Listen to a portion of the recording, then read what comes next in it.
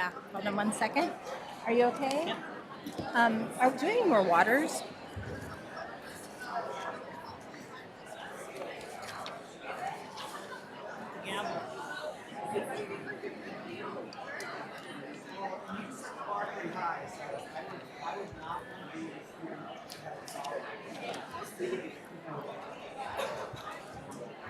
Thank you. Not supposed to bring banners into the room. We don't have any closed announcement of session. No. Okay. Expulsions. Okay, got it. No banners? I said, if they stay there, that's fine. Okay. No, yeah, I think it's fine.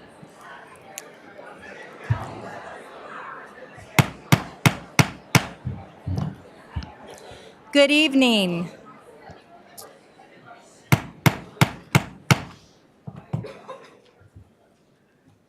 Good evening. I'm calling this meeting of the Sacramento City Unified School District Board of Education back to order. We're going to have item 4.1, our broadcast statement, which will be read by our student board member, Halbo. This meeting of the Sacramento City School Board is being recorded in its entirety and will be cablecast on Metro Cable 14, the local government affairs channel on Comcast, Consolidated Communications, and AT&T Uverse. Today's meeting will air Sunday, May 19th at 6 p.m. and Monday, May 20th at noon, and webcast at www.sacmetrocable.tv. We welcome members of the audience to address the board. Please complete a speaker form located in the back of the community room and give them to our communications representative along with any handouts you may have for the board prior to the conclusion of the item's presentation. Please speak into the microphone when addressing the board and state your name for the record. Please limit comments during public comment to items that are not on the agenda. If you do comment on an item that is on the agenda, we will ask that you please defer your comments until your item comes up on the agenda. Please also turn off your cell phones or place them on silent or vibrate. Thank you, Board Member Halbo. Item 4.2, tonight's Pledge of Allegiance, which will be led by the youth media team. I have the pleasure of sharing a little bit before we have you come up to lead tonight's Pledge of Allegiance. The Source Media Agency, which is made up of men and women's Leadership Academy students, which were just recognized for their efforts by the California Endowment, is a youth program specializing in digital media and marketing. The goal is to prepare our media team high school students for a forever changing digital world in the form of marketing and community development. The second goal is to give a platform for authentic youth voice, and you are accomplishing that goal. It's remarkable. This year, Sac City Unified hosted the 2019 Collaborating Districts Initiative from April 9th through the 11th. Our partners created a community of learners who convene regularly to share best practices on social emotional learning. Our Source Media team took the task of not only recording the CDI event and developing the content for their website, but they created a youth-led workshop that inspired groups of adults to bring change to their local education communities throughout the country. You deserve a round of applause for that.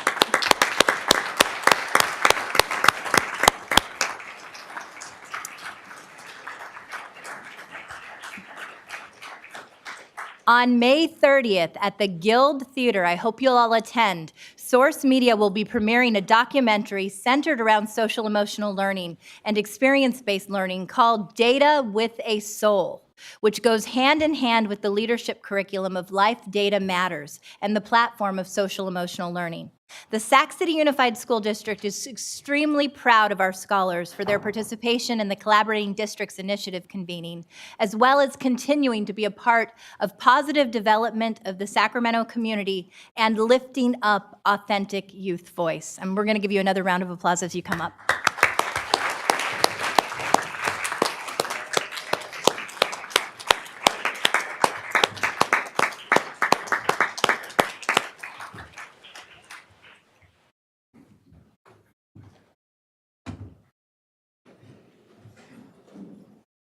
When you want to begin, just let us know. Yeah. The flag.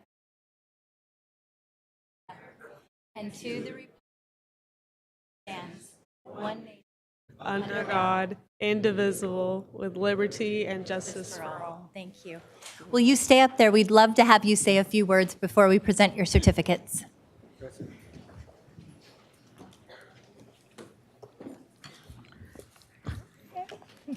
Start. Yeah, go ahead. It was a great experience to participate in the SCL conference. And our presentation that we led in our workshop on Life Data Matters, it was a great impact to see people really understand how the work that we're doing in men and women's leadership has really impacted our lives. And it was great to also lead the mask project with the whole group and see teachers and educators understand how they can bring their true selves and who they really want to be into the classroom and into those spaces. That's beautiful. Thank you.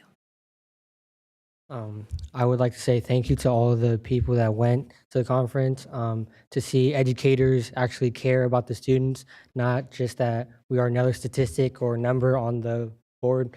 Them wanting to improve their connections with us as students also opened my perspective, and I'm thankful for it because with people that believe in children like us, give us a chance to succeed in life, it was really great to see that. So thank you. Excellent. Anyone else? Okay. So I'm going to present our certificates, and we'll take a picture with you.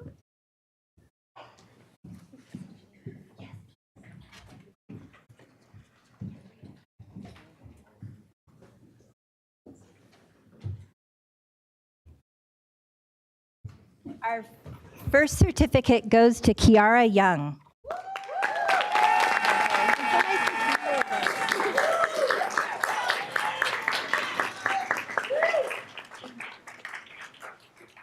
Our second certificate goes to Cecilia Colchillo.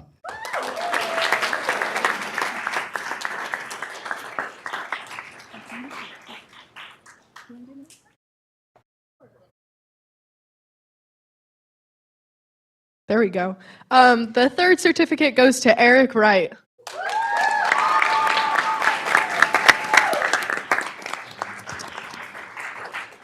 I'm totally going to mispronounce the last name. So it's Nathan, and Nathan, teach me how to say your last name. Hoptamariam? Hoptamarum. Did I say it? Hoptamariam. Hoptamarium. Yeah. Got it. Yeah. Awesome. Congratulations. And our last certificate goes to Ethan Lee. Thank you.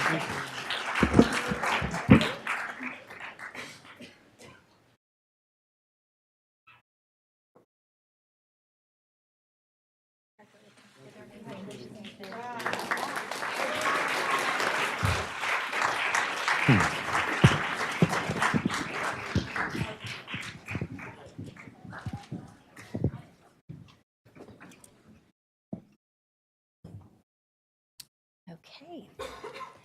Moving on to item 5.0, announcement of action taken in closed session. One action, Madam President, out of closed session by a vote of 6-0 with Board Member Pritchett absent. The board approved a settlement agreement in a special education matter. OAH case numbers 2019-020-302 and 2018-100634. That concludes the announcements out of closed session, Madam President. Thank you. Item 6.0, agenda adoption. Do we have a motion? Our student preferential vote? Aye. Second? All those in favor? Aye. Any against? The motion carries. Item 7.0, our special presentation. Tonight's special presentation will be the Seal of Biliteracy recipients presented by the DLAC Executive Committee and our Multilingual Literacy Group. Dr. Iris Taylor and Vanessa Gerard will be presenting. Is Iris Taylor presenting?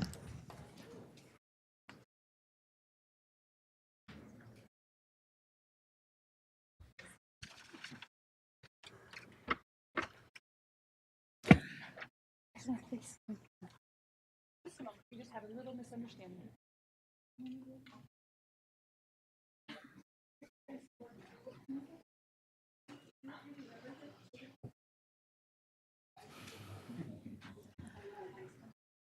gotta stay in line. Gotta stay in line. That's how I have your cards. Order of your cards.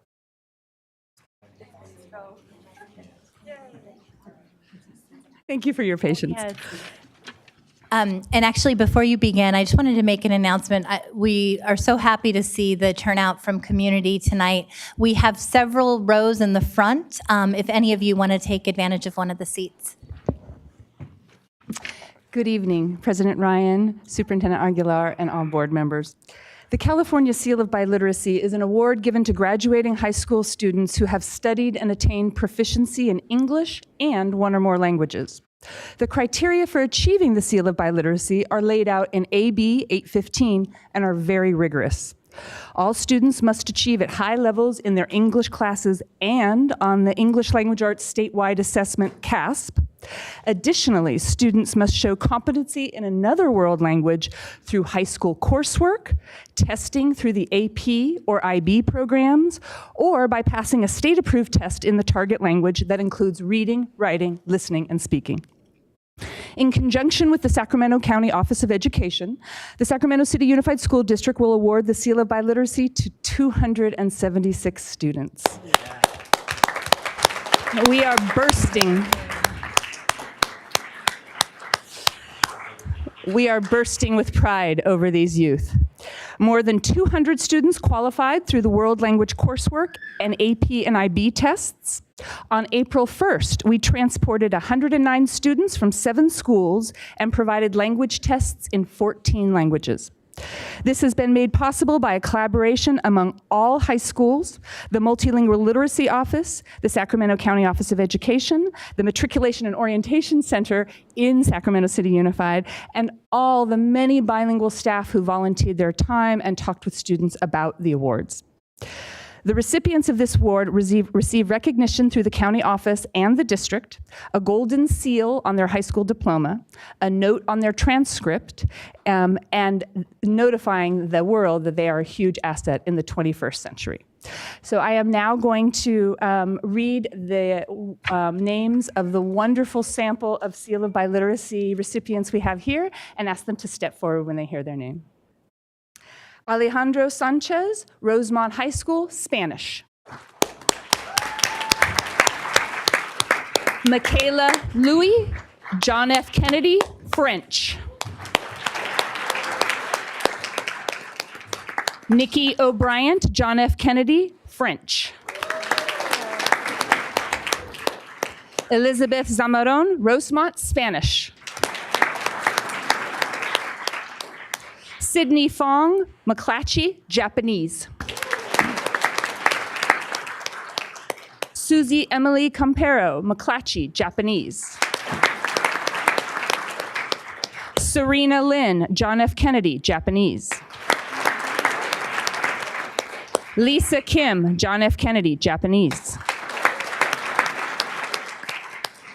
Joelle Yokota, John F. Kennedy, Japanese. Cecilia Ramirez Gonzalez, the Met, Spanish. Alejandro Alvarado Flores, Health Professions High School, Spanish. Jasmine Rodriguez, Health Professions, Spanish. Angel Hernandez, John F. Kennedy, Spanish. Julian Williams, John F. Kennedy, Japanese.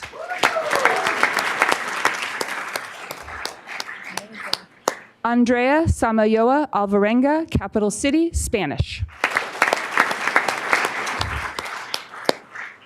Jackie Lang, John F. Kennedy, French. Tanya Cornejo Cruz, McClatchy, Spanish.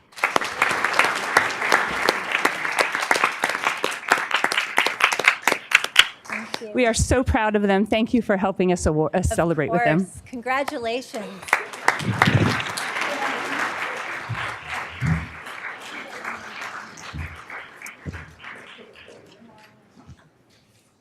Item 8.0, public comment. Madam President, we have many public comments tonight. If you can line up in the order I called. Okay, Mr. Browning, since Mr. Barrios is not here, I'm going to go ahead and read the statement. So these are public comments on non-agendized items. Each member has 2 minutes to provide their public comment. You can combine your comments if you would like to submit multiple cards from individual commenters who will be speaking with one voice. And since we have a large number of public comments tonight, I ask you to respect the time. I want to make sure that each of your voices is heard. Thank you. May I please have Lucas Kermit from West Campus, Vincent Savietti,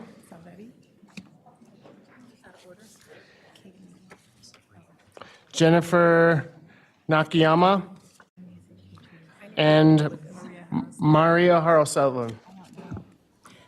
Mr. Browning, can you confirm, are these separated by topic or just individuals? These are all on funding for arts and music. Okay, thank you.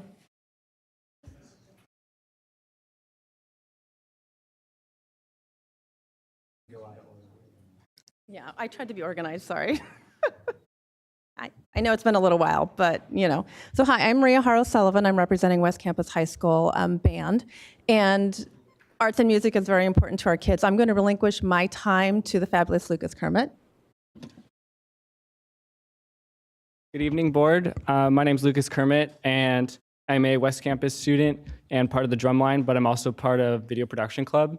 And if it's still queued up, we have a video that was made to represent the drumline that I hope helps demonstrate what an effect the music department and drumline and other arts have on the students. So I hope you enjoy.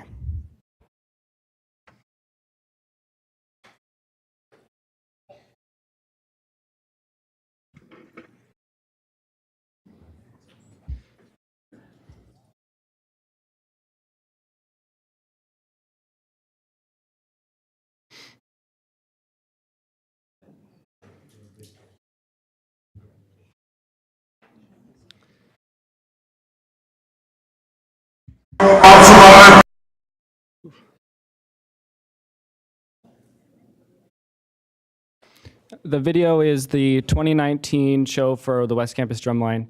It wasn't made especially for this occasion, but I was told and agreed that it would help demonstrate music in our schools and why we should keep it around. Thank you. Are we having? Okay, perfect, we got it.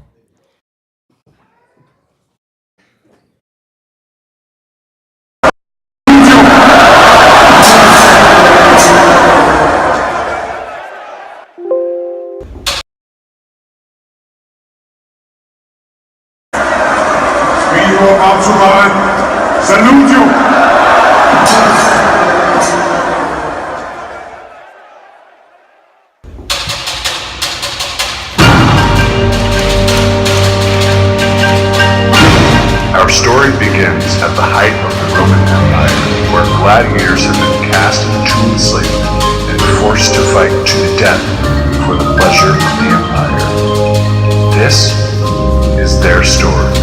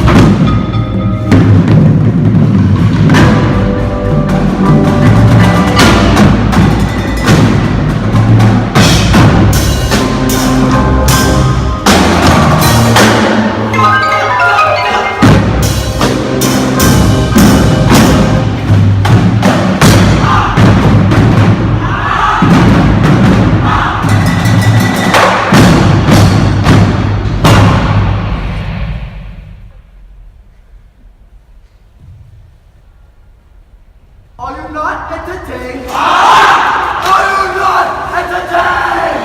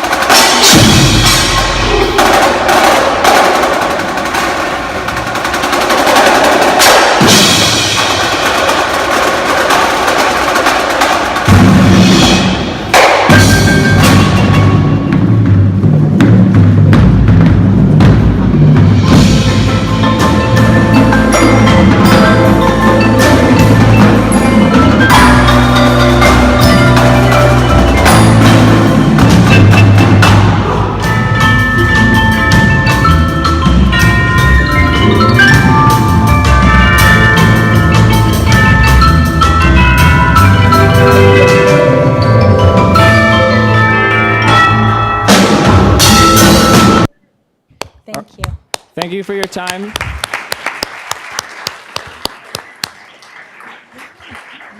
I hope this video helps to demonstrate the passion and enjoyment and hard work that music students put into their performance, and I hope it helps convince you to keep music around. Thank you. Thank you.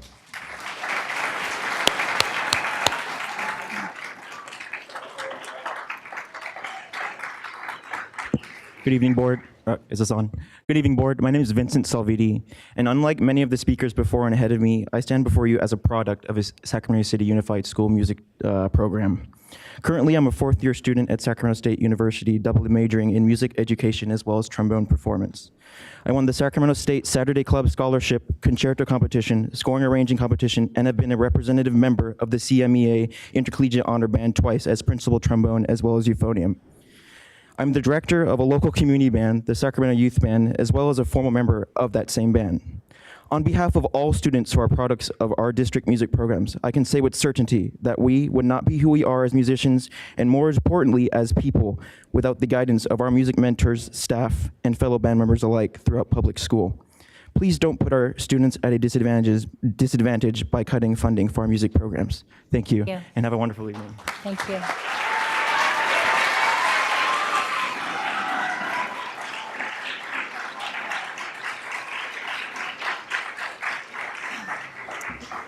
Good evening. My name is Jennifer Nakayama, and I am the SUSD music librarian. I am also a product of this district. I went to Croc Riverside, Peter Burnett, California Middle School, and I graduated from McClatchy. I wanted to make you all aware of what the music library is because I don't think it's been a very publicly known item that we have here in our district, and it's an amazing asset we have. So I wrote you this letter yesterday. If you have any questions, feel free to contact me. I'm going to read you what I wrote. It has recently come to my attention that the music library is, once again, in possible jeopardy of being closed due to budget cuts. While I understand that the dire fiscal situation our district is in, I want to be sure you understand what our library provides to our students, since the term library doesn't really explain all that happens there. First, our library does hold sheet music. It has music for bands, orchestras, choirs, soloists, ensembles that can be used by any music teacher in our district. When I was training to be the librarian, I was told that we have the largest collection of music west of the Mississippi for a K-12 public school district. I believe this to be still true. Many of the arrangements we house are priceless or can't be replaced or could cost a small fortune. Music library is also a hub for district-owned instruments to be repaired. Our district has invested in musical equipment that has been used by generations of students. And our equipment is kept in working order by local repair technicians. This has allowed our music teachers to use instruments that are 10, 20, 30, or more years old when we didn't have the funds to purchase new equipment. It has also provided equity to students across our district, so those who couldn't afford to purchase or rent their own instrument had the same opportunities as their more affluent peers. Finally, the music library serves as a hub for musical teachers to gather necessary supplies for our student musicians, such as cleaning swabs, violin strings, valve oil, and reeds. With a minimal budget, we have been able to provide supplies to our students, and without these supplies, our instruments would not work. Our instruments would be silent. We understand the budget situation is daunting. Music programs for our students have been eliminated in the past, and many have never been restored. Our own music library used to have a full-time administrator and a full-time music librarian, and now we are able to get by with me working six hours a week after school. We're making it work. Thank you. Thank you.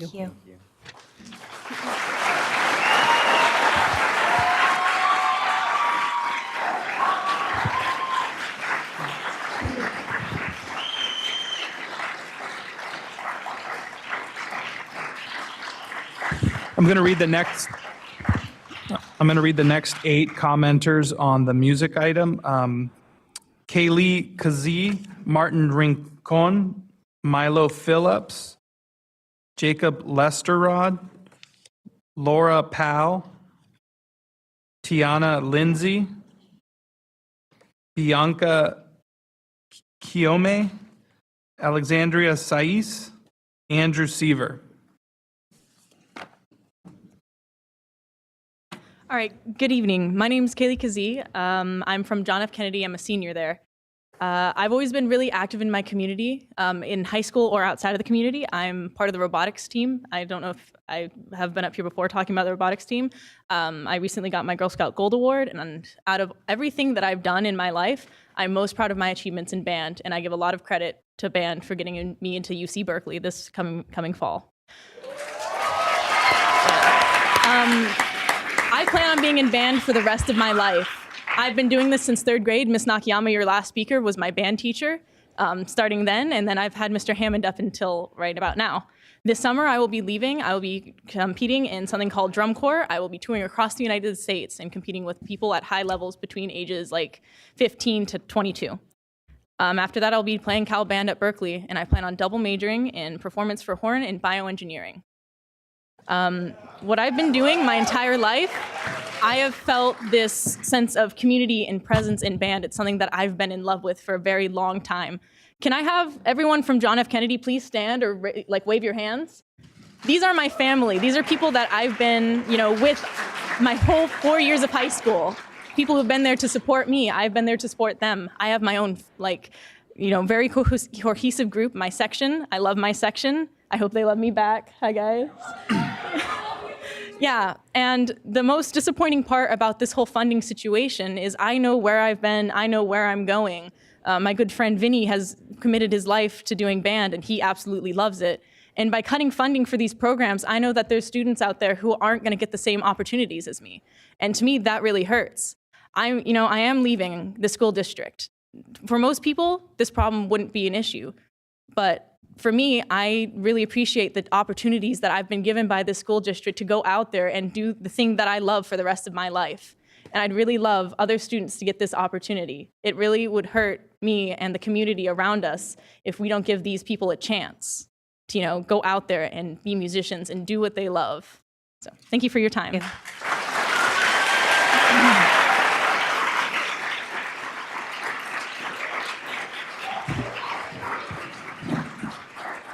Mr. Aguilar, Ms. Ryan, members of the board. My name is Martin Rincon. I am a senior at West Campus. You may recognize me from the video that Lucas Kermit played earlier. Since joining the West Campus Marching Band, I've discovered my passion in life and have moved on, and I am going to study music at CSU Northridge. I've learned to be a leader and how to work in a team and seen the impact that the band program has had on other students since joining. You will hear many stories similar to mine tonight, and I hope that these will be considered when regarding the cuts. Thank you.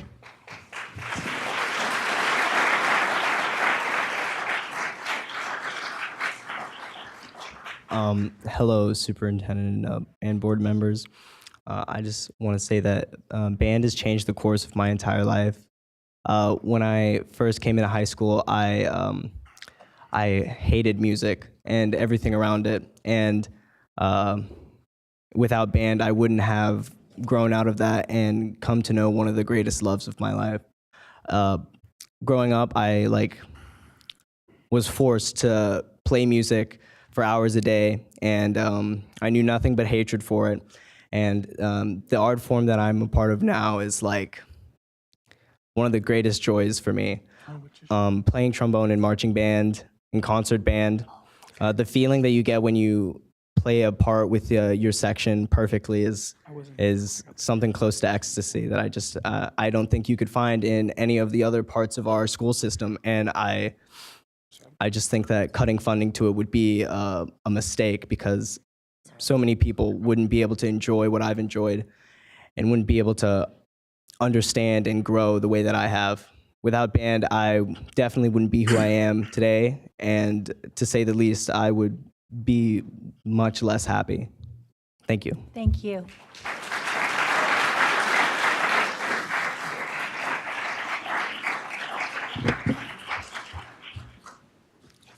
Hello, my name is Jacob Lesterud. I'm an alto sax. I'm currently a senior, and I go to Rosemont.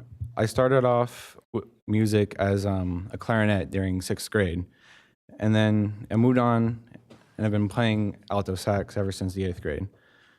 During my 7th grade year, I was raped, and It ruined my motivation. It ruined my attendance and my grades. It was impossible to go to school and then look at people with a straight face and not melt down. But I managed to do it for a short while. I've continued playing instruments ever since, and during that time after which that occurred, my behavior took a very negative turn, and I became destructive to myself and others, and I'm very sorry to those people. However, high school moved on. High school had occurred, and sorry. Okay, no, you're doing fabulously. My grades were still very poor, and I struggled to maintain over a 2.0 grade average to participate in sports, which I also loved. The one thing that kept me going for the longest amount of time was music. Eventually, during my junior year, I had to take 1 year off of music. And my mental health took another drop. My attendance dropped again. My grades dropped again. And this year, I'm back on music, and I can definitely say that music has helped my mental health drastically and has made me a much happier person, and I'm much more dedicated to it. And I just want you to understand that taking away the arts and taking away music is one of the worst things you can do, because it will damage all those kids who have gone through traumas, who have gone through a lot of pain and suffering, and it will hurt them deeply because they will not have any outlets or any ways to cope with their mental dysfunctions or emotional dysfunctions. Thank you. Thank you so much.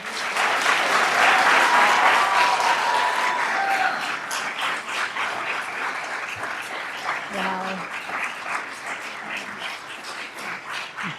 Good evening. My name is Tiana Lindsay, and I am part of the John F. Kennedy Color Guard. And I would like to say, on behalf of the entirety of all of the students here, band and color guard has helped people come together, work as a group, and it's helped people grow in the best way possible. And honestly, I would like the middle schoolers that are going to be going into high school to be able to have that opportunity as well, because they deserve it. And the students, without the arts program, they would be lost. And honestly, that shouldn't happen. So definitely rethink the, funding situation, because students need it, even if students just really, they do need it. I'm sorry. Okay. Thank you. Thank you.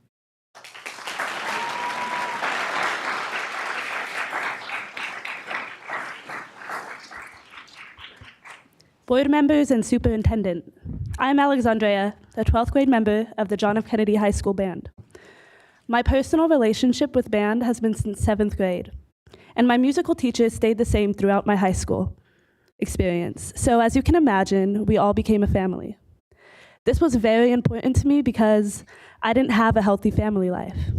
That's the thing with schools. You will never know the condition of each child's home life. And you are supposed to have our best interest at heart. Band gave me something that I never had before: family, trust, happiness, and passion. The decision to make these cuts to the band program would be like making the assumption that every kid in the SCUSD system has family support and no passion for music at all. Think about all the children who have a passion for music, but just don't know it yet. You guys are trusted with the power to shape our future. You are supposed to expand our opportunities, not to take them away. The decisions I was making prior to my commitment to the band was harmful. I was struggling mentally, not going to school, and being apathetic about most things. With the support of the musical program, I was able to develop and build coping skills to help me have a better quality of life. I'm graduating now and going off to college in the summer, and I can honestly say 80% of that reason why is because of this music program. I will be moving on with my life before any of the effects of the budget cut would settle in, but I am here still talking to you. And if my actions don't show it, please let my words, I care. And let me be one of the voices for many who do. My brother is in the middle school band now, and I know he needs this, just like most of the future musically educated. Thank you, and I hope you take this into consideration when you're making your final decision. Thank you.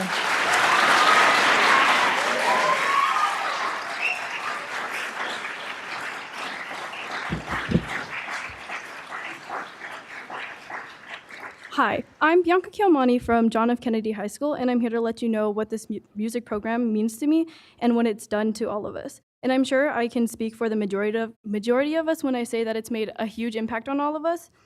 And I live in Natomas, and I could easily obtain an education elsewhere, but I choose to come to the school for the music program because it's so amazing. And I support this district because of the music program, and it means so much to me because it's helped me shape who I am today. And it's been a part of me since the 7th grade, and it's honestly taught me so much these past 5 years. And to cut this program for budget purposes, in doing so, you're telling me you want to cut the most interesting thing in my life out of my life. And I just hope that all of these comments are convincing enough to you to change your minds on the budget cut. Thank you.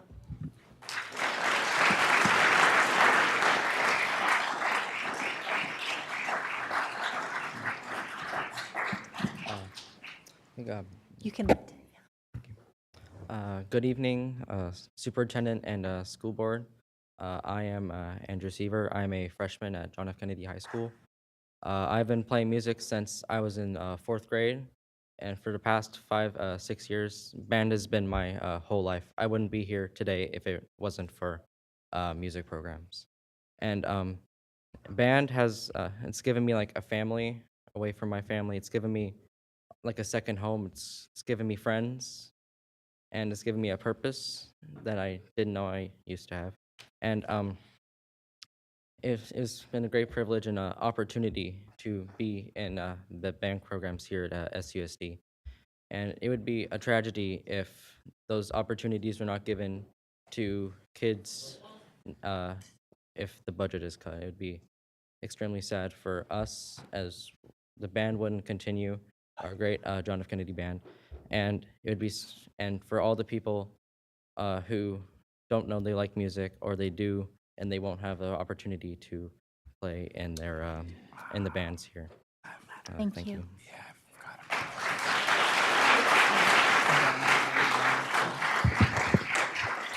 Okay. The rest of our speakers on the music item, if you could please come on up as soon as you hear your name called. Courtney Joy Sanders, Yesenia Vasquez, Chloe Mundell Seals, Grace from Kennedy, Bruce Rohrer, Isidro Vasquez, Sandra Lau, Christopher Wong, Kayla, and Marciel Amparo.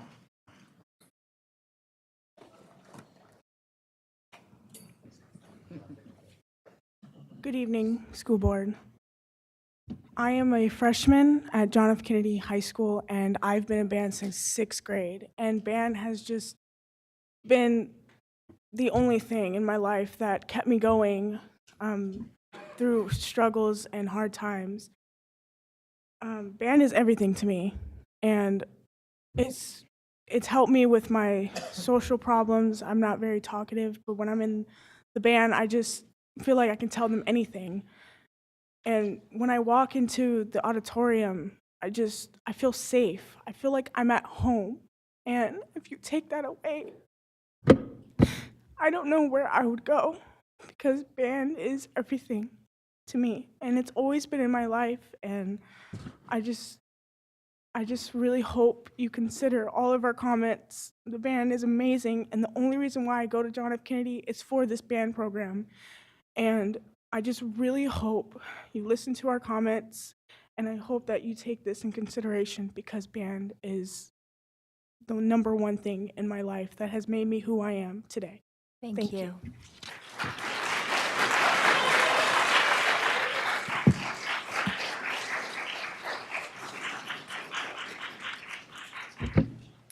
If you can just hold on for 1 second. Mr. Robinson, before you leave the room, so I do want to continue having everyone speak, but I do want to just share, I'm having a walk down memory lane because my high school music and choir teacher, Mr. Robinson, is in the back of the room. And as a low-income daughter of a struggling single welfare mother, often I didn't even know how I was going to get to school every day. And Mr. Robinson's choir and music program and theater arts gave me a reason to come to school. I treated it like a full-time job and was there every day after school, and it gave me a safe space and a family. And I just want to honor you and thank you for coming out tonight.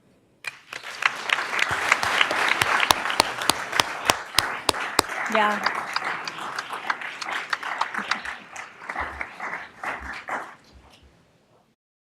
Please go ahead. Good evening. My name is Yesenia. I have a younger brother in band, and I'm here for him and on behalf of the rest of the kids in our city. These cuts aren't just surface deep as assumed. In fact, they go much farther beyond and affect every single child's life personally, born and unborn. You would be cutting off an entire community, opportunities for friends, along with a safe haven to stay out of trouble. But most importantly, you'd be severing dreams at the roots. Folks, if these children are the future, then please, let's act accordingly. We are depending on you to keep that promise.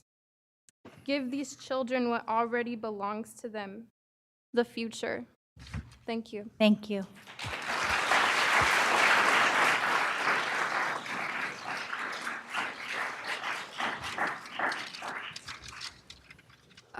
Hello, my name is Chloe. I'm a freshman at Rosemont High School. I am a second clarinet in wind ensemble. I'm in jazz band, and I'm also in the high school marching band. So I'm here to talk about why I don't want you to cut the music program. I don't know what you see, but from what I've seen, you guys see numbers on a paper. While if you were in the music program, you would see emotions, challenges, and victories. This year, the Rosemont High School Marching Band got first place at most of our competitions that were not canceled. That was my first time in a competing marching band. The feeling of getting first was amazing because getting first place is like being a champion to me, especially since after almost 9 years of mental abuse, I wasn't told that I was good enough. When I met Mr. Neff, I was in 8th grade. It was in Ms. Zimney's advanced band at Einstein Middle School. I asked him for advice, and he told me I was too shrill. That was my first ever experience with him. This year, I have him as a band teacher, and he is one of the most amazing people I've met. Our music boosters at Rosemont High School pay for our competitions because it's how we get there. Because of this fact, you might ask why I'm here. Well, it's because of my middle school music program and my high school music program that I haven't been sent to a psychiatric hospital yet. It's amazing. I'm asking you to please not cut the music program and allow me to be who I am, because without the music program, I wouldn't be who I am today. Another musician said, please don't take my sunshine away. The music program is my sunshine, and please don't take that away. Thank you. Thank you.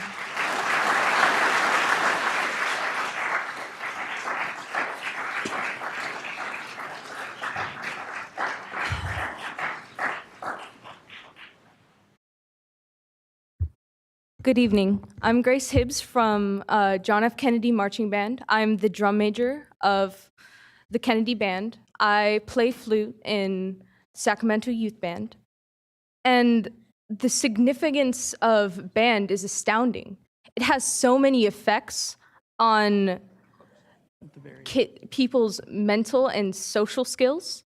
And it's been an aspect of my life ever since I moved here in 2006.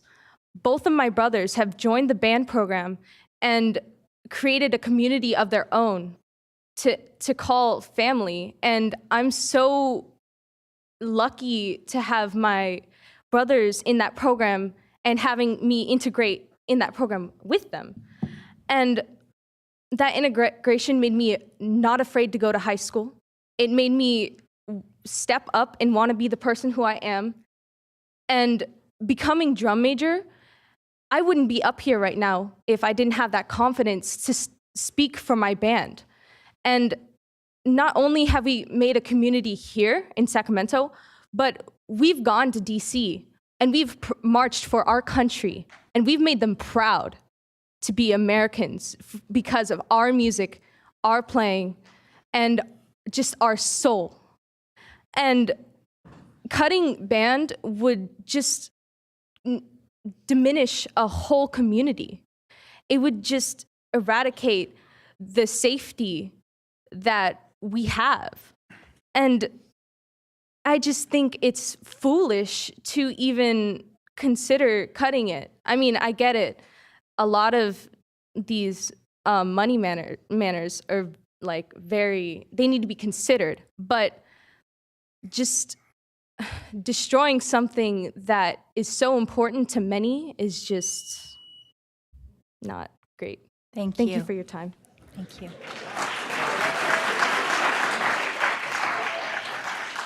Hi. Good evening. My name is Isidro Vasquez. As a future voter, I am concerned with the topics that face me and my fellow peers. The middle school band has helped me out of a very dark time in my life. I had a very toxic friendships and I was in a very dark hole. And middle school band has helped me out of that hole. All the friends, the family I have made throughout my years, have brought me closer to myself and has brought me closer to everyone around me. Without music, I would probably be dead. I was struggling very much with self-image and suicide. And the friends and family that I've made throughout the years, I would not trade that for the world at all. I please ask you guys to please consider everybody's mental health and everybody's physical health, because band not only affects just communities, but it affects everybody's soul and everybody's heart. The music is the glue that holds all the band kids together, even after we graduate. Some of the kids that are graduating now still hold music dear to their heart. I ask to please don't cut funding for the kids, because everybody deserves a future in this changing world. Thank you. Thank you so much. Thank you. For hearing me.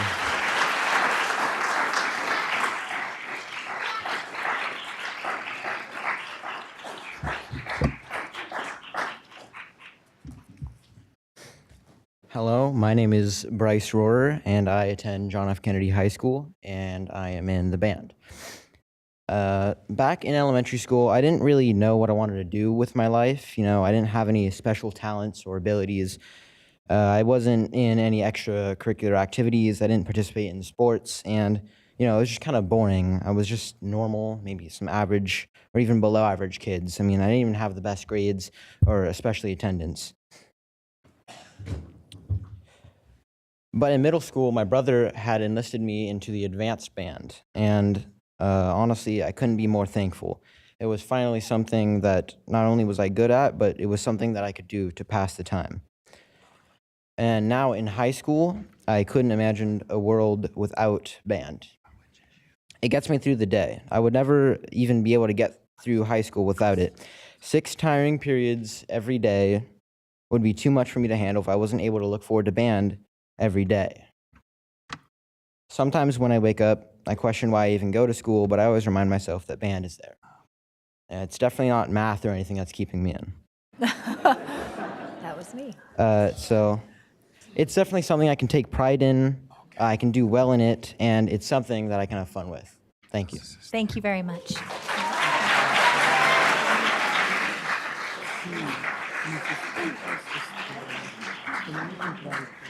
Good evening. Good evening, board members and superintendent. My name is Kayla. I am currently a senior at John F. Kennedy High School, and I've been involved in band since I was in the 7th grade, and I can honestly say it has changed my life. I've always had a love for music, always had a passion for it, and when I joined band in 7th grade, I was able to further and deepen that love for music. Beginning band taught me the fundamentals of music and what it means to be a musician, and I was able to take what I learned from that and translate that into marching band. Being in marching band, I met some of my best friends. This is part from the endless hours we spent on the field perfecting our show, getting ready to go up against our rival school that we know is our biggest competition, and taking home sweeps. And for those who don't know what sweeps mean, it means that you are the best out of all the schools you went up against. And I can honestly say, without being in the John F. Kennedy marching band, I wouldn't be able to say that.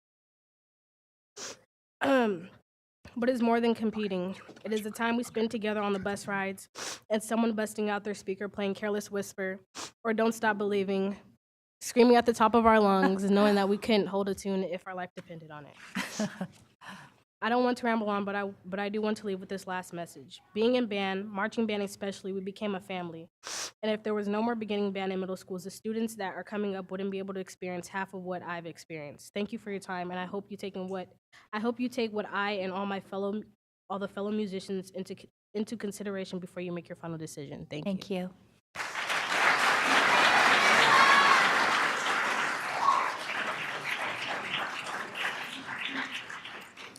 Hello, I think I got in the wrong group, but I'll take my chance to speak anyway. My name is Marcy Amparo. I'm a 3rd grade teacher at Edward Kemble.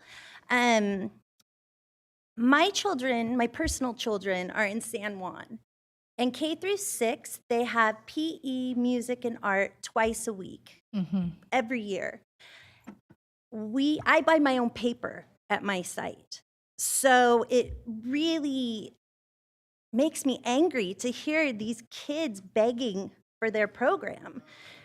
If on Monday we were going to be taken over by the state and we were insolvent, how on Tuesday we found this money? Maybe there's other money that could be found so that you can pay for these things.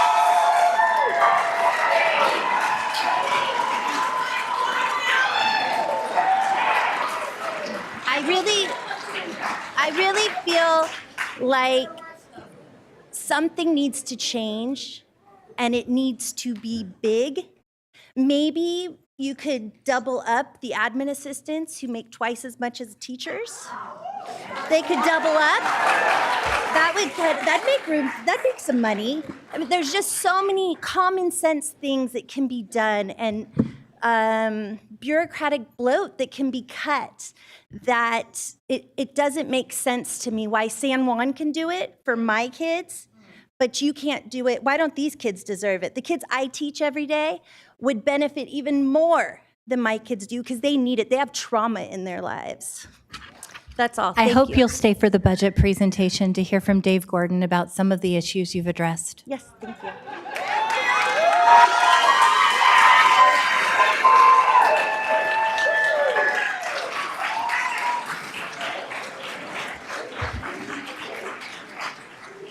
This one? Yes, please. Hi, good evening. My name is Christopher Wong. I'm a graduate of John F. Kennedy High School. I was in the marching band, and I was also in the school newspaper. Currently, I will be a sophomore at Sac State, majoring in journalism. In one of my classes, my data journalism class, our final project was to write a data story. So tonight, all I have are numbers for you.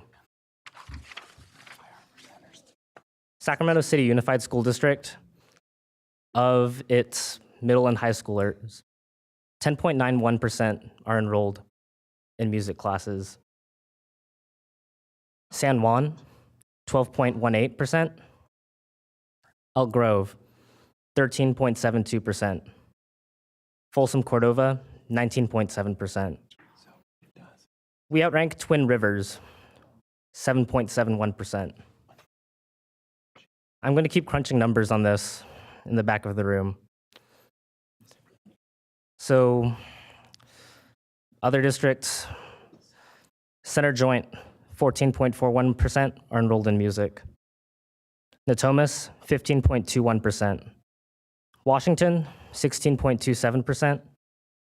Woodland Joint, 20.03%.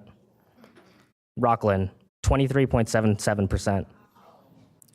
Right now, of the districts that I've reached, we outrank Lodi, 10.85%, and Stockton, 10.11%. I want to know more. I'm going to keep crunching these. Please find me after. This is pretty easy to spot. Thank you.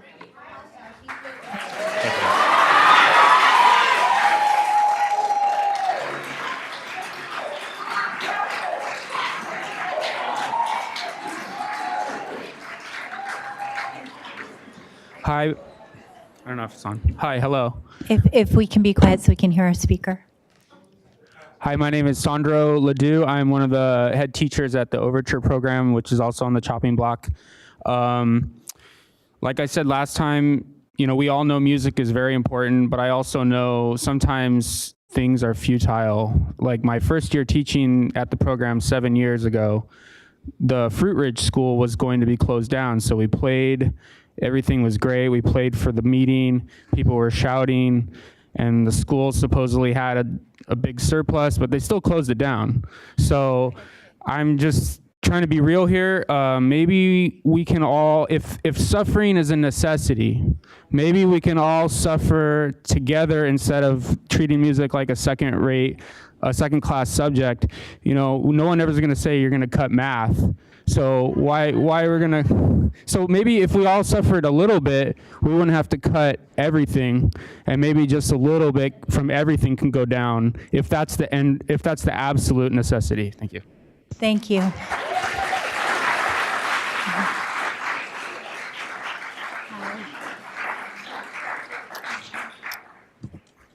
Thank you very much for that honor. That was lovely. And when I saw you on the telecast, I was like, gosh, that looks like Jesse Ryan. So this is my high school music and choir teacher. And just a side note, my high school music teacher directed me to get into music. So you guys are tasked with an incredible job, and it's difficult, I understand. I'd like to maybe take a little slant, a little different in this, which is, so I've been a music teacher for about 20 years, and it's not just band that's taught. There are a lot of other courses. I'm at Burbank. We're teaching a composing program through GarageBand. There's all sorts of classes from music appreciation to exploration to all kinds of things. So our most visible, of course, is our bands and our choirs, and that's where the kids really, have decided to get in there. But I think there are hundreds, even thousands of kids that come into it from different directions, right? So the other thing also in the music teacher we were talking about, we're pretty good bang for the buck.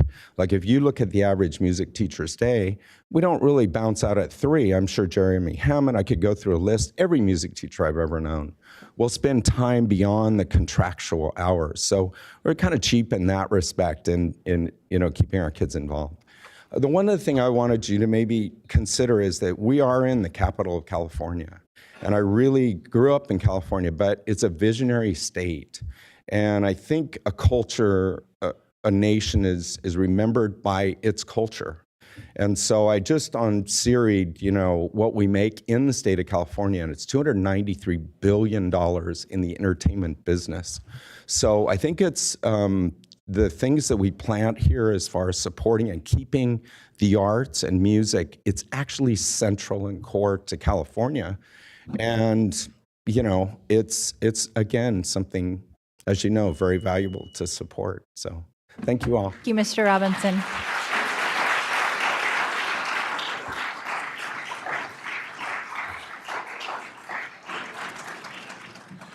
Okay, we have a number of speakers on avoiding a state takeover and the fiscal crisis. I'm just going to call you up in 2 large groups. The first group is Tara Thronson, followed by Sawait Sayum, Tanya Gibson-Naman, Eric Thronson, Maria Mar Rodriguez, Nicole Gustafson, Michelle Rubalcaba, Eric Shands, Rebecca Wall, Julie Del Agua.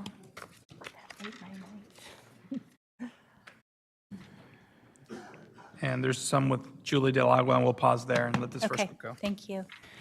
My name is Tara Thronson, and I'm a parent of 2 in the Sacramento City Unified School District. Good evening. I'm looking forward to tonight's budget update to learn how we may have delayed a state takeover. However, my initial analysis is we have not yet fixed our structural deficit such that we avoid a state takeover. That is why Sawite and I co-founded Parents United to Restore Our Schools. This is a math and a money problem. That's what we heard from our parents on Monday night. We received this delay with many cuts that are important to our students. We heard a lot about this tonight, and we need to be investing more in all areas. But right now, I'm not celebrating because urgent work is yet to be done. We also need to shift from an us versus them culture and start working together.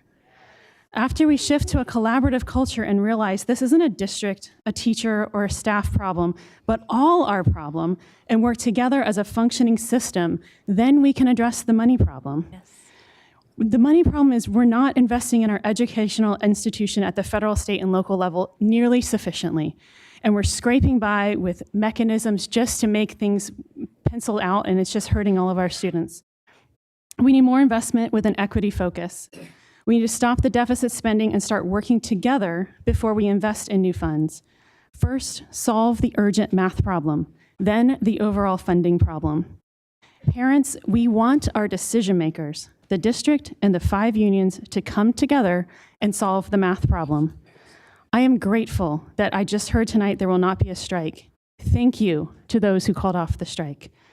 Please spend your days, every day, starting tomorrow, coming together collaboratively to solve our structural deficit. Thank you. Thank you.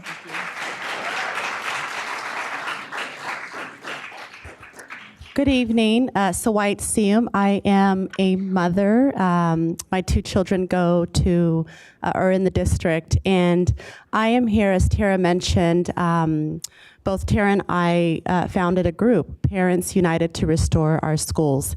And the reason we did that is because we felt the need to come together at a time where there's a lot of division and strife. And I just want to acknowledge the parents that are in this room who are here on behalf of their kids.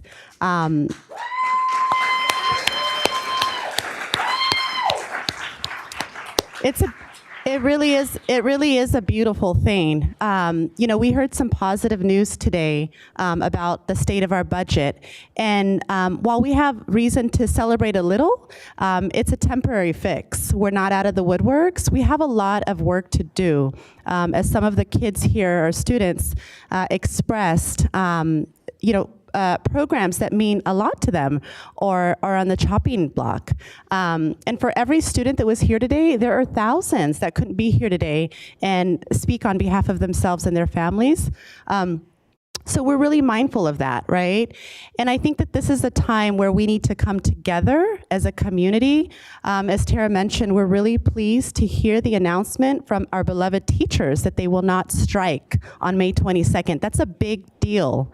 And so we're grateful that now is now we have an opportunity to really come together and get to work. Like, this is where the work starts. So thank you. I'm really hopeful. I think that, you know, in the near future, we're going to see a time where there is no division, where people are coming together, parents, students, you know, communities of all races and socioeconomic status. And that's what we see here tonight. So thank you. Thank you for your leadership, and thank you for all that you're doing to save our schools. Thank you.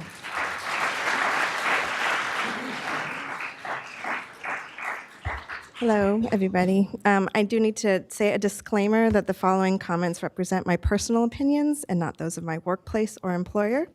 I am speaking as a parent of a student in the district. I'm here to express my concern about the structural challenges to the long-term financial health of the school district. Being in leadership positions is hard. I get it. You get all the grief and no recognition for the work that you do.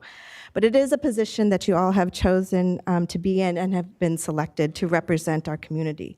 So ultimately, it is the board's responsibility to ensure that the district's finances are managed in a fair and transparent fashion. It is clear to me in this last few weeks that I've been really engaged in this that there's an extreme amount of distrust that has been fostered over this last year and for decades prior. There's a lot of finger pointing, a lot of yelling, fear, and anger. And as a parent looking from the outside looking in, I'm disgusted by the divisiveness and ugliness. I'm here to let you, the board, and union leaders know that I am part of a parents group that has now been awoken to the severe dysfunction that exists in this district. Our first priority has been to avoid a state takeover, to force all parties to come to the table to find a solution to the immediate crisis. I am here to tell you, though, that we are not going away. If we somehow are able to avoid the state takeover, know that our interest and engagement and pressure will not let up. We will continue to fight for all students and programs in this district, especially for those less advantaged members of our community, many of those that can't fill these seats because they don't have the time or resources to be here. So we continue to demand that all parties come together in good faith, honor their commitments, honor their words, speak like adults, and be respectful, and find long-term solutions to our budget issues. Thank you. Thank you.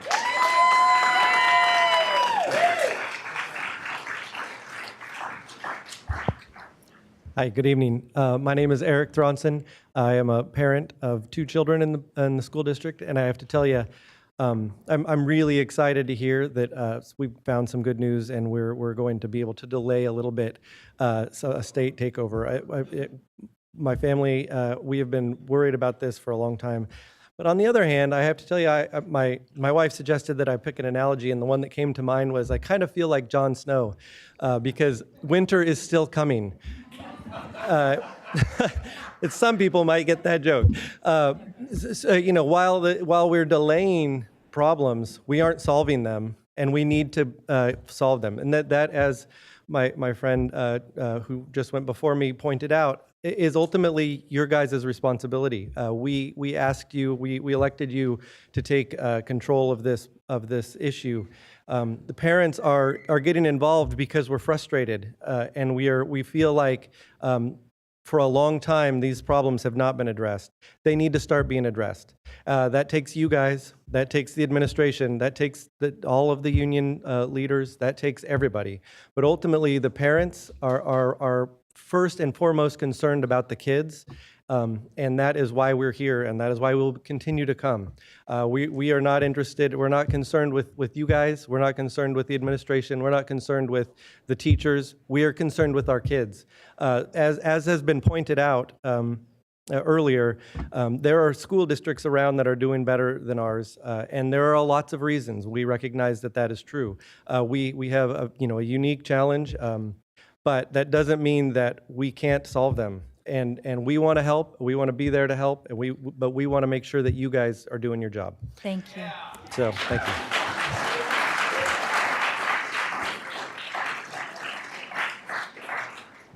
Hi, I have a TK in the district. I'm frustrated as a parent.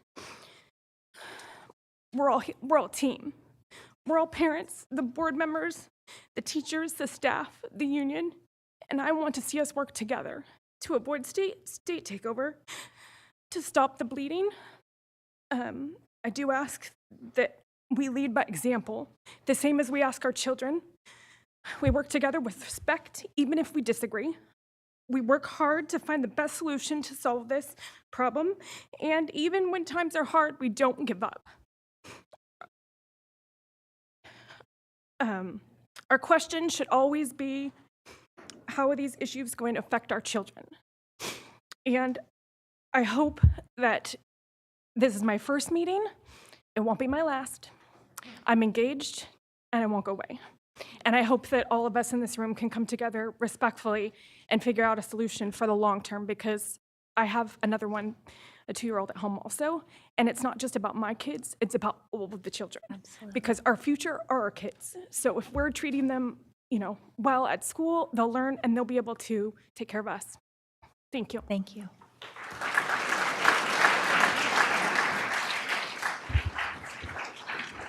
Good evening, President Ryan, Superintendent Aguilar, and members of the school board. My name is Maria Rodriguez, and I consider myself a senior citizen in the school district because I started being a parent volunteer in 2003, and for the next 14 years, I've served on various boards to support our teachers and programs. Usually as a treasurer, I've also worked with the PTA and the council level PTA. I'm here to commend to you this group, Parents United to Restore Our Schools. It's a really amazing, safe, wonderful place to be in. And I want to preface what I have to say with saying, like, please realize, teachers, I love the teachers in this school district. From Ms. Chederitsky, who voluntarily provided music to fourth graders, which obviously I love music. My kids are both in music. To principals, Mr. Husher, he made me become a PTA president. I kind of blame him for all of this. I have a card from him hanging on my wall where he gave me some thank yous. And I look at that sometimes to remind myself that I'm appreciated when I don't feel like I am. I appreciate the teachers, but I have to say there is an aura of intimidation that may or may not be intended. And it's been there long before this. It's not just teachers, there's peer pressure. Someone who is close to me sent her kids to school because she was afraid of the peer pressure. And she said to me about this Parents United to Restore Our Schools, she said, I'm a coward where my children are concerned. I like the info on their page you recommend, but I don't want to make public comments, partly because I don't know all the facts and partly because I don't want my kids suddenly be ostracized because their parents hate me. I have 12 seconds left, I have more to say, but all I have to say is, I could easily be, I'm out of here. I have one more year left. I can be out of here. But I've always cared about the poor kids in this school district. My kids are privileged. They have two parents that can volunteer and have two incomes, but they don't need me. These other kids do, and I'm sticking around. And please consider this group. Thank you.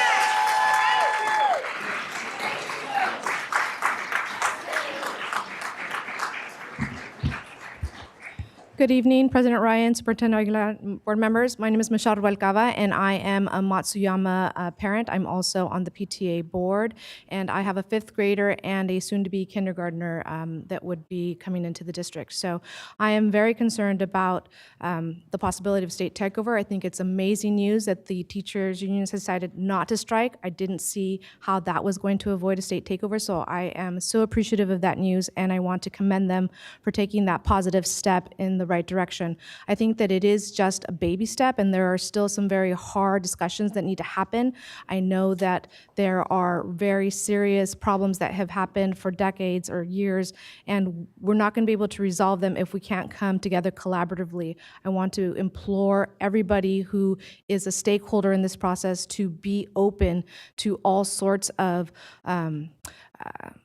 solutions. I think that in the short term, our focus should be to avoid a state takeover. I am a parent, obviously, and I love when people use talking points such as smaller classroom sizes and more extracurricular activities. However, I don't think that that should be the focus of these current negotiations that you're going to go into. I think that we need to avoid the state takeover first and find any savings that we can in order to avoid it, because what happens if we actually do go into state takeover? That's the first thing that's going to go. The class sizes are going to go up. We're going to lose all these programs. And so if we're all saying that this is what we really want for our district, ultimately, I think that the priority needs to be where can we find those savings in order to avoid state receivership. I am so appreciative of everybody who is engaged, and thank you for giving us this platform to come talk to you about what it is that we, the parents, care about, and that is ultimately the students. So thank you. And I associate myself with the prior comments. Thank you.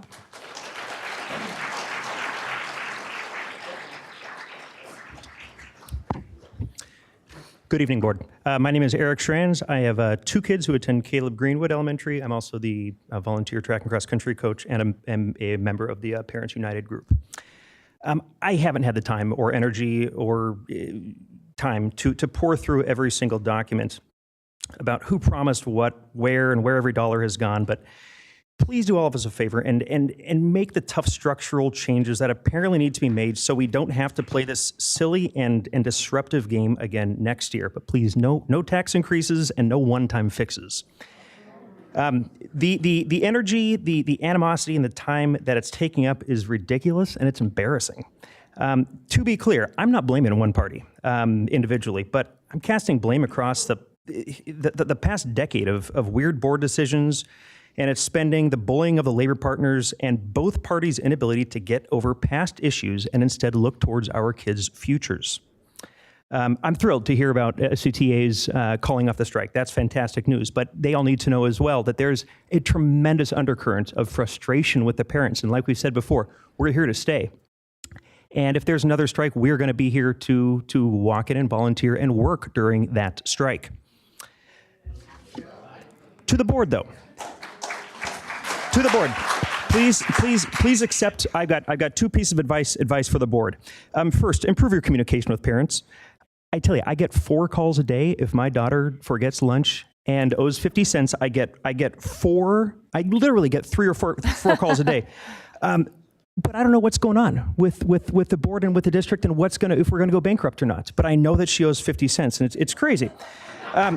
Also, please find a way to reach out to parents, volunteers, and teachers throughout the year in hopes of finding ways to trim up the budget. There's tremendous amount of bloat and waste, and it would take a simple call or questionnaire to get some real life insight on where this money is being wasted. Please do what you can. Save our schools. Thanks for your time. Thank you.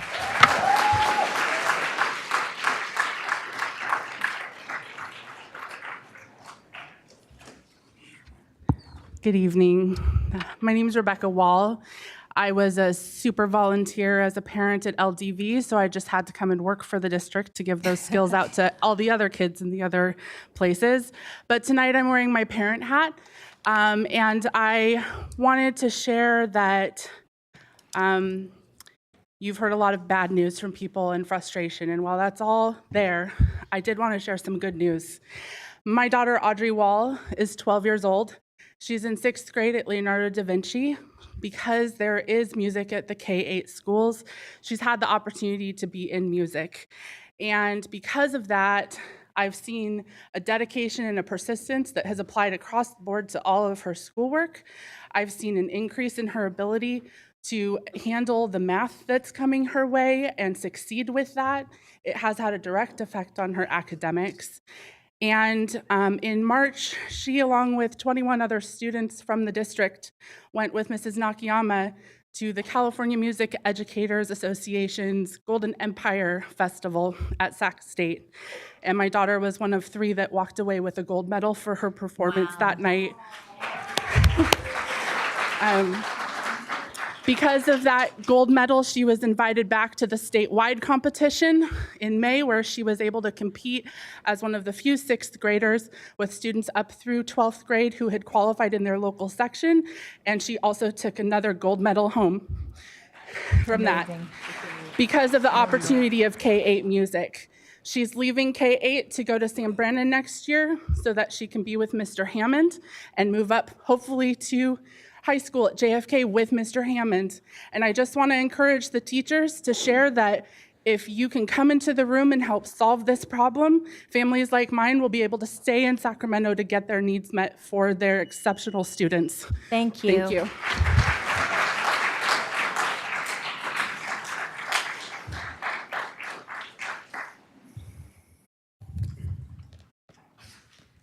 Hello, I'm using minutes from my partner for tonight. Good evening, board members, President Ryan, Superintendent Aguilar.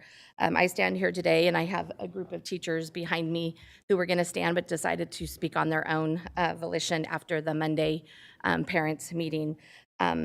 And I have some more who are on their way and stuck in traffic. So I'm speaking on behalf of a group of teachers. And we as well are very excited that the union says they're not gonna strike on the 22nd. Although it says postponed, not canceled, I would have preferred canceled instead of postponed. And so we just wanna make sure as teachers that we have our voice heard, that we do not support a strike at all, not just postponed, but canceled. We will not strike. If it happens to come at a later date, we will be there with our students teaching in our classroom. That's why we became teachers, to support our students. And we encourage any teacher that feels that way to feel free to stand with us and not feel intimidated or have fear that some have mentioned to me to stand against their union. And ultimately, our biggest goal is to say we want the district and SETA to get together without conditions, without ultimatums, and come to an agreement. And then this is a side comment. I am not speaking for my partner in this scenario. I am more than willing to switch insurance to give 10% of my paycheck if that means saving a music program. And if every teacher was willing to pay a small portion. When I worked in private industry, I paid $300 a month for my insurance. I pay nothing now. I don't have a problem paying $300 a month, $200 a month to save a music program, especially since I just got a huge raise. Thank you. So my salary has increased as a teacher $3,000 a year. And I thank you, that's great. So I can afford to give some of that back to my students and allow them to have a music program, a sports program. Not only will my students benefit from it, but my own children. My son barely graduated high school if it wasn't for sports. So thank you very much for listening. Thank you.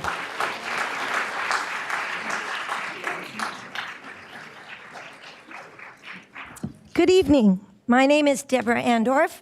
I've just been told to shut up by the lady in the front room. I've just been told that I better meet her outside when I'm done. This is the intimidation that we are referring to. This is the intimidation. I said, let her speak. Please. I said, let the woman before me speak as you mocked her. I'm a parent of a student at West Campus, as well as a 20-year teacher in our district. I am here to give a voice to the perspective that has not been heard, often because teachers are fearful of damaging their relationships with their colleagues and fearful of crossing the picket line. But I will not be intimidated. I will not be quieted by this intimidation. I am here to speak for the children.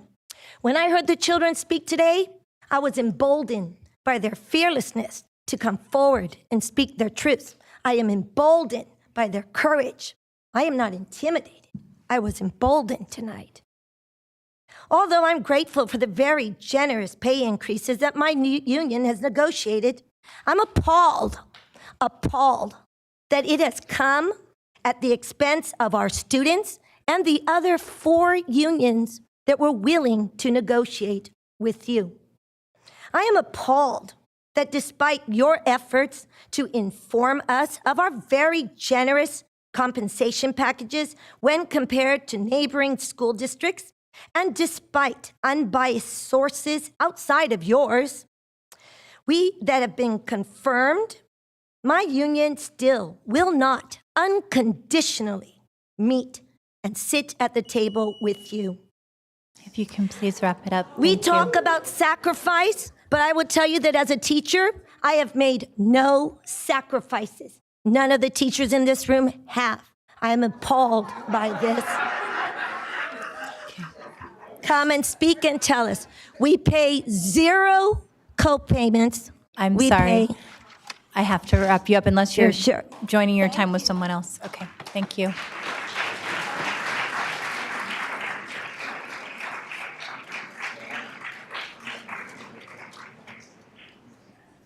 Hello. This is Julia O'Brien. She is my sister-in-law and a fellow mama. Good evening. My name is Janine Rupert, and I have taught in the district for 18 years, and I'm also the mother of 4 kids enrolled at Phoebe Hearst. For months, the union's mantra has been honor the contract and healthcare savings back to the students. This means that the SCTA would like the district to take the money saved from adopting a new healthcare plan and put it towards class size reduction, school nurses, librarians, psychologists, etc. It seems like a wonderful plan. I've maxed out at 33 students in my class almost every year I've taught. Unfortunately, this plan is not only idealistic, but it's downright irresponsible at this stage in the game. The timing is poor.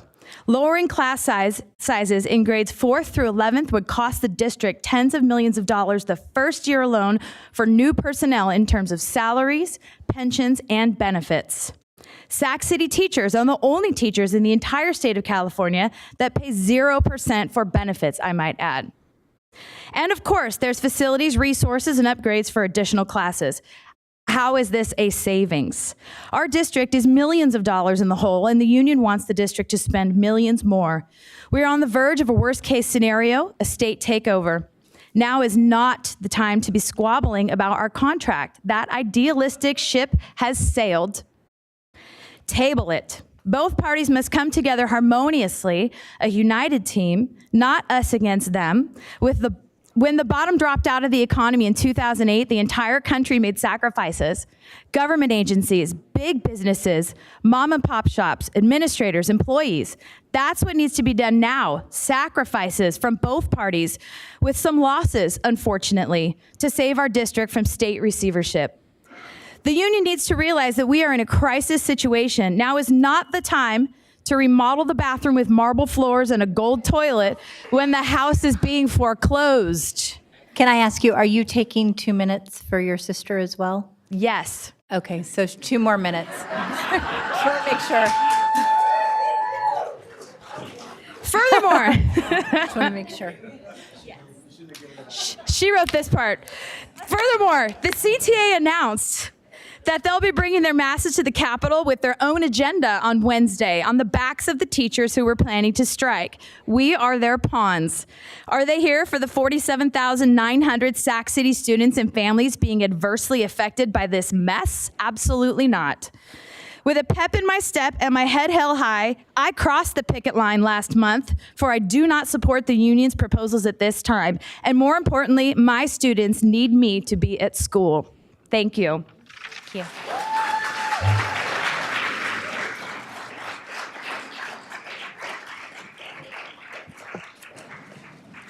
Okay, I'll call the next batch on this topic. Marcos Martinez, Nora Barraza, Marisol Espinosa, Arthur Aleman, Deborah Andorf, Jana Fisher, Maral Farsi, Shonda Grady, Natalie Tamblin.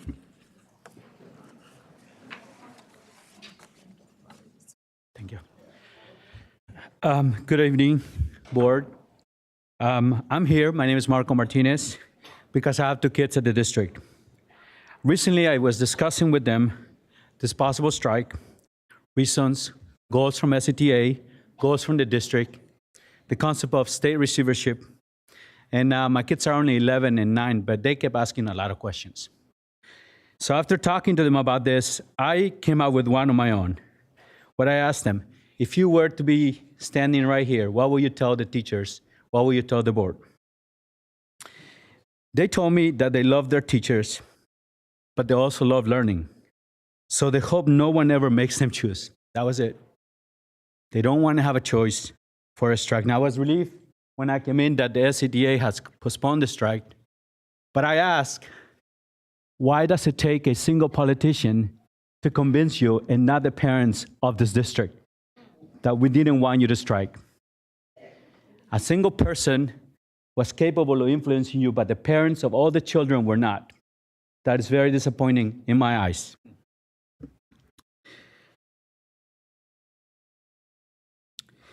As my kid's father, it's important to me that you do not let up the effort to continue to try and meet with the Teachers Association to improve the financial stability of the district. I trust the SCTA leaders are now listening to parents' voices. I hope they will anyway. And what the parents' needs are for their children. The appreciation my family has for teachers is real, and we want them to be compensated properly. But in the absence of a strong financial footing for this great school district, we ask that ultimatums, unreasonable demands, go out the window, and both the district and the Teachers Association become partners in solving this very real structural financial crisis. As a union member myself, I'm a huge believer that together in unity, Thank you.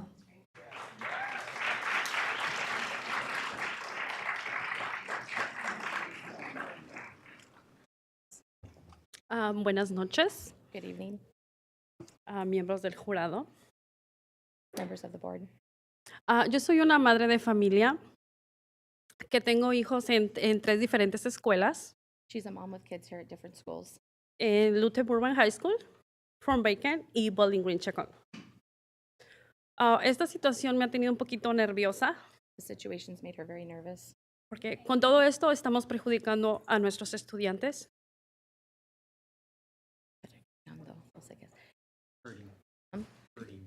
Hurting. And all of this, we're hurting our kids. Yo lo único que quería pedirles, por favor, únanse todos en un solo equipo. She's asking that everyone gets together in one team, one group. Trabajen Work por el futuro de nuestros estudiantes. for the future of our children and students. Y esperemos que todo esto se solucione a favor de nuestros niños. And we hope that this results in a solution for all of our kids. Thank you. Gracias. Thank you.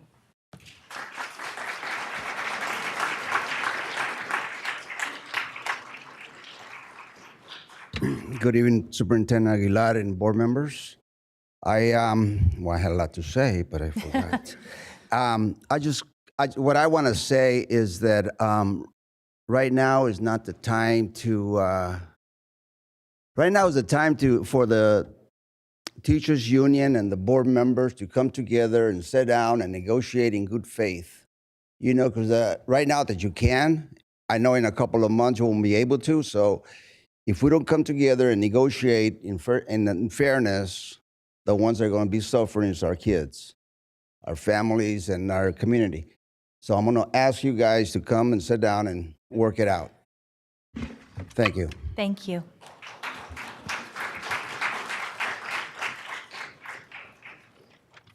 Good evening.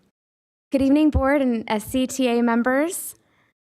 My name is Jana Fisher, and I am a mother of 3 children currently attending school in this district. On Tuesday, Dave Gordon, superintendent of the Sac County Office of Education, spoke to Beth Ruyak on Capitol Public Radio. If you haven't heard it, please go to capradio.org to listen. In a nutshell, he said the same thing all of us parents have said and will continue to say until this is resolved. Please, STCA, board, and other union leaders and decision makers, please move forward and come together to balance the budget by June 20th. This is what's best for our children, teachers, city. If we go into receivership, we're going to lose so much more. We need a fresh, positive plan to resolve this deficit together, please. Insolvency is not an option. No one is either all right or all wrong, but I think we can all agree that harsh negativity is bringing down our entire community. I grew up in a Title I elementary and high school. I grew up one of the 70% that I'm here to speak for. All the children. We're here speaking for all the children, not just our own. These are the ones that need school the most, just like I did. We worked very hard during several years of commuting to move from District 7 to District 3 to be closer to school and work. We're all in for our schools. That's our level of commitment, volunteering however we can, but if receivership happens, we would be very sad to consider leaving. There is still time, just like Mr. Gordon said, to still show California the best of Sacramento and how we can come together in a crisis and solve it respectfully. Respectfully is the only way. We've got to stop this bullying. There's still time to do the right thing for the 70% that need it most. Thank you.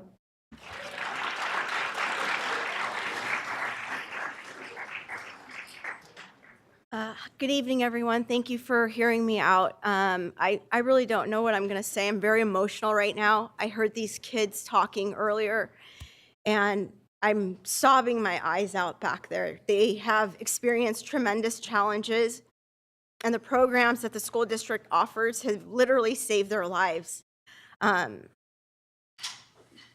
With that said, I don't know. I'm not informed enough to know exactly what's going on with this money, but what I'm reading is that there was miscalculations, and that doesn't look good for you guys, right? Don't clap for me. Do not clap for me, because why I'm so angry right now is that there are parents talking, and I don't know how I ended up in that row with those people, but a parent came up here and said, I'm here because I care about my kids. And one of those teachers said, no, you don't. Thank you. That does not make you guys look good. We're all on the same team. We all have to make sacrifices here. She's fine. She's fine. Guys, we have to find a way to get along. This vitriol isn't working.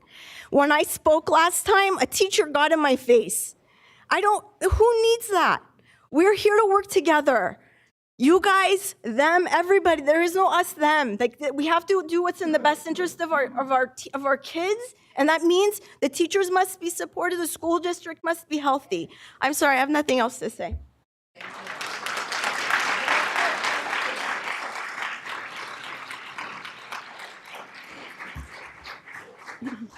Good evening. My name is Natalie Tamblin, and I'm a parent to 2 elementary school students in this district.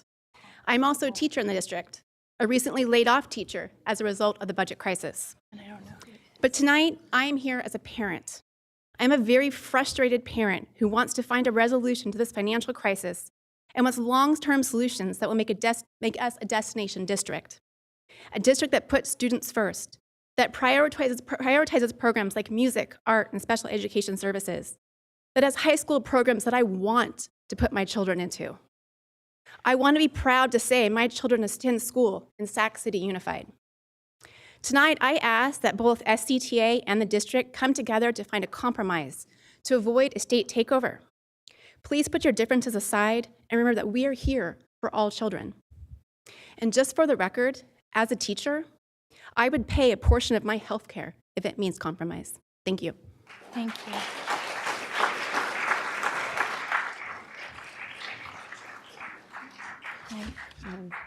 Hi, my name is Shonda Grady. I'm a parent of 3 students at Theodore Judah Elementary School. I'm also a graduate of Sequoia Elementary School and Albert Einstein Middle School, where I was in the band and the orchestra, and I was blown away by the kids and the students who were here earlier. I had to hold back tears. They were amazing. And I hope that you take their messages to heart because those programs are critical. And I also hope that you take the message that these parents are bringing to you to heart, which is right now we need strong leadership. Our only control, our only power is to vote the people here in and out and talk to the teachers about their leadership. Right now, I am disappointed in all of you. It is absolutely unacceptable that we as parents are spending our work days, our times that we should be with our children, helping them with their homework, reading your posturing letters. I'm an attorney. I understand the importance of putting these things on paper and making your record of what your position is. But what we lack right now is clear leadership from this side and from the other side. For somebody to say, put this down, we need to solve this problem. We also need better legal counsel. The document that is being fought over is the most disgustingly poorly drafted piece of garbage I have ever seen. It is absolutely unacceptable to have a final document, something held out as a final document, and for us to spend all of our money, our tax dollars, on lawyers to fight about something that nobody took the time or spent the few dollars it would take to finalize that document so we can know which is the operative term with respect to healthcare, with respect to how that's done. And there should never be the words non-binding goals in a contract. That's my free legal advice tonight. Thank you. It's absurd.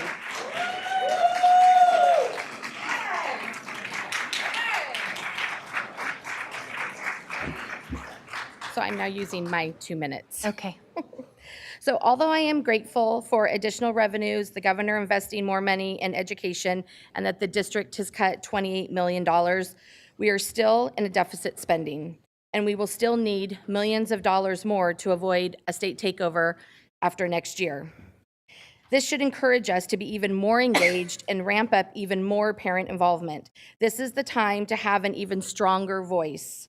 Our voice is being heard. This time is still of the essence to get the district and the union to come to the table with no conditions, no ultimatums, and save money. The priority is to get the health care savings, period, right now. No savings have been achieved. We're fighting over money that doesn't exist. I'll say it again. We're fighting over money that doesn't exist. You only have certain periods of time to change your insurance. One is June 30th. I don't think we're going to make that. The next one's January 1st of 2020. So if we don't get going and get paperwork happening, there will be no savings, and we will be right here again in 2020 next year fighting again because we still won't have any savings. Whether that savings ultimately goes to classroom size reduction, nurses, psychologists, help, solves deficit spending, I don't know. That's something for a lawyer to determine on the language on that agreement. I'm not a lawyer. I'm not going to get into it. What I do know is nobody will have class size reduction, nobody will have nurses, psychologists, and we won't solve our budget issues if we don't get the savings, and time is of the essence because you only get a certain amount of time to switch and get that money. Thank you. Thank you.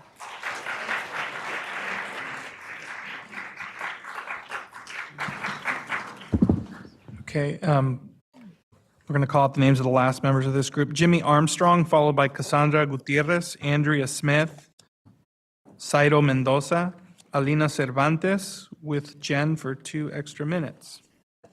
And there's Jen. Cassandra Jennings, Zachary Bryant, Daniel Conway, Elia Basin, Allison French-Tubo, Jennifer DeWald, Carla Mendoza. Mr. Aguilar, Mrs. Ryan, rest of the members of the board. My name is Jimmy Armstrong, and I'm a volunteer with Communities for New California. I've been speaking with families across Sacramento about the mess this district is in, and to be totally honest, my neighbors and my family will be among those most affected by a school takeover. I have 2 daughters, Samaya, who is 6, and Aaliyah, who is 4. They actually sleep in the foyer. My nieces, my nephews, and little cousins all go to school in this district. I have family members who are teachers, so I want to be very clear that I'm not against teachers or the Sacramento City Teachers Association. What I do know is that time is ticking, and all 5 unions need to meet together with the school district to come up with a fair share budget plan in order to save our schools and programs for all of our children. For the kids of South Sacramento and for the kids in my family. Nobody who I know or have spoken to benefits from everyone taking sides against each other. Instead, please, please, please come together as fellow humans and realize that our children are the future who deserve your sincere efforts to do the hard work we need you to do. May our hearts be felt. Thank you. Thank you.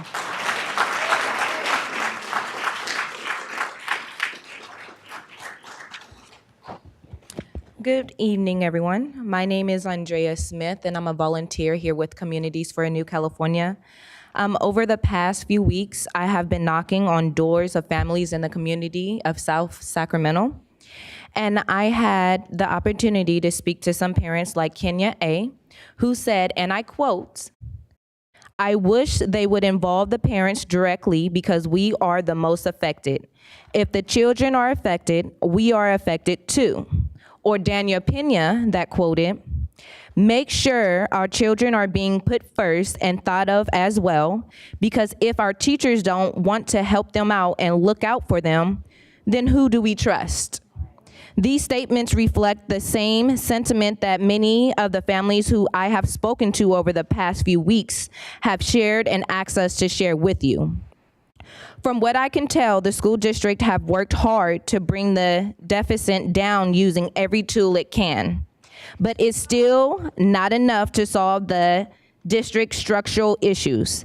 Unless all five unions join the district to contribute to a fair share budget, we're still looking at a situation where our leadership is kicking the can down the road, the equivalent of maxing out all of our credit cards and just hoping to figure out the solution later. In reality, this is not a solution. We need to forget about the differences and stop demonizing each other. We need the five union laborers to come together at the table to negotiate with the district to work towards a fair share budget that works for all, especially the students. Thank you. Thank you.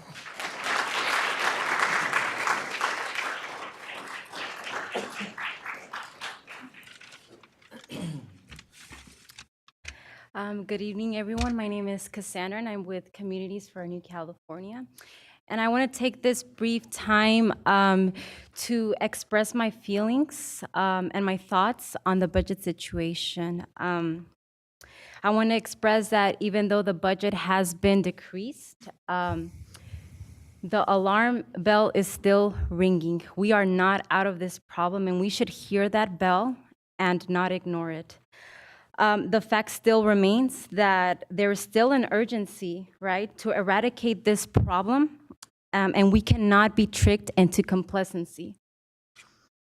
I understand that the district has made tough cuts and made some adjustments to decrease the deficit, and I thank the district for working on this, but the fact is that this is not enough. You know, we're still not out of the red zone.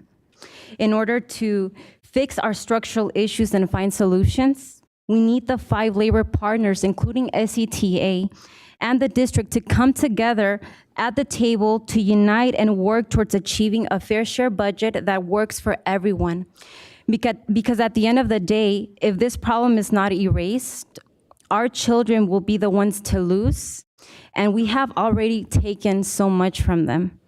As parents like Harris Walker and Melissa Garcia said, wake up and focus on the kids. Otherwise, we will be back here again in the coming months. Thank you for your time.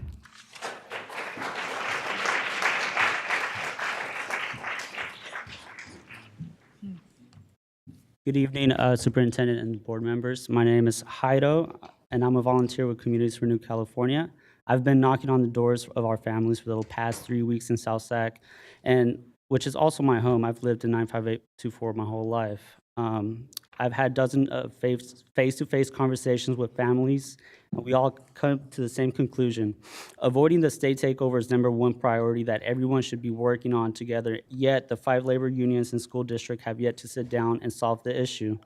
There's no sides to be taken but the side of our children and parents. Time is running out, and June 20th is right around the corner. Even though the school district has worked diligently to reduce the deficit for this budget cycle, we're clearly running on borrowed time without true negotiation between the 5 unions in the district. I have already witnessed 3 local schools closures, which include Maple Elementary, Fruit Ridge Elementary, and CB Wire. 2 of them are located in my home zip code, the same zip code that this district office is located in. Let's stop wasting time, and let's stop wasting time going back and forth, and let's get together now and figure out a fair share budget for our children and our families.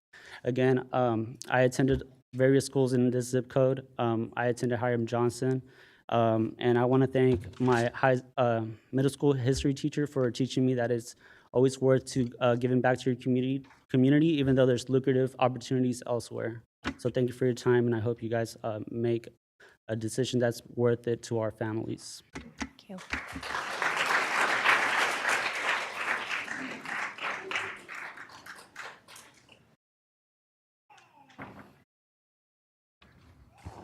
Are you a group combining your comments? Or She's yielding her time to me, and I found 2 of my students here. So I'm like, come up here. So I'm speaking. 4 minutes or, yeah. Okay, got it. Yeah. 4 minutes.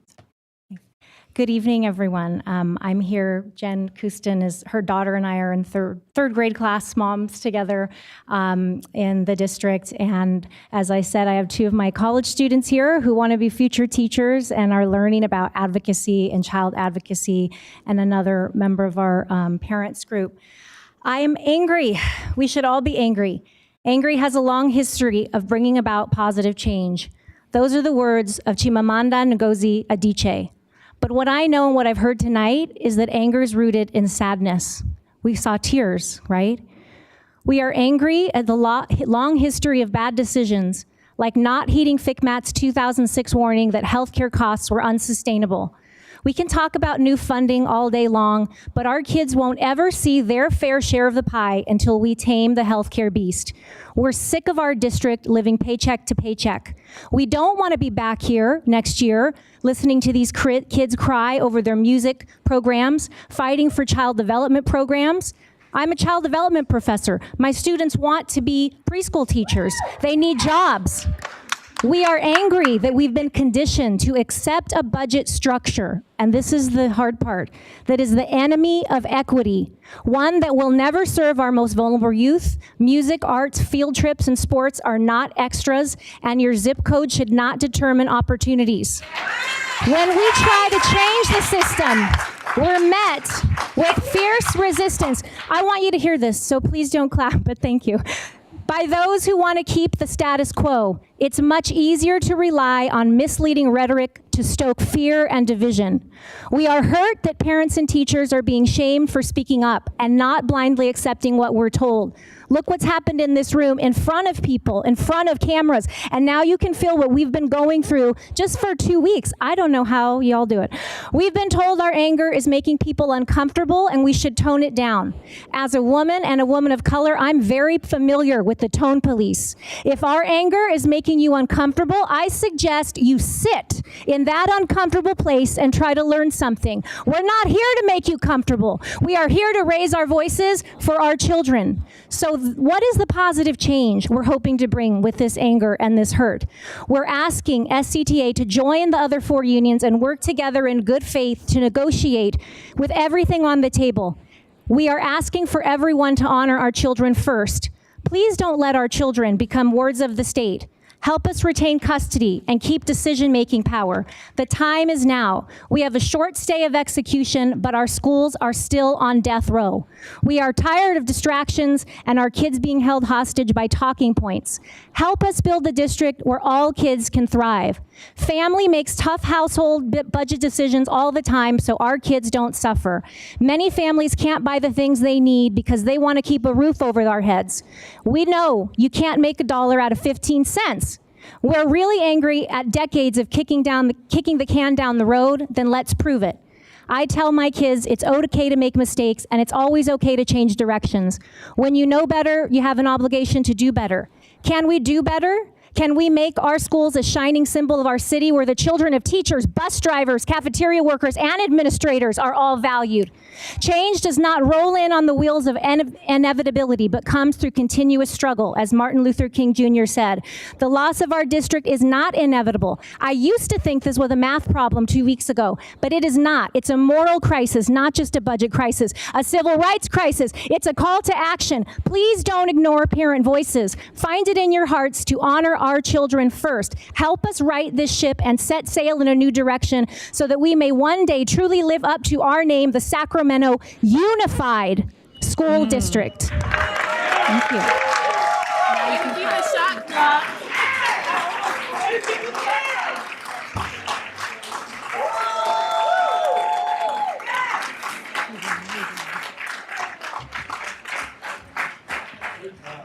Wow. Good evening, President Ryan and members of the board. I'm Cassandra Jennings, President and CEO of the Greater Sacramento Urban League, also a parent of former students that went through the district and a guardian of my nephew who's currently in the district. I too am pleased that the meeting started with the youth. It reminded me that their success and courage are direct results of the systems, opportunities, and some challenges provided by your leadership, caring teachers, families, and other support groups. I'm also reminded that there are still way too many students who are struggling or left behind, and there are some systemic issues that definitely need to be addressed, particularly for people of color and from underserved communities. But regardless of what spectrum they are in the community, they all, each and every student, are counting on you, the administration, and all 5 of the unions to really support them and to help them see their potential and then be able to strive to the success of where they see themselves going.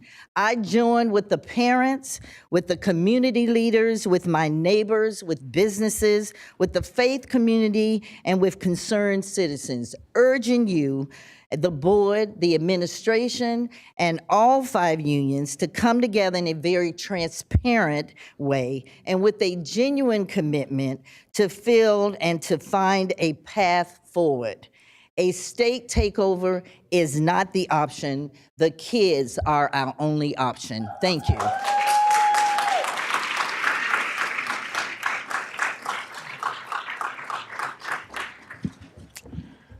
Good evening, Chair Ryan, board members. My name is Daniel Conway, and I am a parent in the district. I have 3 kids currently, a 4th on their way, and I also serve on our school site council. Thank you for your time this evening, and thank you for the time that you're putting into this issue.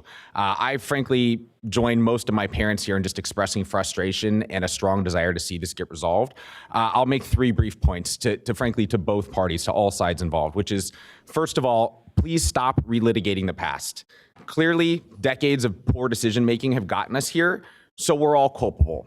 The district, the unions, the parents, we all are responsible for this mess, so now we have to work together to clean it up. So as we sit here presently, as far as I'm concerned, both sides are wrong until you get this right. Stop pointing fingers. So looking ahead presently, I'm encouraged by what we've seen in the last 24 hours. I'm happy that there's not a strike on the 22nd. I'm happy that the district has found $20 million, but I still don't think that the fundamental situation's changed. This is still the same math problem. This is still the same operational challenges and frankly, cultural challenges within the district. And until those things are systematically addressed, we're gonna be back here in a few months having the same conversation. So you have to get the fundamentals. Furthermore, frankly, the more I look at these recent events with the union announcement and with the district's announcement, I find it more questionable, frankly. I see the union put out a YouTube video saying, we're striking because we want more teachers and more programs, which is great, but when you're on the brink of bankruptcy, it's like you're in the matrix. Like, what are we talking about here, right? And at the same time, I see the district put out a press release that says, guess what? We dug into the couch and we found 20 million more. And it's like, this whole time, frankly, your fiscal management has been questioned, and to suddenly pull this off, I appreciate that you're trying hard, but it also makes us say, I don't know what to think, frankly. So that kind of brings me to my close here, which is stop posturing and solve this now.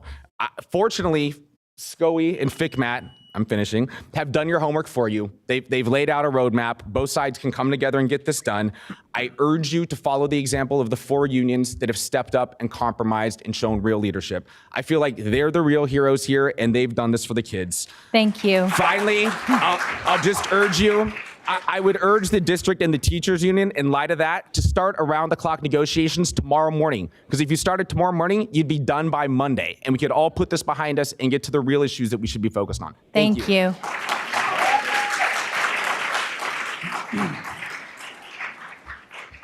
Good evening, board. My name is Jennifer DeWald, and I'm a parent of 2 elementary school students in the district. As a former public educator myself, I know the daily challenges that teachers face inside their classrooms, and I praise them for their efforts. Our district in the state capital of California should be a role model district. We should be celebrating the same successes that our surrounding economy is seeing, but we're not. We are in the spotlight for all the wrong reasons. And at this fork in the road, we have hard choices to make, but there's one right turn: the path towards resolution and long-term financial stability. We can save our district. We will save our district. Everyone must move forward in good faith towards resolution. With my whole heart, I urge every decision maker on all parties, all groups in this room to work towards a long-term student-centered solution. Any action that is not focused on resolution is a waste of time. As a parent, I do not have or understand all the information that the decision makers have, but I know we have one thing in common. We all have the students in common. We have heard from many students tonight and students that could not be here. These are the students in our district that we are all united for. This is who we work for. We work for the kids. Grown-ups with their own agendas are playing political games with our educational future. It needs to stop. Both sides need to continue their differences and move forward in good faith. We have too much to lose. There is too much at stake. Thank you for your efforts. Thank you.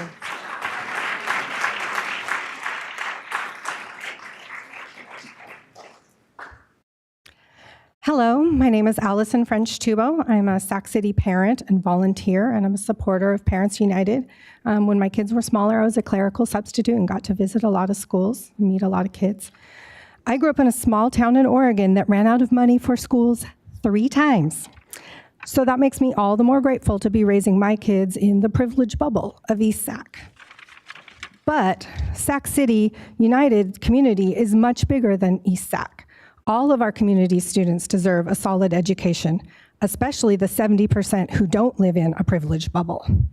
So for today, we can smile for a moment for some short-term good news. but we can't stop finding our way forward to fix our structural deficit and avoid state takeover. We need everyone in a decision-making role on every side being on their best behavior, just as we expect of our students. Please listen to SCOE and FCMAT and balance our budget now. Later, we can campaign for more funds and make wise investments, but now we must have a balanced budget to avoid state takeover. Thank you.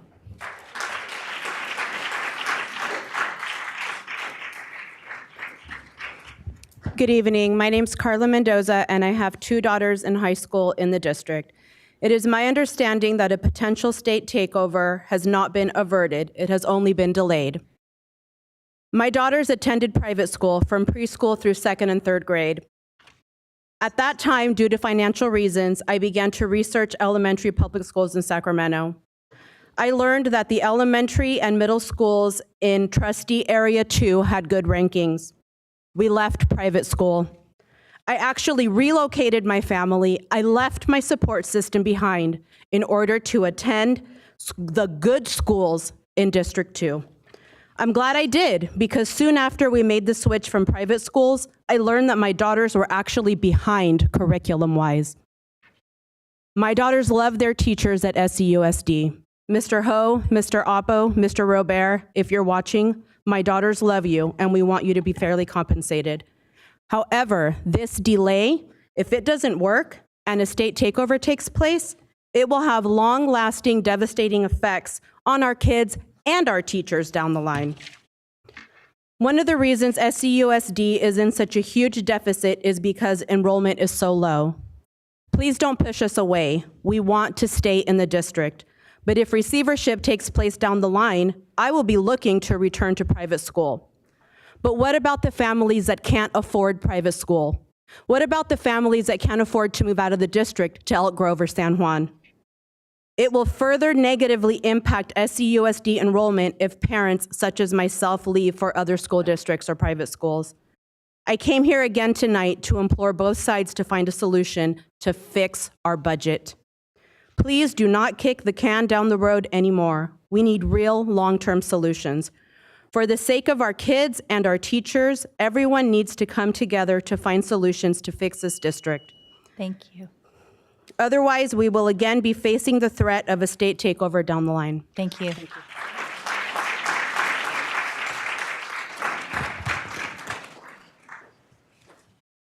Good evening. I'm Yesenia. I'm a student here. If the students and kids are supposedly the priority of these issues, and this might sound naive, but hear me out, why not include more of them at these very decision-making tables and letting them have an actual vocal vote? They have a much more different mindset. They aren't money-oriented or power-hungry. Let them have an input on their reality and soon-to-be future. An analogy to this would be like the government now, full of men making decisions on women's rights. I know the idea may sound crazy, but so is every revolutionary beginning. Thank you. Thank you.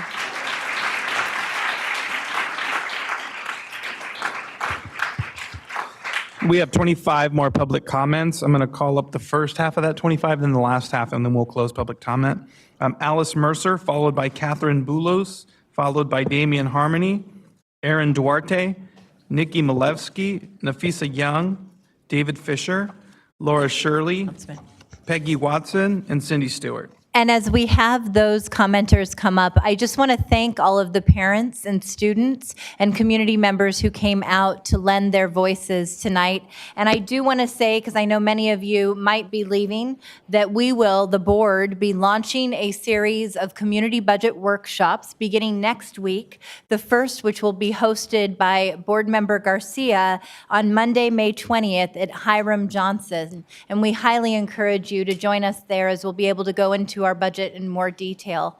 And with that, I also want to urge our community, for those of you who are able to stay, to please stay for our African American Achievement Initiative presentation, as well as our budget presentation, which will allow us an opportunity to hear from Dave Gordon about some of the questions that have been asked. Mr. Fisher? Hi. We had some called out of order, so we're going to do a group thing this either time for to start. But Do you it's want all- me to have them add? I think we just kind of figured it out on our own, and then Okay. if that's okay with you fine. guys. Yeah. Okay. Good evening. David Fisher, parent of 2 children in the district, taught 2nd grade, mostly at CB Wire for 20 years, and I'm proud to be the president of the Sacramento City Teachers Association. 18 months ago, on December 7, 2017, we stood here before you after a 16-month-long negotiation session when you approved a contract that we believe would put our district on the path to becoming the destination district in California. We thank the parents for their support in helping us to defeat the district efforts to increase class sizes in K through 3, as well as some special education class sizes. Instead, we reached an agreement to make changes to our own health plan with the savings used in a cost-neutral way to lower class sizes and improve services for students. By the way, the reason it says non-binding is because it's based on the savings. We did not ask the district to put 1 dime extra into these services. We've said if there's not enough savings, we won't put pressure on the district. I'm going off script a little bit because I just have to say for a second, other unions have been out for 2 weeks at a time disrupting their districts to get what they deserve. We go out for 1 day to make sure that we can have the least disruption. And I don't know of another union that has traded their benefits for services for kids. I know they've traded them for increases in pay, but that is something that was controversial at the time among our own membership. And the controversy also among parents, like how did we not we were going for class size, why don't we have it already? And we had to explain, because we do not want to put the district in a financial strait. We can't reduce the class sizes yet because we haven't found the savings yet. That's why it says non-binding. And then you guys refused to implement it. Also, Mayor Steinberg helped negotiate the contract, agreed that we would sponsor, I've got the other people, we would sponsor a ballot measure in 2020, also to help fund things like art and music that was talked about tonight. We also agreed to put aside 1.5% of our payroll to address the district's unfunded liability related to retiree health benefits. It's ironic because when we settled the contract, like I said, many criticized us because we couldn't immediately put the class size and the other services in. Again, like I explained, it's because we had to get the savings first. We were not going to put this district in financial risk. Instead of implementing what you guys agreed to and the promise to the students, you let, I don't know, $11 million go to HealthNet instead of that going to the students. We made a promise. We're going to continue to this day to demand that the district follow on our mutual promise that we made to students. At that same December 2017 board meeting in which you approved the contract, Sacramento County Office of Education Superintendent Dave Gordon, I just watched the video the other day, warned the district that it needed to make 15 million cuts to offset the cost of the new contracts, all of them that were signed. Mr. Gordon didn't tell the district not to approve the contract, but he did ask the district to submit a plan within 2 weeks from December of 2017 that would identify cuts in order to be able to afford the contract. He asked the district to approve the plan by January 15th, 2018. Unfortunately, the board still has not complied with Superintendent Gordon's directive more than 18 months after the fact. Rather than cut what you were told, the district went on a spending spree, adding millions of dollars that was never budgeted, including $6 million in payouts to the highest paid administrators. Other administrative things, other things that might have been good, but they weren't budgeted, like the summer school, just kept adding and adding and adding. So now we're here with this tension that didn't have to happen. It's no secret we've been critical of the district's fiscal mismanagement, particularly when it comes to some sort of excuse to refuse to honor legally enforceable collective bargaining agreements and going back on your promises to students. We know what's happened since then. We won the arbitration decision that compels the district to implement the agreed-upon salary schedule. We did a one-day strike to protest the district refusal to implement the savings for students. And just this week, PERB issued a complaint against the district based on the initial determination that the district indeed has violated the law in several areas, including refusing to use the healthcare savings for students. On April 30th, we notified the district that we would be striking again on May 22nd. Since then, several things have occurred. Already mentioned the arbitrator's decision, and the district has indicated it will comply with the award. The PERB complaint will move forward. In addition, the forensic audit approved by the California State Joint Legislative Audit Committee commenced on May 1st. We also received a positive response from our request from State Superintendent Tony Thurman to convene the parties to try to resolve our differences about the contract and the budget. Perhaps just as importantly, however, the district's third interim budget, which we believe helps validate many concerns that we've been raising about the budget. The third interim shows the enrollment numbers were way off, a mistake that the district now concedes led to underestimate millions in revenue from the state. The report addresses the need to address escalating costs in special education. The report validates the viability of using the overfunding of retiree health costs to help stabilize the budget. And it also shows that they have the ability to fully implement the student services based on potential savings from the health plan if we just make smart cuts from the top.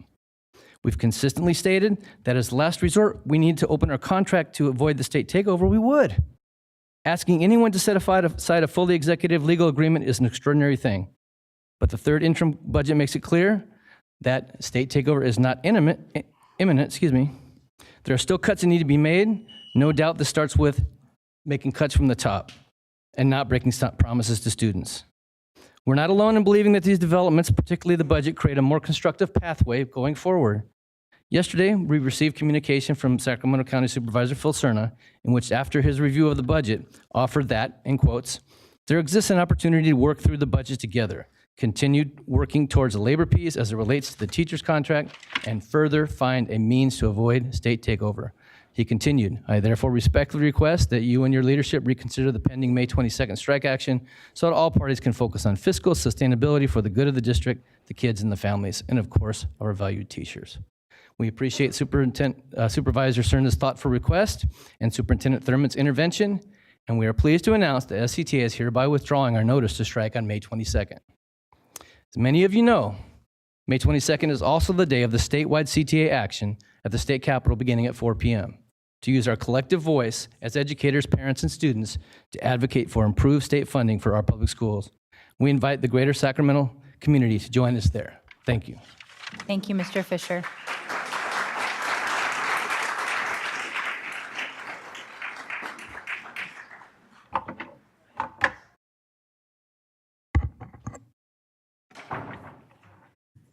We'll pretend that works.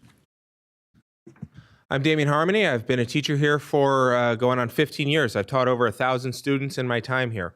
I don't know what to tell you other than I've never seen it this bad before. Education is the great equalizer, and yet it's being threatened. We've had a number of students here today speaking about their band experiences and how their band experience is being put on the chopping block. A lot of people talk about it being on the chopping block without mentioning who put it there. All this energy is being spent to stay put. These kids came to you begging for a thing that should be theirs by birthright. All these appeals just to keep the basics. We used to fully fund band and sports and electives and vocational training. Now they fundraise all the time and you're still talking about cutting them. We also used to have a lot fewer central district administrative staff. Several kids shared their stories of not getting the help they needed. You know what would have helped them get the help they needed? If they had nurses, counselors, school psychologists, support services, in addition to the band that they should be a part of. The way to pay for that is real cuts from the top. I'm ashamed to be working in this district.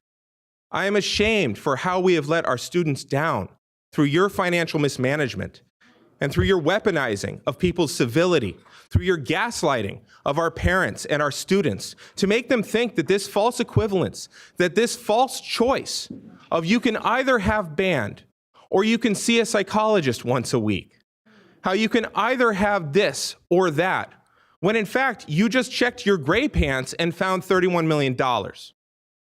Please get to work. I've got to go home and grade a bunch more papers.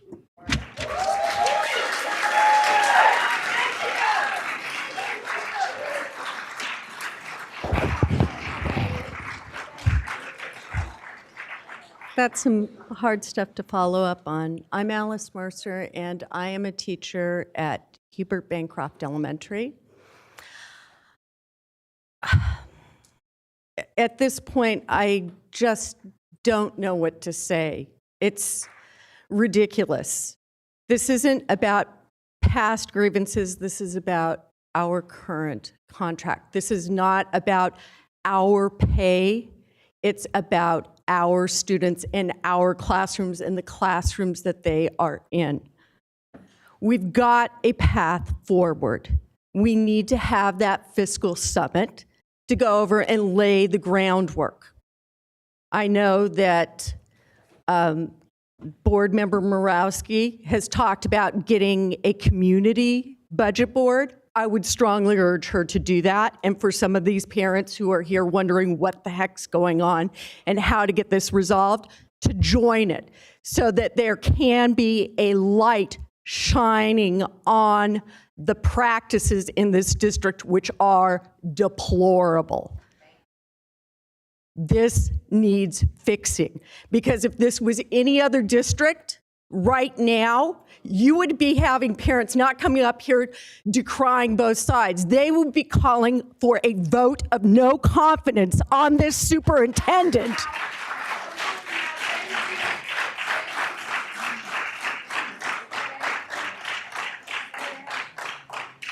Good evening. My name is Nafisa Young, and I am a school psychologist at Leah Tata Floyd and at John Still on the elementary side. Now, initially, I didn't plan on coming up here to speak. However, when I came into the district this evening and this afternoon, and I saw the teachers from child development, it actually compelled me to come and talk. My son also graduated from this district last year, so I'm a former parent of this district. During spring break, I spent the time in South Africa, and while I was there, my last day, I was able to volunteer at an elementary school in a very small, poor village called Masi. And while I was there going through the schools, I noticed that the classrooms had primary students who looked like babies, and I asked the teacher, I said, hey, how old are these kids? And she said, they're 18 months. Because in South Africa, the government decided that it was so important for early childhood development for their students. They decided to make that a mission. So they served their kids from 18 months to 6 years old starting. And when I told the teacher that I'm from California and my district is cutting all of child development, she was shocked and appalled. And to be honest, I'm really, really embarrassed by it. And I think that we need to do more for our students, that our students deserve child development. We need to keep child development. And in this poor town, in this village, if they know the importance of child development and what it means to our students, surely in Sacramento, the capital of California, we should see that too. Thank you. Thank you.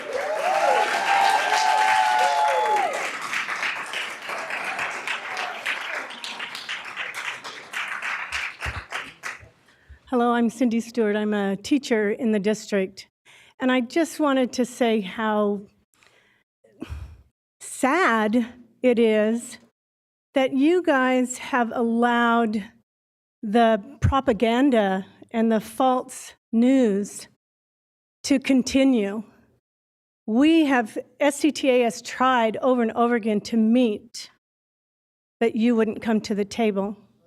You did your empty chair propaganda of how, look at all the districts, all the unions that are here, but SCTA's not. And you made it act like all the other unions were willing to change their health care, which they can't, because they can't do that until 2020. They're in a different health program that they can't leave right now. The only ones that can save money in their health care right now is the teachers. But you've let this propaganda continue. And the saddest one was this high school students in the music program. Cutting music has not been a proposal from the district, but you've let them believe that music is going to get cut. You've let them believe that that is something we have to do.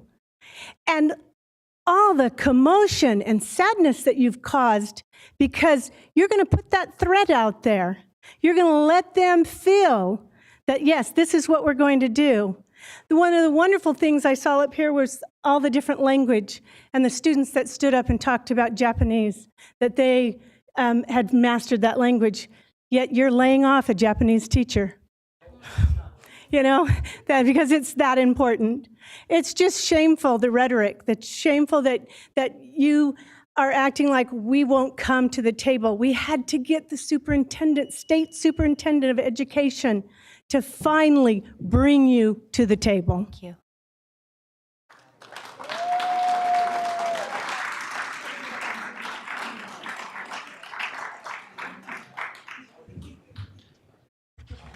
I'm Nikki Malevsky, president of the vice president of the Sacramento City Teachers Association.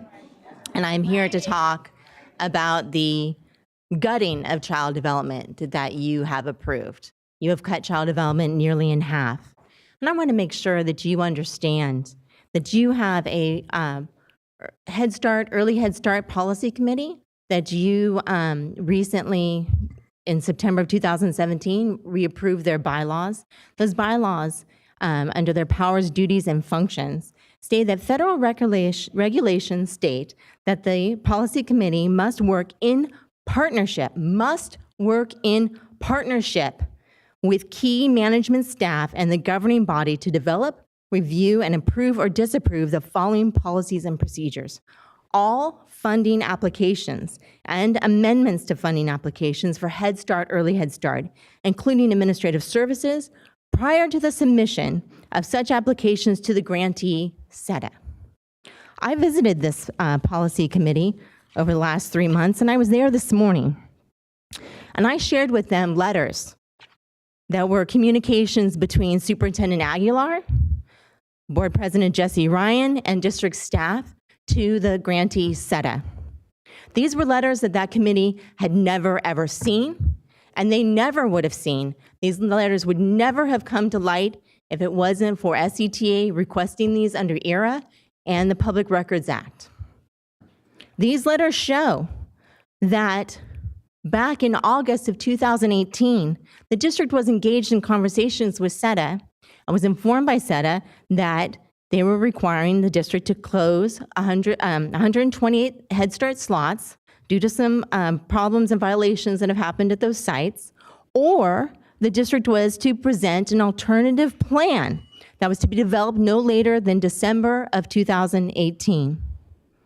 Nikki, are you using additional time? Yielding their time to Okay. me. Thank you very much. So, at the next meeting that occurred on January 24th, SETA reports that the district presented no alternative plan. Your staff had created absolutely no plan about these reductions that SETA was asking for. But come January 31st, all of a sudden your district has a plan. Your staff has a plan to cut 599 positions, student slots for child development in our school district. This was in your budget reported to save like $1.2 million that child development encroaches into the general fund. I assure you that child development is worth encroaching into the general fund a little bit.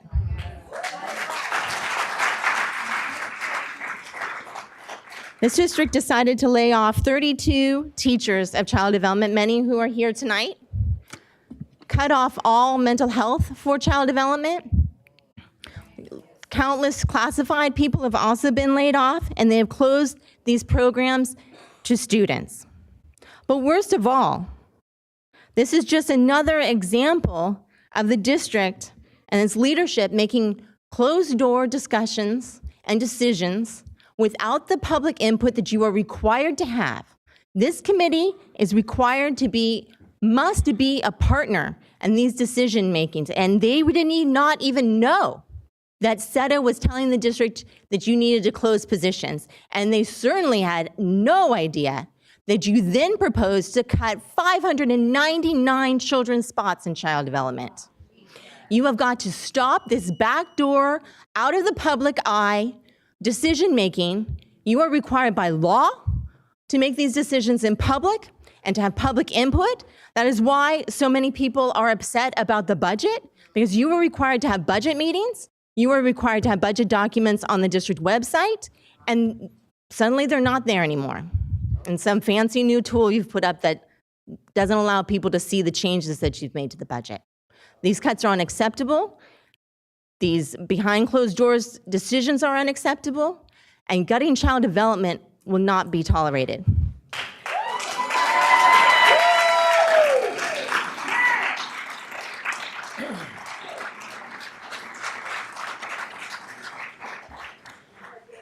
Hello, my name is David Alamon. I'm a preschool social worker, and I've been there 21 and a half years. I was also a Head Start parent in 1983. And Head Start, child development, is a jewel in the crown of Sac City Unified School District. We are one of the jewels in that crown. Another thing is I was a league wrestling champion back in 1976. Have you ever been slammed? I've been slammed. I know it hurts.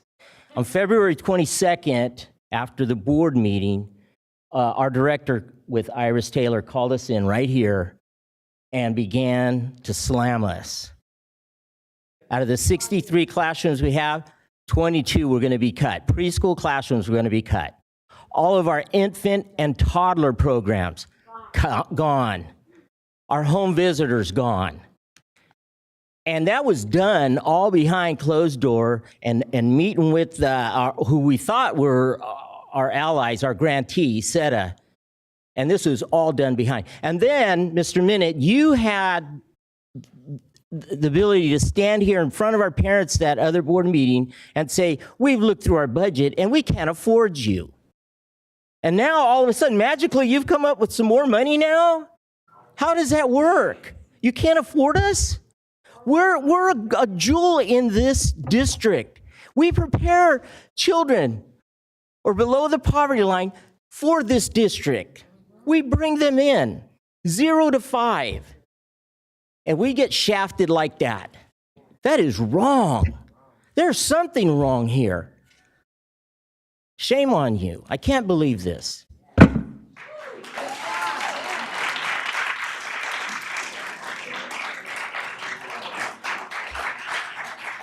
Good evening.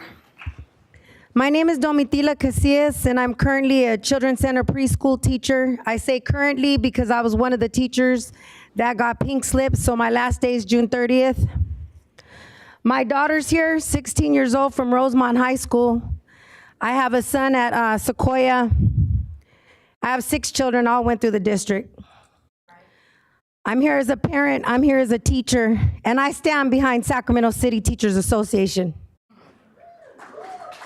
I'm here at Washington. I've been there for the last 7 years, and I've been with this district for 15.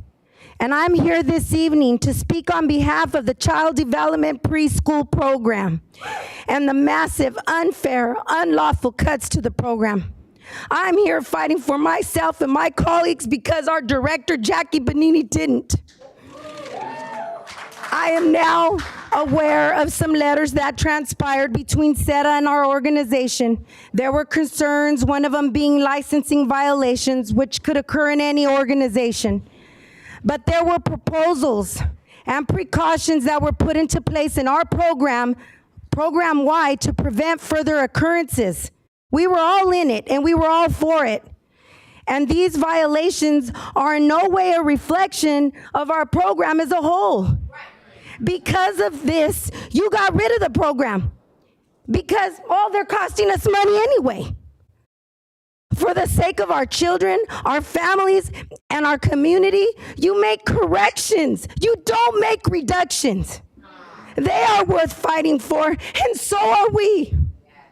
I am confident that I was an asset to this program, yet you dismiss me as if I didn't make a positive impact on children, their families, and this community. And when you eliminated our positions, you violated 3 laws. And this massive layoffs, they were illegal for 3 reasons. 1, You misclassified early childhood development teachers as classified employees when in fact we're certificated. 2, the law mandates that a district conduct any child development layoff in strict seniority order, which the district failed to do. I've been here for 15 years. We look around and we're wondering, what are we doing here? And 3rd, the adoption of the child development layoff resolution violated the Brown Act and is now in litigation in Superior Court. You are our leadership. Lead ethically, fair, and with integrity. Make this wrong right. As faithful, quality, committed teachers, you owe us that.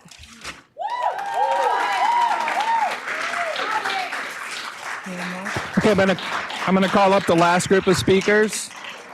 This is the last group for public comment. We're closing public comment now. Chris Corcoran, Kessie Hatton, Queen Jones, Carl Pinkston, Loravian Barnes, Kenya Martinez, Elvia Vasquez, Laura Graber, Audrey Wall, Benita Ayala, Sarah Williams Kingsley, Monica Harvey, Terry Ann Katowski, Tara Bull, and Cecile Nunley. Thank you, Board, for letting me speak. My name is Chris Corcoran. I'm a teacher at in San Juan Unified, but I live in Sacramento City Unified, and my daughter, Madeline, attended both Kayla Greenwood and Sutter, both excellent schools. I think I have a unique perspective. I've been a union rep for many, many years for my school, and I frankly have never felt that our relationship with the district or the superintendent was at loggerheads like we see today. I think that we have a good relationship with our board, our district. We have a good working relationship. We have a superintendent that is the product of our district. He was a teacher, he was a principal. He knows the district inside out. He understands the families, the teachers, everything. And frankly, in the union meeting, it was saddened because my wife's a teacher. She just got laid off, and Sac City has become kind of a joke around when I talk to other teachers all over the place. It's my school district, and I've take offense to that because my wife's a darn good teacher, and I know that all the teachers I've ever worked with or seen in Sac City are excellent, and seeing all the people here, all the parents advocating for their kids, the kids advocating for themselves. It's not a joke. Sac City is not a joke. However, the way this situation has been handled it's pretty sickening. Now, I have some suggestions for you guys. I suggest, because of all the pain and suffering you caused, all the teachers, all the infighting, the people against each other, you need to have this financial wizard step down, and anybody above him step down. Our superintendent, unfortunately, needs to step down as well. Can you please wrap All up? layoffs need to be rescinded as well. Thank you.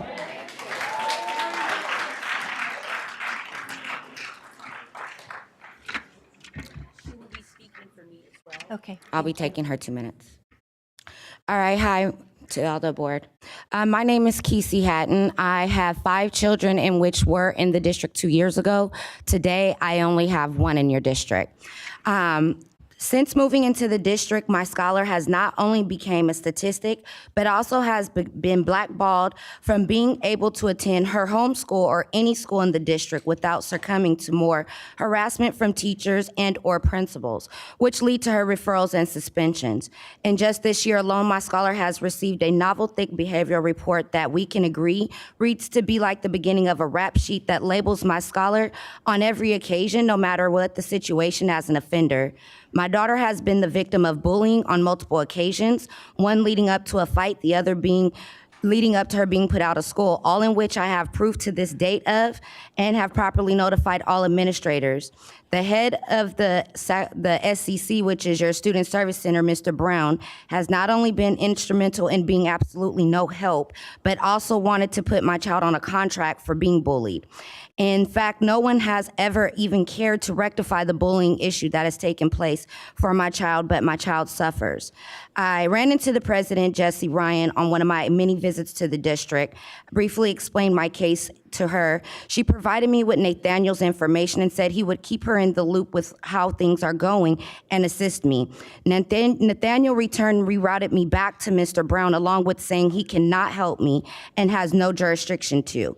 The district's disciplinary actions are rigorous and most belittling, to the point where our children are being raped of their natural human process of growth and learning. San Diego State University confirmed Sacramento City Unified School District having the most egregious suspension rates of Black males in California, which is also quoted in the letter from President Ryan in the Sacramento Bee article written June 18, 2018.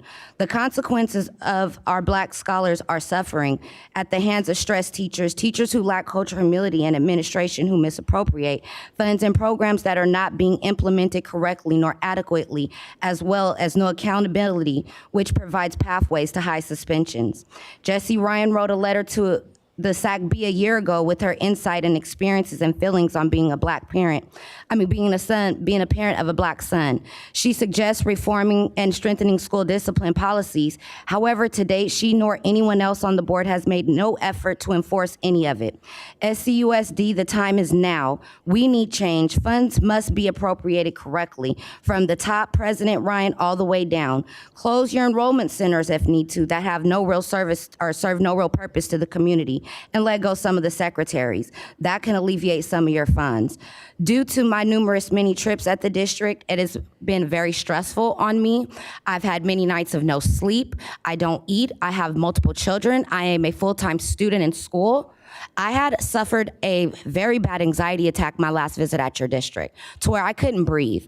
It felt like sandbags were on my chest. This is very discouraging and hard. And too often we're being judged because I'm Black, because my attitude or demeanor isn't of anybody else's. When I raise my voice, I'm not, we don't look at the problem. That type of stereotyping, that needs to stop. It's driving a wedge between parenting. Regardless of how I approach it, the bottom line is I'm fighting for my child, and I have every right to raise my voice so that I am heard, because it's evident that I'm not being heard. So that's what I wanted to say, and thank you. Thank you. Yeah, and I hope that you'll stay for the African American Achievement Task Force presentation. Many of the items that you were talking about have been the product of an almost year-long effort post that op-ed to address some of those concerns. Hi, good evening. My name is Laravian Barnes. I have been a special ed paraeducator for this district for over 21 years, but I'm speaking now as a parent. I have 3 children, one who has graduated from this district, and 2 who are now in the 4th and 5th grade. My 4th grade son is the only African American boy in his class, one of 2 in the 4th grade at his school, one of 9 only Black boys at his school. He also has autism. I've chosen to fully include him in general education. For the last 4 years, my son and I have experienced a cycle of horrible incidents just to try to push him out, to push him into a SDC class, out of a special program of Waldorf education, which is privileged. My son has not only experienced solicitation of parents to other parents on getting him pushed out, disparity of discipline, being suspended for behaviors that are a manifestation of his disability, harassed and bullied not only by peers but other parents. As early as 2 hours ago, there were parents posting on Facebook of having to get him pushed out of the school. He has met physical aggression by his peers and also by a paraeducator who pushed his head into a wall, and he's now experienced a concussion. When I reach out to address these concerns, they've been ignored, even to late on April 26th, when a letter of concern came to Superintendent Aguilar. There's been no response. Now, it's just disheartening that when you guys see such disparity in education for African American boys, you act like that's just what it has to be. I asked the district and this board to address those concerns and give equity to all those Black boys in our district, in our school. Thank you.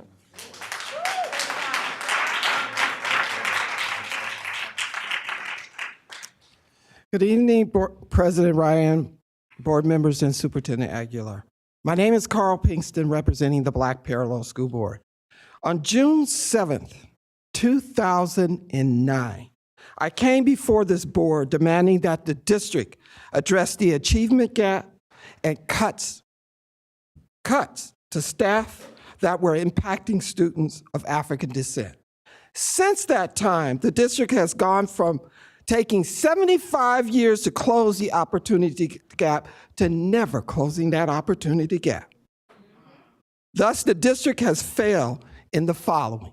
1, to fully address the needs and implement the services of Black students with disability. 2, to fully implement, and I mean fully implement, Board Policy 5144 and 5137 to address the disproportion of Black students suspended in the district to stop the pushout. 3, to fully address the implicit bias in the district. And 4, to fully implement the services and needs of Black students that are failing in the district. Although we do not support the district takeover, however, let this financial crisis be a wake-up call to turn things around. This is the responsibility of the board and the administrator and nobody else to achieve a 21st century multicultural education. And now, we must do this not by word, but by deed.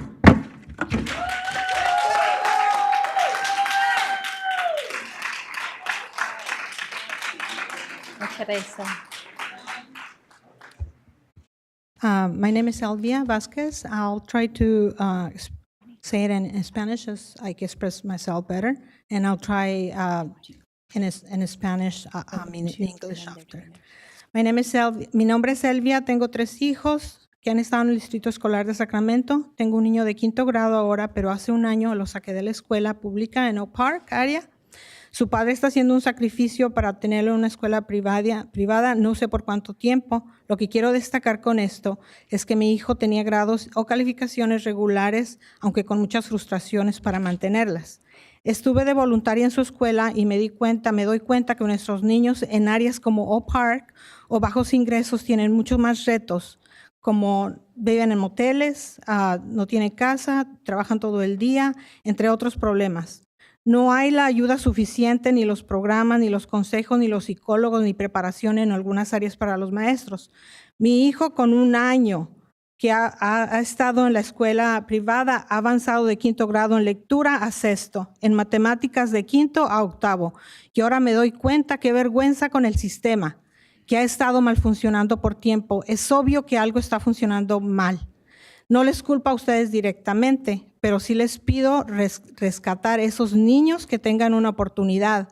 ¿Cuántos niños como mi hijo en estas escuelas donde sus talentos o habilidades o potencial se están tirando a la basura? No solo eso, cómo afecta también a las familias. Por favor, les pido ayuda para los niños que no pueden estar aquí y expresar sus frustraciones. My name is Sylvia, and I have 3 children. They've been in School District of Sacramento.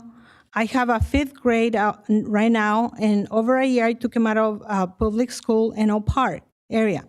His father is paying right now with a big sacrifice to keep him at private school. What I want to say with this is my son had average grades with hard to keep them. I was volunteering in his school where I know that many children with low income, like Oak Park, they have more challenge, like homeless, working all day, and other problems. There's not enough help, not either psychologists or counselors or preparation for the teachers in some areas. My son, with just 1 year and the private school from reading that he's supposed to be in 5th grade is being right now is in 6th grade advanced. In math, from 5th grade to 8th grade. And so now I understand what a shame on the system. There's some people that are being working behind this. It's obviously that something is not working properly or it's wrong. I do not blame you directly, school board, but please, I ask you to rescue these children to have opportunity. How many children like my son in these schools are with talents, with abilities, with potential, they've been thrown in the trash? Not just suffering families, but how it affects everyone. Please, I ask you to please, for the children that they're not here to express the frustration, help them. Thank you.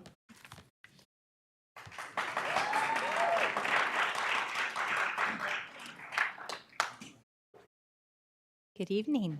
Good evening. First of all, I'd like to say I'm 12 years old and I'm in the 6th grade, and I know that's a very young age, especially for when you're speaking in front of the school board. You're very brave. Thank you.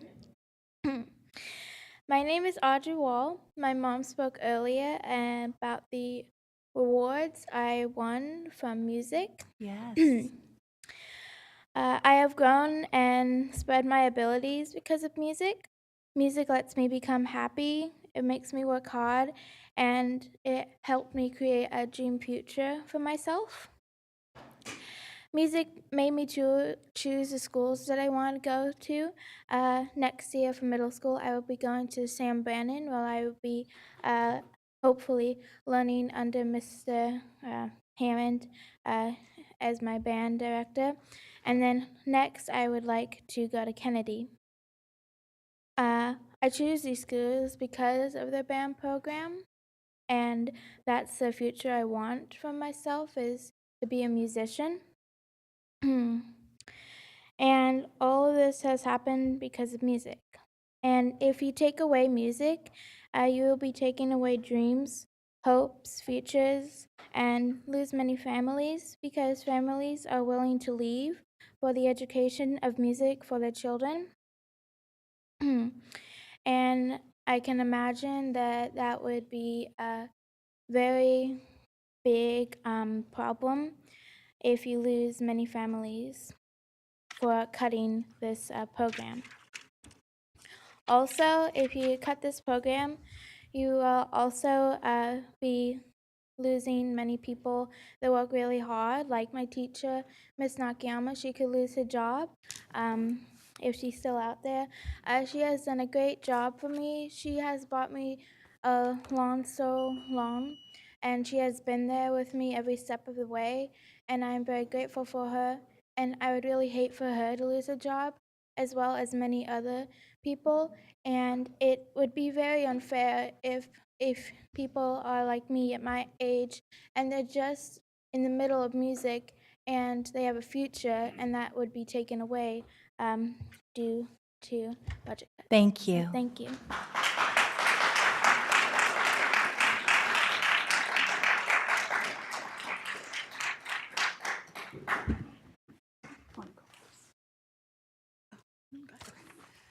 Hi, my name is Sarah Williams Kingsley. Thank you for letting me speak tonight. Kenya Martinez and I are here representing the Community Advisory Committee for Special Education.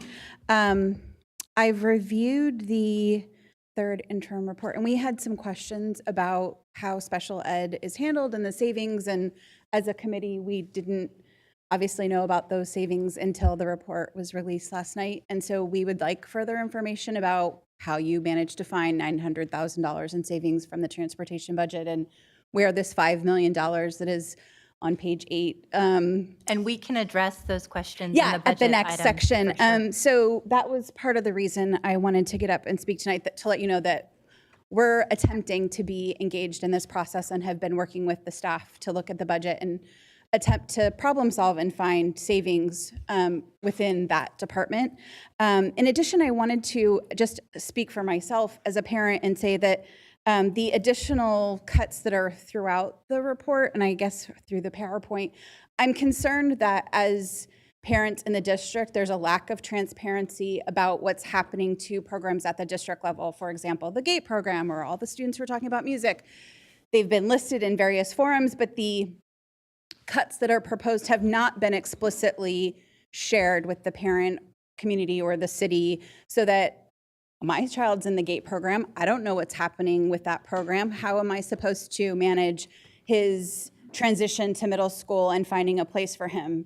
He's not at his home school. I needed Kari's help to find him an appropriate classroom when we moved to this district 2 years ago. Those are things that are important to us, and we need information to be able to make choices and to help you make choices. Absolutely. And line items about staff is not enough. And the community budget forums, I think, will be a great opportunity to get that additional Right, information. and what we need in those forums is a list of what those programs are and how you plan, if those are the things that you're gonna cut, what happens to children who are in those programs? How do we move forward? And those are the answers that we want from that forum. Thank you. Just to piggyback on what Sarah was saying, I know that there's going to be workshops, but I would like to add that parents need to have a position at the table. We need to have a seat at the table. What is lacking in this budget crisis, like the student spoke earlier, there's no students and there's no parents at this budget table. You have a bunch of educated people in this room who know exactly how to fix this budget, and you're not speaking to them. And I really do feel sorry for the board. I know that you guys are under a lot of pressure. I know that this is very time consuming. I'm not here to point a finger at any of you. I know this is a hard job. I'm not here to point a finger at the teachers union. I know teaching is a hard job. And I'm not gonna bring up about the 4 or 5 tables coming together, because I know you've tried that.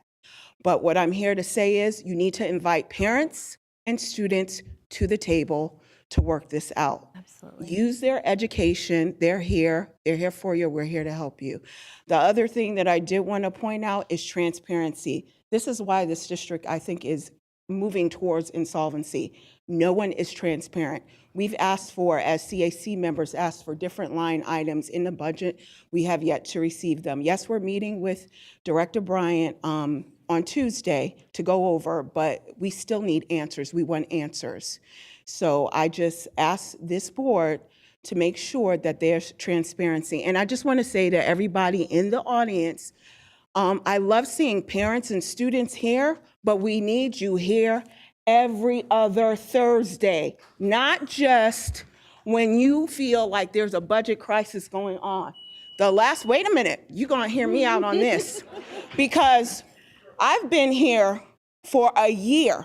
The only time that I've missed a meeting is when my aunt was dying and I went to go take care of her the week she died. And the only time I missed the second meeting was the night that they pulled the plug on her. So I don't want to hear from a parent, a student, a teacher ever again, you can't make it to a board meeting and you can't do the best that you can to be here. And Ms. Ayala is probably going to speak next, and she's the only other person who I think has a right to say anything about how she brings her son Christopher with her Everywhere. to every board meeting, in the corner with her, so all you parents, all you students can be here. Thank you. And I know we're wrapping up, and Benita, you're always super respectful for time, but I do want to just point out we're 2 hours behind for the African American Achievement Initiative, and I really want to make sure we give that the time it deserves. So please, go ahead. Good evening. I won't make any further comment about what Ms. Martinez says, but I would like to say that there was an incident that happened with me with a teacher here that was very hostile last Thursday.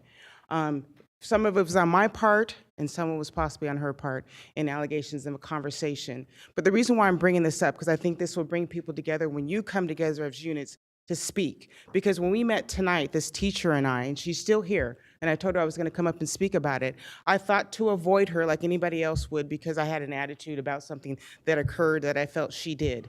But as speaking to her, I realized that we have a lot in common. We're caregivers and what have you. Even though sometimes we happen to be sitting on a different page, in the middle is a student for us. And that student is what made it important for us, you know, to come here tonight. So I say that because of the simple fact, even though that comment was hostile and it could have went into a different manner, and I know there was other parents that brought that up, but she and I decided to cross paths back there and make peace out of whatever it is that we had. And it was a matter of, because we had emotions going on, for one as a teacher, for one as a parent. You didn't even know there's things that she said I still did not agree with, but at the end of the day, she let me know I'm here for my students. And I'm here for my students, not just my child, but those other ones that are out there. So I share this story and to say that at the end of the day, what are we here for? We're here for the students. So I think that if we can do that, if I can do that with her, I'm not saying we're friends or anything else, but we both have an interest in Sac City Unified School District. So because of that, we made peace here when we were opposite ends on the last meeting. So I share with you guys with that is that when you come together, everyone, because I'm not choosing sides except for the student, is to realize at the end of the day, it's our students that are important and that are dear to our hearts. So I thank you for listening to me. Thank you so much, Benita.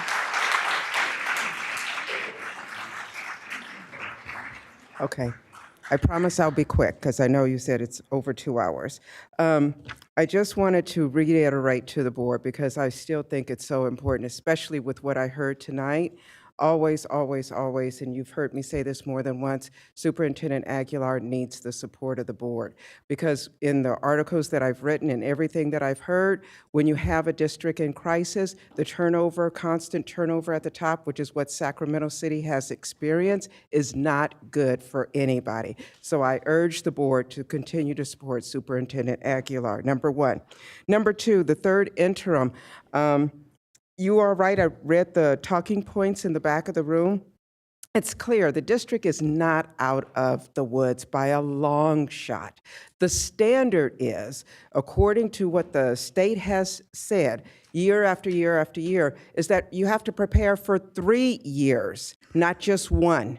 So chances are, if the budget goes forward like it is right now, this budget will be rejected again. And people need to know that we are not out of the woods. The other point that I wanted to make was about the ADA. And I did see in the thing, somebody mentioned, oh, they didn't include the ADA. And I said, that can't be right. No, they included it. But then I did see that there was an issue with not including all of the ADA. I cannot stress again, and I know I've said this before, there needs to be a presentation to the board on enrollment in ADA. I really feel strongly about that, and I hope that you, as the board, will consider it. Thank you so much. Thank you, Cecile. So we're moving on to item 9.0, Board Workshop Strategic Plan and Other Initiatives. 9.1, Approving the African American Task Force Recommendations. I just want to acknowledge these next 3 items, the African American Task Force Recommendations, the Local Control Accountability Plan, and the 3rd Interim Financial Report, have 30 minutes allocated for each. And I don't want to lose the parents at any point on these. So I'm going to ask both my board members to be respectful of limiting their comments and questions to tight comments and questions. And then I'm also going to ask our public comment on these items to be 1 minute each so that we can ensure that all of your voices make it through the rest of the evening. And so we'll begin with 9.1, Approving the African American Achievement Task Force Recommendations, presented by Dr. Iris Taylor, Vincent Harris, and a couple of our representatives from the African American Achievement Task Force. Can we have each of the representatives who will be speaking tonight also introduce themselves? Yes. And I know we have several others in the audience. Thank you so much for your hard work over the course of many months. I am so grateful for your service. So good evening, Board President Ryan, Superintendent Aguilar, and members of the board. My name is Iris Taylor. I'm the Chief Academic Officer. And joining me tonight, and I'll have them come up now so that you can introduce yourselves. There are just a few members of our task force, but we have others in the audience. And we're here to share with you just the work that has been done since the presentation in March and seek the board's adoption of the recommendations. Cecile Nunley.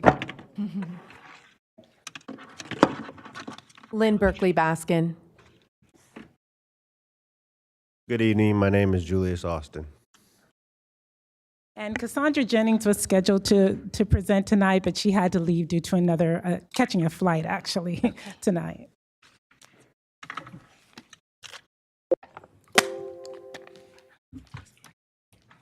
Okay, good. So here's the full list of task force members who participated on the African American Task Force beginning in September of 2018 up to the present day. Just gave tirelessly of their time to analyze, to research, to inform the recommendations that they'll share with you tonight.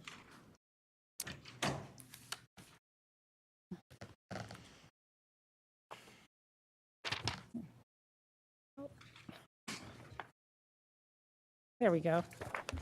All right, so the purpose of tonight's presentation in short is just, the recommendations that we'll share with you tonight are really grounded in our equity, access, and social justice guiding principle, being that all students graduate with the greatest number of post-secondary choices from the widest array of options.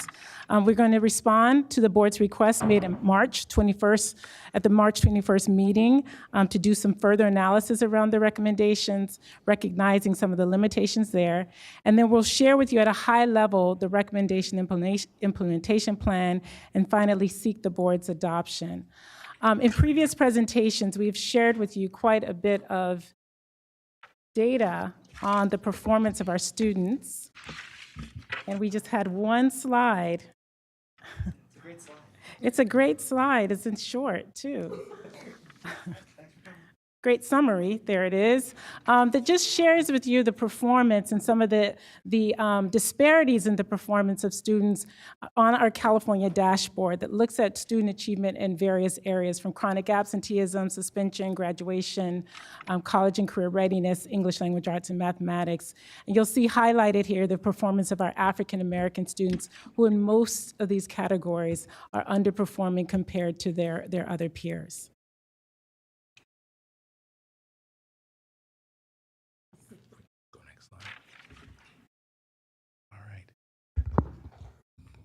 So this slide is really meant to give some framing around the work of the task force between the March 21st board meeting and tonight.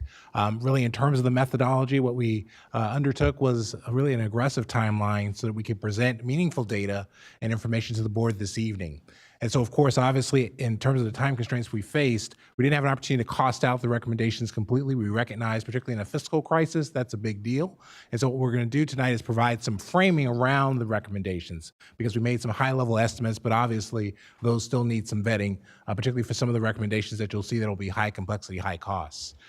Ultimately, we've done this type of work during our journey in terms of collegiates of expertise with other districts throughout the state of California, and actually nationally, that have had initiatives for African American students. But you can never do too much benchmarking research, and so we're continuing to do that concurrently, just to again see, particularly here in California, we see districts like Hayward and Moreno Valley that have actually launched and implemented these types of initiatives. We're doing some benchmarking and starting some benchmarking with them, just so that we can adopt best practices. And then internally, we've been working with our internal departments to gain greater perspective on just how we would implement those recommendations within Sacramento City Unified. So that work's just starting and is underway, and it's obviously going to have to continue through the summer. And then, of course, completing all of the research that we started since the fall. I mean, if you remember, the task force began its work in late September. And so during that time, we've been continuing our own professional learning in this journey. As we think about next steps, and I guess in some context, next slide, thanks.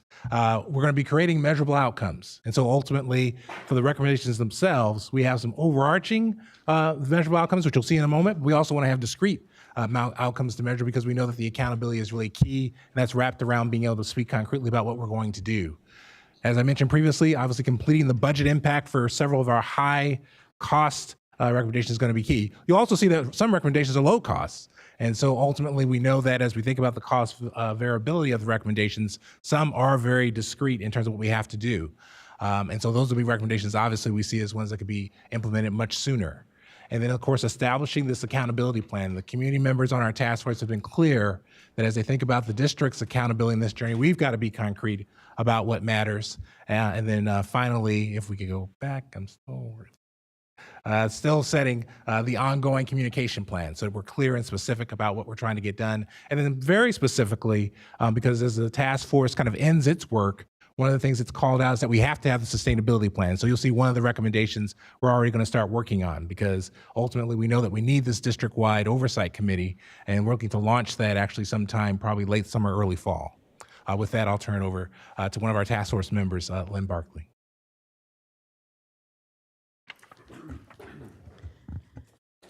Before I get started, I do want to acknowledge that we went into this transition after a whole lot of pain, 2 hours of pain. And so with that, I'll continue, but I just want everyone here to know, especially the community for which we stand here, to know that we are with them and that this is a difficult, difficult time to be bringing forward these, we feel that they're mandates. We feel that they're expectations. So with that said, we framed our expectations recognizing that systemic failures require system change, an entire system change.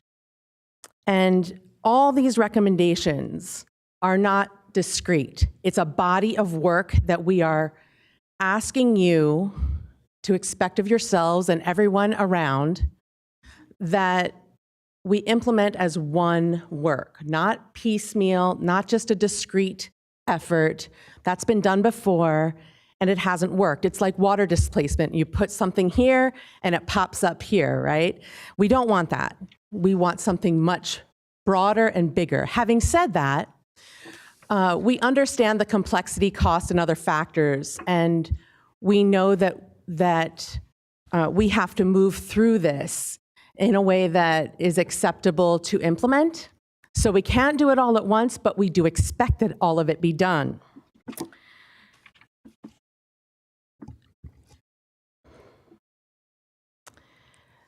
So moving forward, the community does expect, one back, yeah. Got one more thing to talk about. The community does expect regular monthly, quarterly, or annually updates, but I think it's important to note, especially as the implementation starts, we really have two expectations. One is that you all report back to the community about the implementation process, but you also begin while things are being implemented, since they won't be implemented all at once simultaneously, that you begin when things reach the students to also start reporting back on student outcomes that are happening at the same time as other things are being implemented. So you'll end up having two reporting mechanisms at least. Okay, next slide. Thanks. So rather than look at all of these numbers, which I know everyone's going to look at these and think, oh, look at the 7s and the 5s, and instead just look at me for a minute. I want to explain the process. So the process of getting to these numbers is that we would think of 100 students, 100 students, and we're looking at 20 students, which would be 20% of achieving. And we want to get to a 10% year over year, and this is in theory, I'm using these zeros for theory. We want to get to 10% year over year appreciative, sustainable growth and capacity building. So if we're taking 10% of the students who are not meeting the line that we want them to meet, that would be 10% of the 80%, which would be 8 students. We add the 8 to the 20 students who are achieving, and then we have 28 students who are achieving 28%. And we continue doing that year over year. So please don't get stuck on these numbers. More think about the process of growth. We want it to be sustainable. And with that, I will say this. This group of people, this task force, we're very informed. We come here with our own data, with our own research, and more than that, our leadership provided us with even more. So know that this was a team effort, and we do think that this is something, just to put a punctuation mark on it, specifically to be a system change effort. Yes. So I'm going to turn this over to Julius to review our recommended framework for implementation. Thank you. So per your request to create an implementation plan, we went through a process of trying to organize the recommendations into complexity and cost. And we asked questions in regards to complexity that would allow us to understand how difficult it would be to implement a recommendation. So in regards to complexity, we ask questions like, how does this recommendation align with existing district initiatives and practices? Or how many district personnel and departments would need to be consulted to determine a recommendation's need, fit, readiness, and capacity for implementation? When we looked at costs, we asked, what are the fiscal implications of the recommendation? What are the new and or iterative costs? What can be absorbed in existing programs and initiatives? We wanted to make sure we recognize each recommendation's impact on teaching and learning, because we recognize the effect on student achievement is the most important thing. So we asked questions like, how would the recommendation directly impact classroom instruction? How would it directly impact teacher practice? And how would it impact academic achievement? And so as we went through these questions, we came up with a recommendation framework, and we organized the recommendations. Next slide, please. So because this is a kind of tough to read slide, I will break down each quadrant. So next slide, please. So you can see here in high cost, low complexity, really easy slide to understand because there's no recommendations that fit this criteria. Next slide. So in regards to high cost, high complexity, which we recognize it was the most difficult quadrant, we entered in recommendations, and I will be brief, so I will only point out a couple of the recommendations in each quadrant. But one that I think is really important is the recommendation to increase Black/African American teachers from 109 to 150.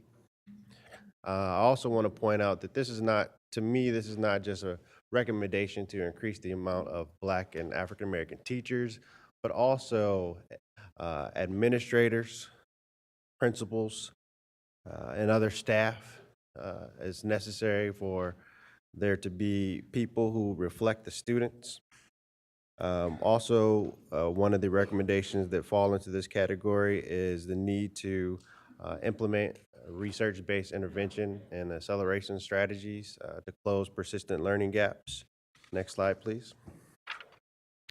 So in this category, low cost, low complexity, you can see that it entails recommendations such as creating the district-wide Black/African American parent/caregiver and student advisory committee.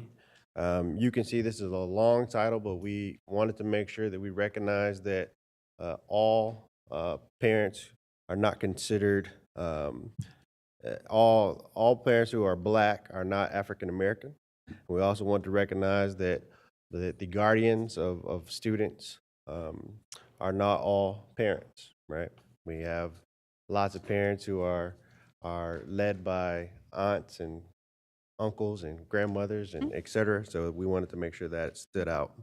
Also, we think it's really important to establish the Black/African American Student Achievement Task Force Implementation and Accountability Steering Committee.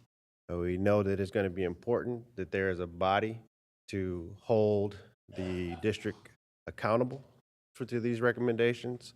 We also recognize that this body can be a body that the district leans on for support and guidance. Next slide, please. All right, and low cost, high complexity, we have recommendations such as the elimination of pre-K through third grade suspensions. We know how much suspensions, even a single suspension, can impact a student, especially in those early ages. And when it comes to suspensions as well, we want to recognize, as was stated earlier during this meeting, the elimination of willful defiance suspensions. And so you can see that we have categorized the recommendations. And I want to make sure that I reiterate that these are categories, but this is not a ranking of the recommendations. This is not something that we did to say, well, let's focus on the low cost, low complexity recommendations, because we want to make sure that all of these recommendations are implemented.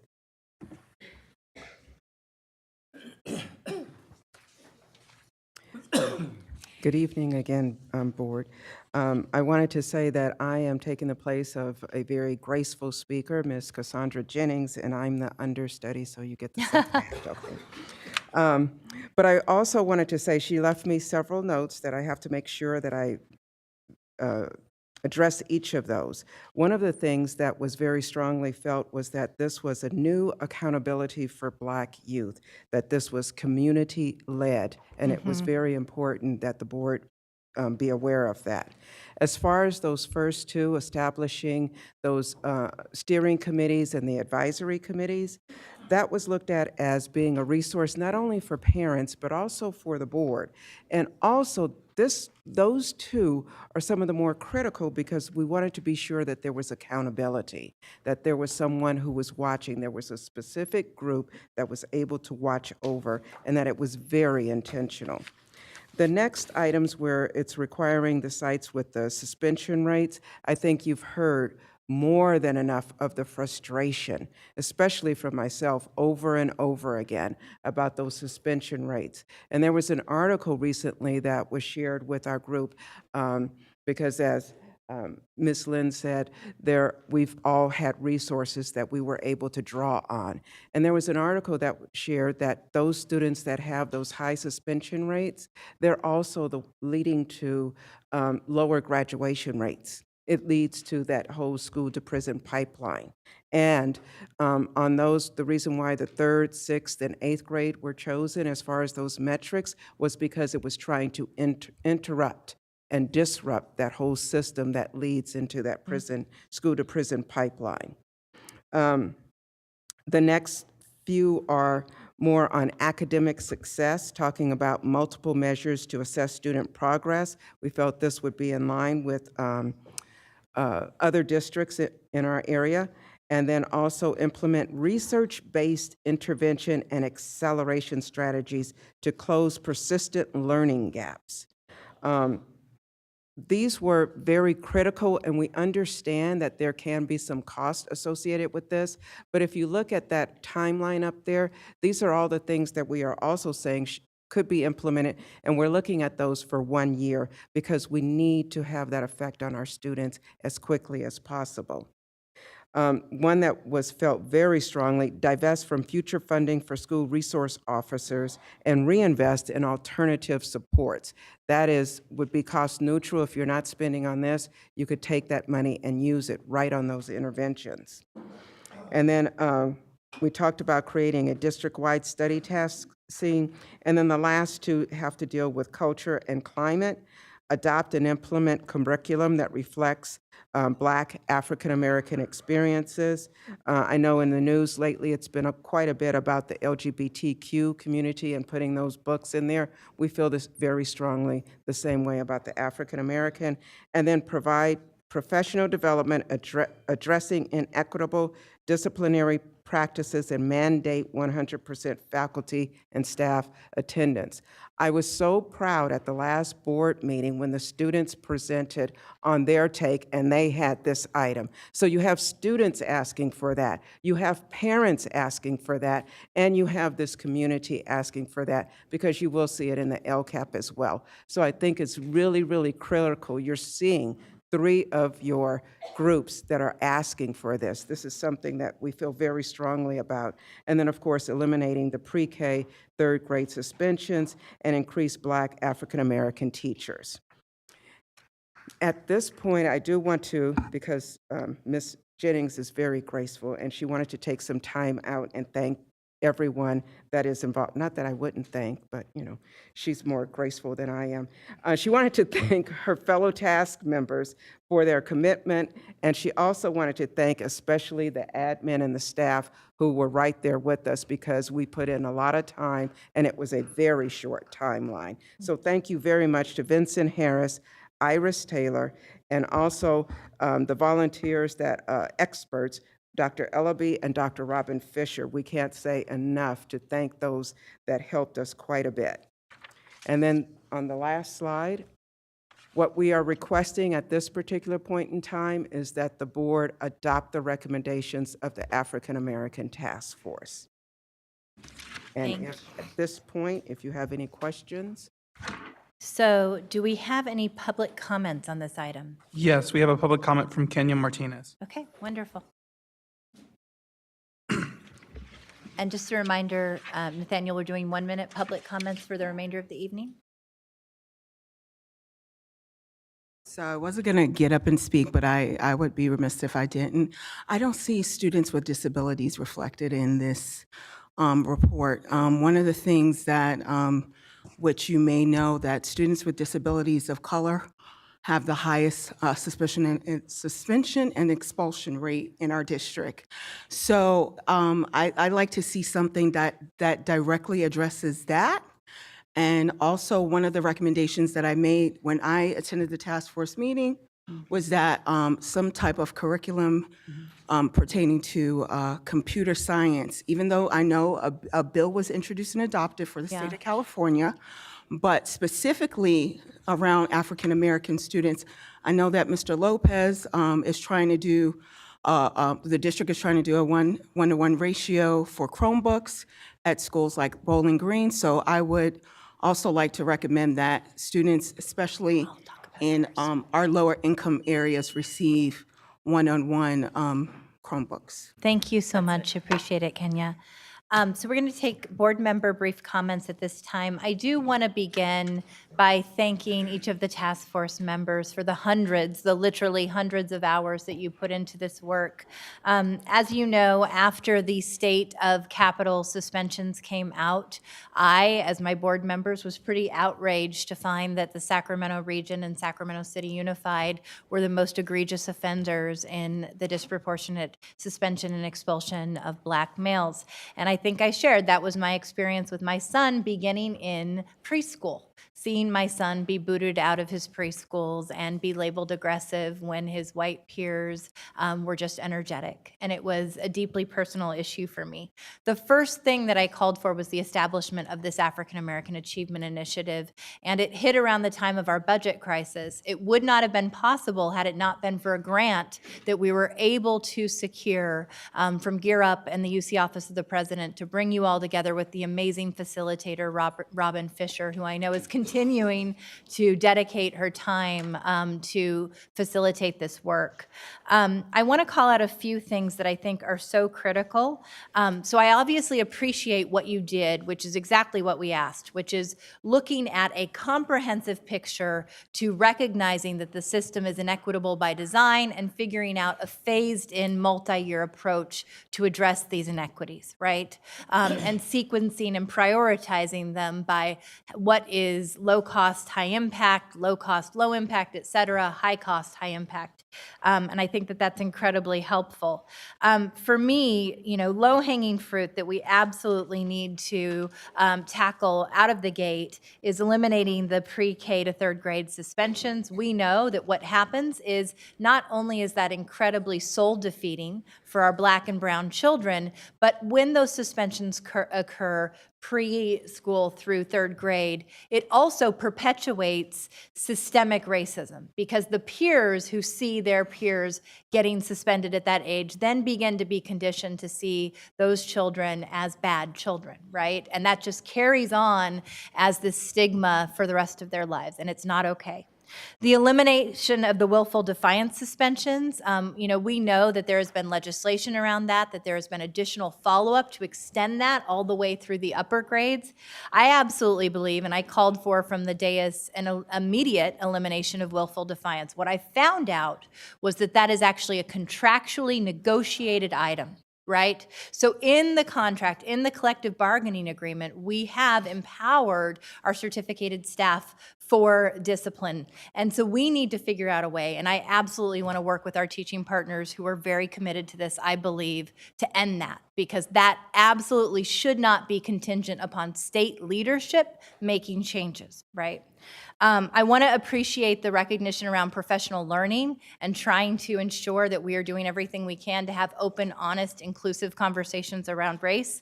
The $1 million for 1 day of training concerns me, and I wish Daryl White was here, because Daryl did such a phenomenal job of saying there are alternatives. We can do train the trainer models. We don't have to halt all professional learning to ensure that we're having open conversations about race and inequity. We can actually utilize some of the amazing advocates we have who are already doing this work in the community. So I would hope that we would take that on as well. The disinvestment in the SROs, we had a rich debate about that, and I think that there is a recognition that the majority of the board wants to move in that direction, and I want to hear, how do we invest in a way that ensures our students have supports for social emotional learning? I am absolutely committed to instituting that. We talked about a summer plan so that we're moving away from that coming into the fall, and I think that is a tremendous opportunity for us.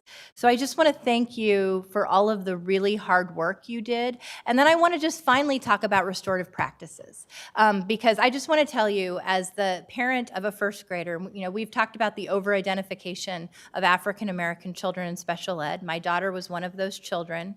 My son, has a 504 plan, and that accommodation plan has been helpful, but the reality is that restorative practices versus traditional discipline will make or break children like my son and children who experience trauma across our district. And we cannot have restorative practices and restorative justice conditioned upon having the majority of a school site agree that they want to take it on.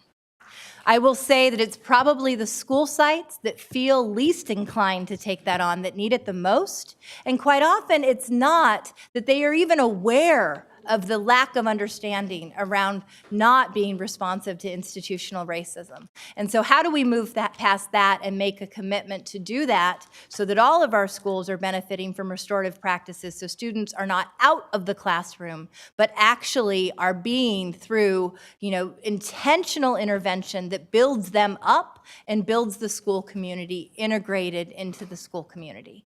And so I want to thank you for all of this hard work, and I am really excited about the multi-tiered approach over the course of the next 3 years to institute this. We have a comment from Board Member Minnick. Thank you.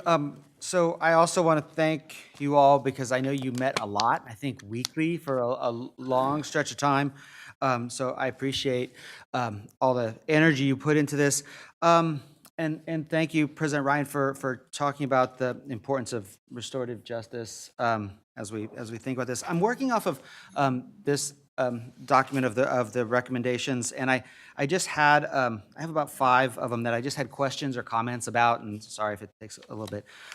First, with recommendation number 1 around school resource officers, when we did have that conversation, I know I spoke, and I think some of my colleagues spoke about the importance of it not just rolling over if there's no action.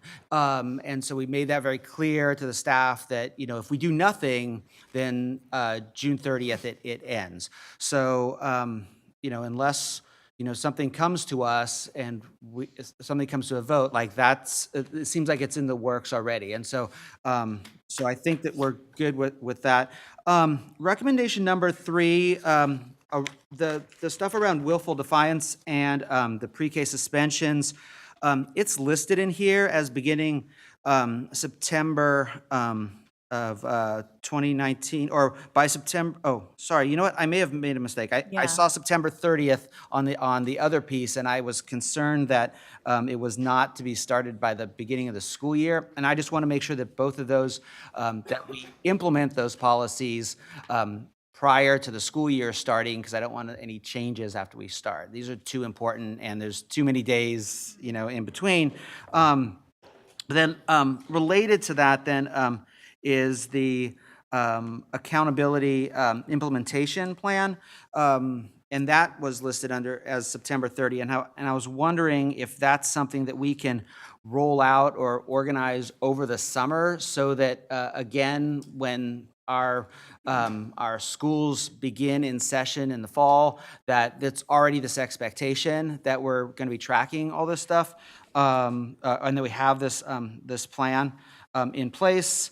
Not related to that too, in number 4, in the tracking of suspensions, that was another one where I thought it was important to make sure we just align some of these dates to the beginning of the school year, because it seems kind of arbitrary to have it at the end of September when kids all start whatever it's going to be, August 30th or whatever. And 2 more. Sorry. Oh no, maybe 3. There was the timeline around the school site plan for the if there's a 5% variance in disproportionality. I just wanted to think about that, and this might be kind of a staff maybe thing to think about. Talks about by the end of that first quarter, and I just wanted to know how realistic that timeline is. And I just want us to think about in terms of gathering enough data to make sure that we're accurately assessing the schools, and not that I'm not in a hurry, because I am, but I want to make sure that we're not rushing into making judgments and identifying certain schools too soon. So, but it might be appropriate. I don't know, but that's something that I just want to make sure we think about. I appreciated that you talked about the advisory committee and how that's really a resource also to the board. I think that that committee is going to be our eyes and ears in the district around these issues, and we really need that at a time where we're really stretched thin on staff, here. And so I think that to have that committee there on the ready to serve both the public and the board, I appreciate. And I was just curious about, I don't think I saw a timeline around that advisory committee's implementation, and maybe it was in that chart that you showed, Cecile, but do we have kind of a timeline for what that advisory committee would? Actually, that's probably the first recommendation that will be launched, and so we're looking at actually the task force getting back together on June 4th to actually start framing it, and so it'll just be the matter of time it takes to kind of create a shell. We have some benchmarking we've done with Moreno Valley, actually DLAC, CAC. We're now trying to figure out best in practice. Okay. And so that actually, I would say with reasonable confidence, will probably be launched by late summer, early fall. Awesome. That's great. And then the last one in this is my only one that was in the curriculum section, was around the where is it in recommendation 9? Sorry, where we talk about the curriculum being kind of responsive and reflecting African American people, students, and I wanted to ask about how that aligns with kind of the ethnic studies curriculum, and is this in addition to, is this making sure that our ethnic studies curriculum meets those recommendations, or how do you envision that, as because we've had those conversations, and I'm curious where this fits into that. Yeah, so it's a both and. So it's within our ethnic studies, but we're also looking at like our next science adoption, right? Like how do we build in this criteria into the review of science materials that are coming up, and then any other adoptions that we do as a system. And so it just becomes a part of our review process for materials moving forward as well as going back. Okay, cool, thank you. And so those were all my comments. I will say, like, all the recommendations, I looking through, like, is there anything that stands out as, problematic or struggle or whatever, but, I really appreciate every single one of these recommendations here. I think you guys did an amazing job, so thank you. Thank you, Board Member Minnick. Board Member Morowski. Thank you, President Ryan, and thank you to all the task force members and the staff who's worked with them. This is a really impressive set of recommendations.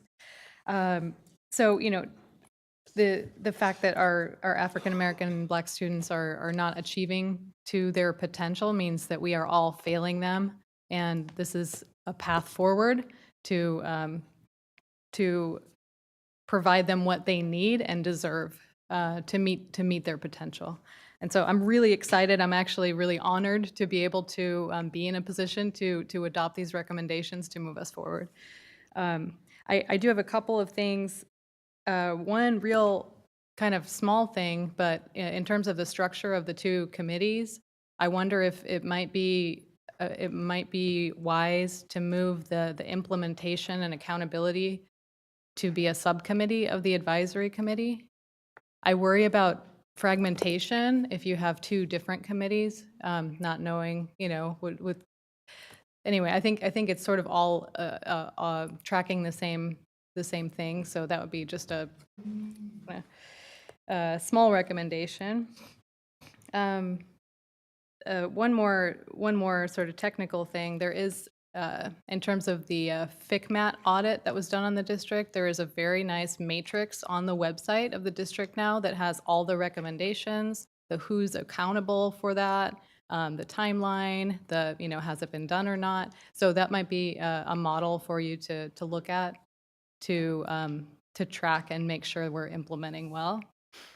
I think my only concern with adoption of these recommendations is, given our budget crisis, there are a number of items that I am looking at here that I feel like if we adopt these recommendations tonight, are we setting ourselves up to not being able to follow through on them? Are we making false promises by not having the resources to be able to fund these as priorities?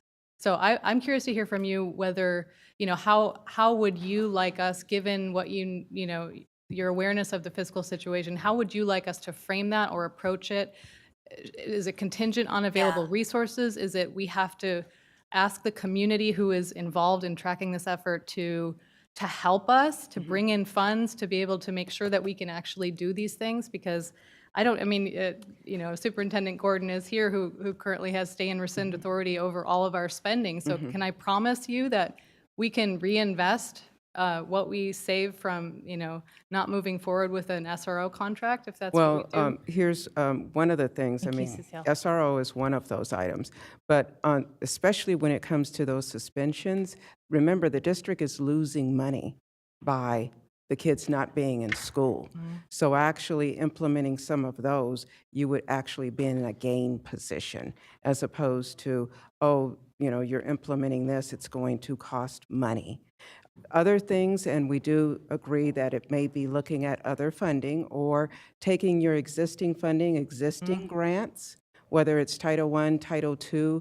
I know Title II is a lot of professional development that's already there. To reprioritize to existing reprioritize funding. some of those things so that it's not having that impact. So there are a number of options that we feel are available, that not all of this would be, I don't know if I would call it cost neutral, but it would be available, and there are some that are still there that can be used and can be implemented. It's not all just, well, that's expensive, it's going to cost $1 million, so forget it. No, let's look at some of those fundings and look at other areas.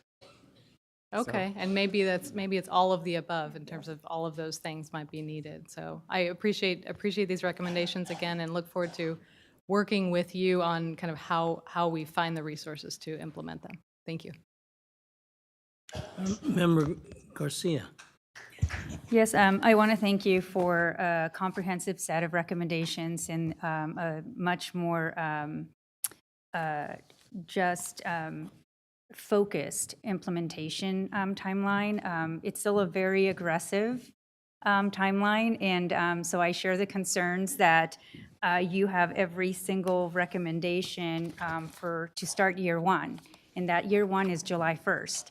So, and I understand that there's also an urgency because African-American students have been chronically underperforming, right? So I understand that part too. So I just wanted to share those concerns, but also understand that it's work that needs to start. We need to take the first step in order to make progress. And I also wanted to highlight in some of your recommendations, just thank you for highlighting that the implementation of these recommendations will require negotiations, right? Certain conversations to happen in the negotiating process. So it's helpful to have these now and that you've sort of flagged those as we enter, as district staff enters into this process in the near future to start accounting for all of that so that we can make these recommendations a reality in our district. And lastly, one of the omissions that I did see was the special education. And then just wondering how you would be able to maybe cross-collaborate with other task forces or other district advisory committees that already exist, and how you can have these conversations across the advisory committees, maybe with English learners. We know all Black students are not So just leveraging all those other existing groups that we have at the district level so that we can have these conversations with each other and not in silos. And I will say, Board Member Garcia, what you hit on is something incredibly important and was a part of the task force journey in terms of recognizing the diversity of African-American students. So, one of our recommendations, and we can certainly punctuate it more, but the create a district-wide study team tasked to review, monitor K-12 special education referral practices is actually meant to really get at what was spoken to by our public speaker and also what you're speaking to. And that's a recognition that African-American students are in foster, their special education, and it's recognizing that there has to be this kind of silo busting work. So, as we think about making African-American students visible, this recommendation was specifically an attempt to make African-American special education students visible, but we definitely had extended conversations about foster youth and about all of the diverse communities that African-American students are a part of. So your point's very well taken. Thank you. And I just want to thank you for all your hard work over many, many months. Absolutely. Student Board Member Halbo, followed by Mai Vang. So very quickly, wow, this feels really loud. Maybe that's just me. Okay. I want to echo everything that Ms. Nunley said tonight, but specifically addressing what she was saying about how, last week you heard from SAC in their LCAP recommendations, a lot of very similar recommendations to what was brought forth by this task force. And our recommendations are based off of surveys and focus groups that we had with students in the district with an very large amount, I don't remember the exact number, of students in the district from a wide range of high schools. And so a lot of these recommendations that they're bringing forth are not only being brought forth by this task force, but are also things that the students saw. Racial discrimination was one of the top 4 issues that students in our district identified as things that they see on a daily basis and that they experience and that they wanted to address specifically in the LCAP, but just in general. And so very clearly, these are things that are important to a majority of the constituents in our district. And they're also, once again, things that I've probably said all year and addressed all year long and really tried to address, bringing the student voice forward and hearing from my peers these types of things throughout the year. As a busy student, I can only spend so many hours of my week at the Cerna Center, so I've only managed to make it to one meeting. But at that meeting, we talked about school resource officers and restorative justice and divesting funding from school resource officers. And recommendations like these are things that are being brought forth by this task force, by SAC, by the LCAP, and things like teacher training, and staff training and things like that are being brought forth, even though we recognize that those are things that are being negotiated. And once again, repeating what I said last week, these things, when we bring them forth as task force recommendations, as we bring them forth as LCAP recommendations from your students, they are a call to action to all partners, to all people who have to come forward in order for those things to be achieved. This is our way of saying, look, this is what the people who are directly affected by these issues want and need in order to have their their issues and their problems dealt with and met. Once again, I think that it's important to recognize that in this presentation, they address the fact that they want all the recommendations to be implemented, but that they understand that especially in our financial situation, we're not necessarily capable of putting them all into place right now, but that doesn't mean that we should throw away the entire recommendation just because we can't do it all right now. We obviously don't want just piecemeal reform because that's been proven to not work in the past, but by accepting these recommendations and doing things like that, it shows that we're taking steps forward. And just on a side note, I think this task force is a great example of student involvement in the district and the way that students should be involved in the process. So Thank you, Student Board Member Halbo. As always, you have the most powerful voice. Board Member Vang, do you still have a question? Yeah, I'll keep this 30-second because I think pretty much my fellow colleagues asked a lot of similar question. First, I just want to say thank you just for your incredible, amazing work on the task force. And I just really want to call out and say that I really appreciate your thorough, laser-focused framework around how to implement some of these recommendations. I will say that I have grave concerns that if we actually don't put dollars behind these recommendations, I'm concerned that some of these recommendations won't be realized.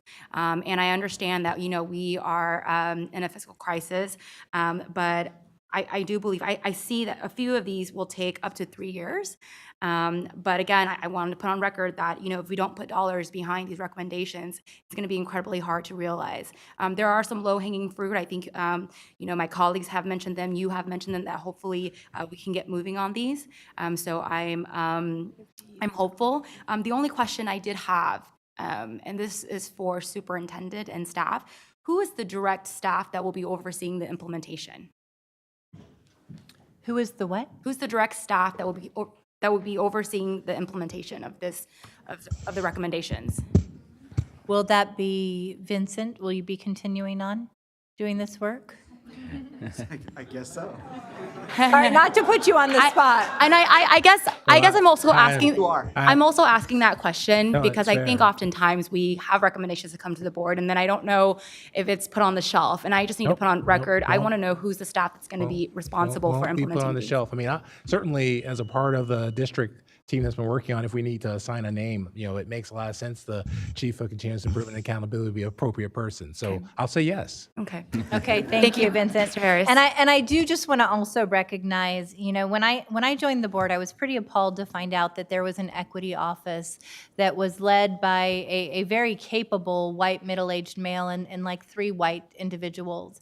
And so, to have Superintendent Aguilar embed equity in everything we do and recognize that an African American Achievement Initiative has to have consistent, authentic voice from the community it serves and have leadership from the district who also represents that community, as well as the facilitator that we brought in, I think indicates how game-changing this is towards trying to finally move this work forward in a meaningful way. So I appreciate Board Member Vang's comment, and I'm going to go ahead and make a motion based on what we heard today, which is we're asking staff to continue to do the fiscal impact analysis so that we have an understanding of what we can queue in sequentially over the next 3 years and potentially what might cost more and take longer.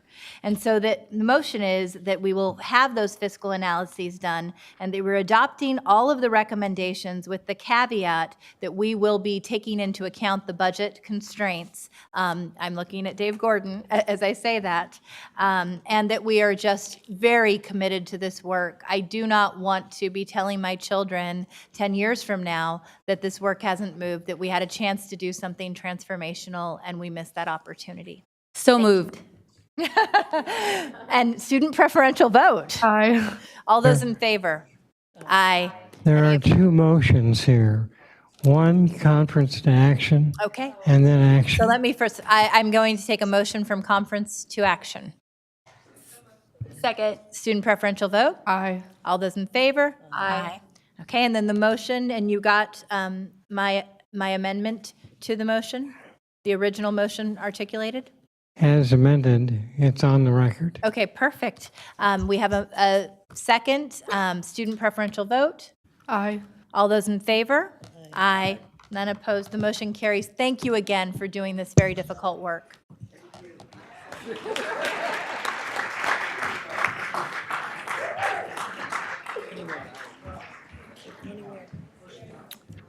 We're moving on to the Local Control Accountability Plan priorities and recommendations presented again by Vincent Harris, Kathy Morrison, and our Parent Advisory Committee. Motion to extend the meeting. And I'm going to go ahead and approve the motion to extend the meeting. Do we have a second? Second. All those in favor? Aye. Aye, okay. Reluctantly. And thank you to all the community members who have stayed. I'm sorry. Okay, great.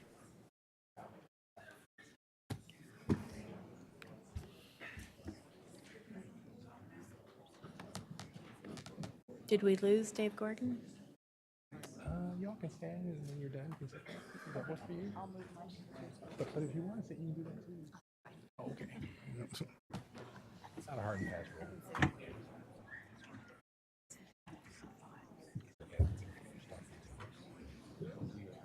Yeah.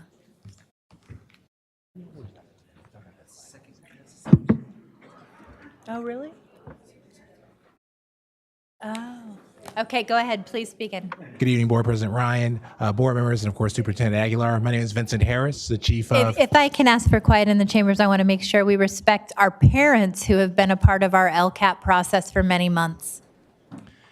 Chief of our Continuous Improvement and Accountability Office. I'm joined this evening by Kathy Morrison, who is our LCAP and CIPSA coordinator, and distinguished members of our LCAP PAC.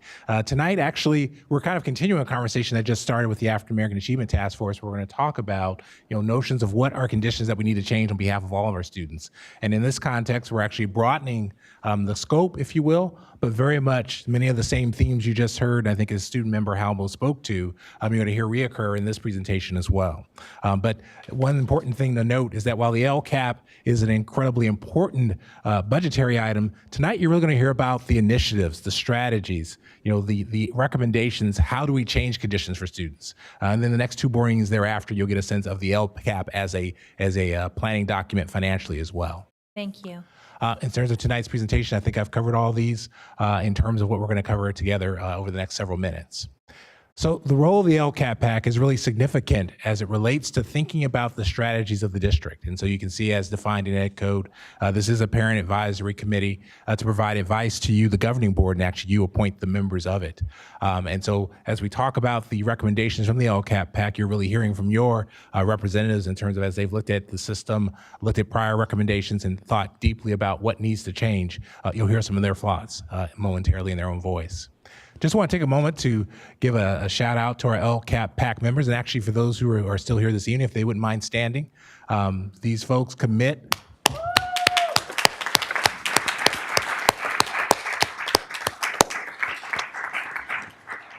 Our LCAP PAC members commit significant time every month in conversations about what does it mean for Sacramento City Unified to become a world-class district. And they've spent, many of them have had multiple time with the district as parents, as community partners, and so they actually bring a wealth of knowledge, and obviously as representatives of the board, they bring a citywide perspective, so incredibly invaluable in that regard.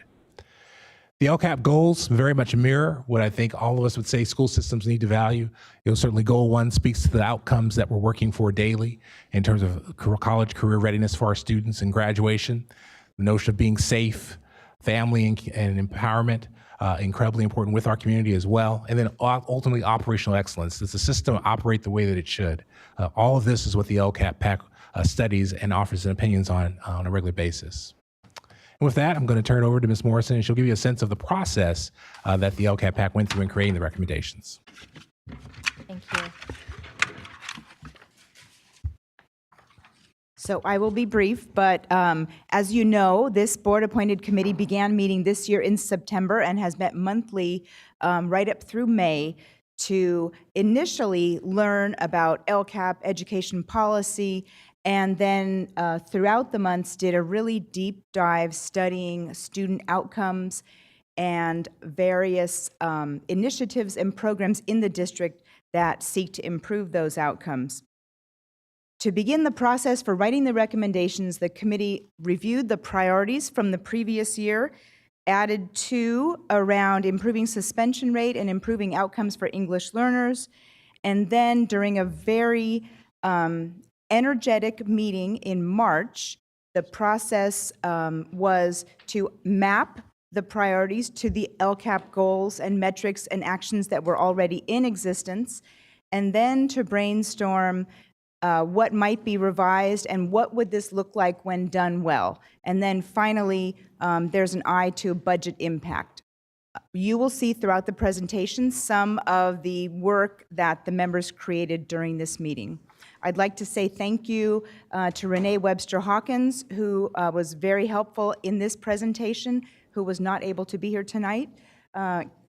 Katie Smith also was helpful, and Christine Shelby is going to continue the presentation.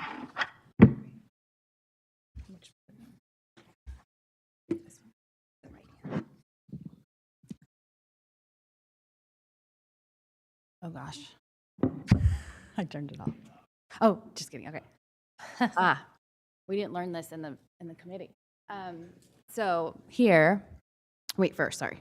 Good evening, Board President Ryan, Superintendent Aguilar. I am Christine Shelby. I represent Area 3. My kids are currently at James Marshall Elementary School. I have 4 total, 2 go to school currently. Unacceptable student outcomes. You can see on this list the student group report for 2018 as you can get on the California dashboard. So anybody can get this. Anybody who wants to come into our district can look at this and see it's not good.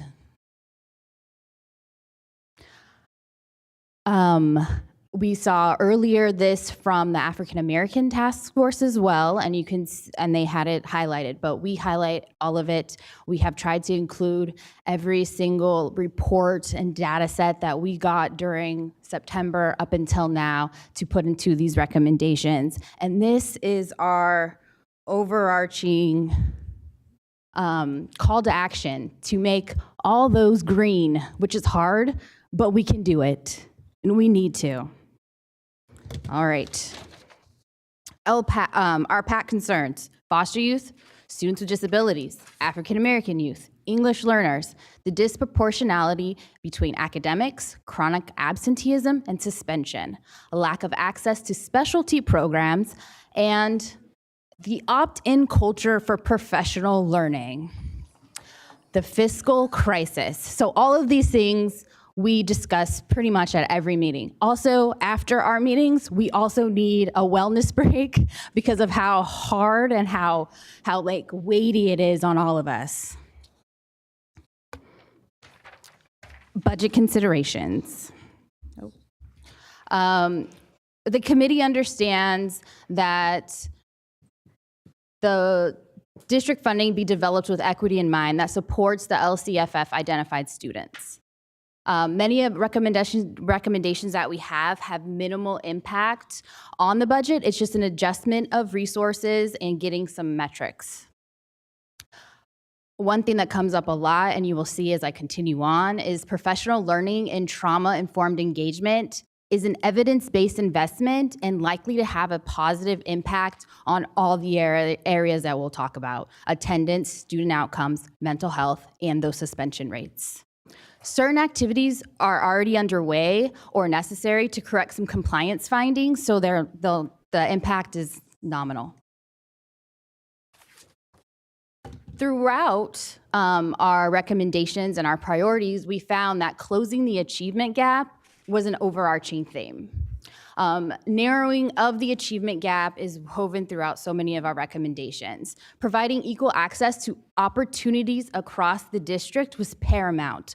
All of us had different personal reasons, and just with equal access to opportunities, and I think most of the parents in the district understand that and know that. The green in the student outcomes is evident in different schools as well. If you go to the California dashboard, the schools with the most access to opportunities have better outcomes for their students. Aligning with equity, access, and social justice guiding principle was also something that we feel strongly about. Our 2019-20 recommendations are up here, and we already know that you as a board got the lengthy packet with all of them, but for everyone in the room who's still here with us, these descriptions of our proposed improvements really spoke to us. Increasing the diversity of GATE and specialty programs, improving performance of students with disabilities, improving performance of our foster youth, improving the outcomes of English learners, reducing our suspension rate, chronic absenteeism, and increase training for staff specializing in trauma, reduce bullying, and increase our civic engagement. Civic engagement between the district and parents. Wait, how far was I? Just want to make sure I'm going to. Implementation of best practices. We want evaluation of programs for the effectiveness of improving academic and social emotional outcomes for targeted student groups. If they don't work, we need to move on. Providing trauma-informed training for all staff members, priority for our teachers and administrators so that we can improve just relations with our students and the different student groups that we have at our schools. Expanding civic engagement to include all stakeholders, our parents, our students, caregivers, and community, knowing that not all students have a parent, but they might also just have a caregiver is very important. And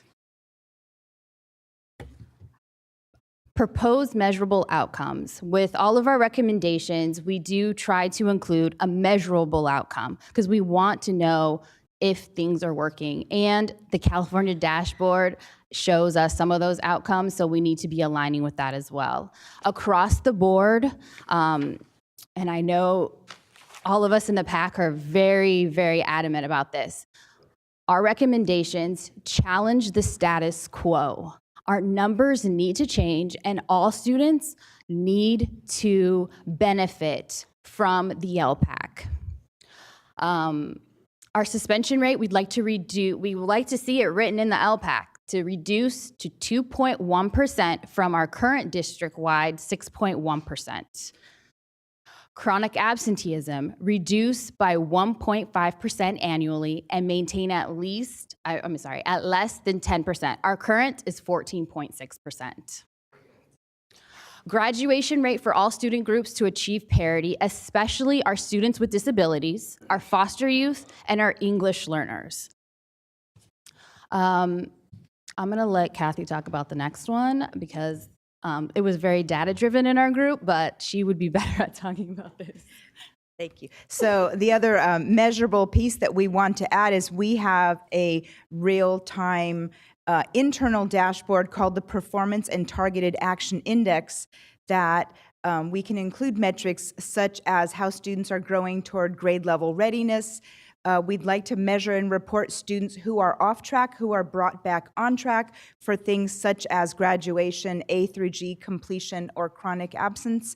And we can also have some more real-time measures of, for example, suspension incidents. One of the challenges of the dashboard is it just has an annual measure. And we really need some more interim steps to see how our students are doing so we can react throughout the year. And our next steps is that once the comments are submitted in full, the superintendent will respond in writing. We are expecting some more detail on the budget since the May revise, and we will hold the LCAP and budget public hearing June 6th and LCAP and budget adoption June 20th. Thank you.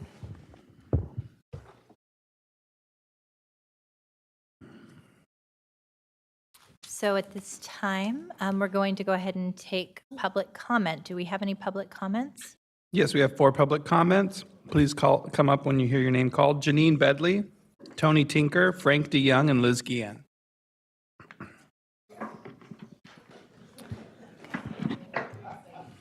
And we have 1 minute for each. Hello, board members. My name is Janine Bedley.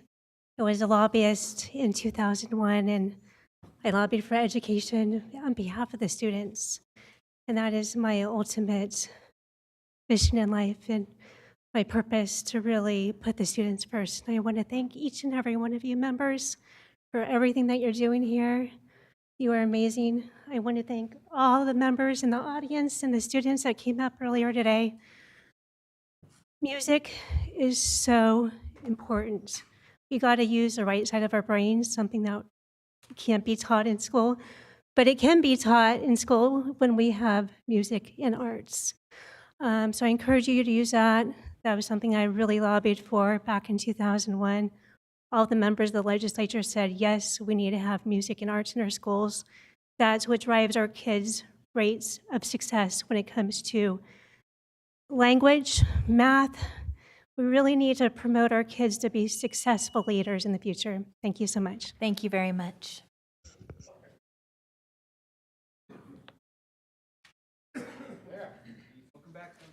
We came together because, you know, I'm scared to get up here and talk.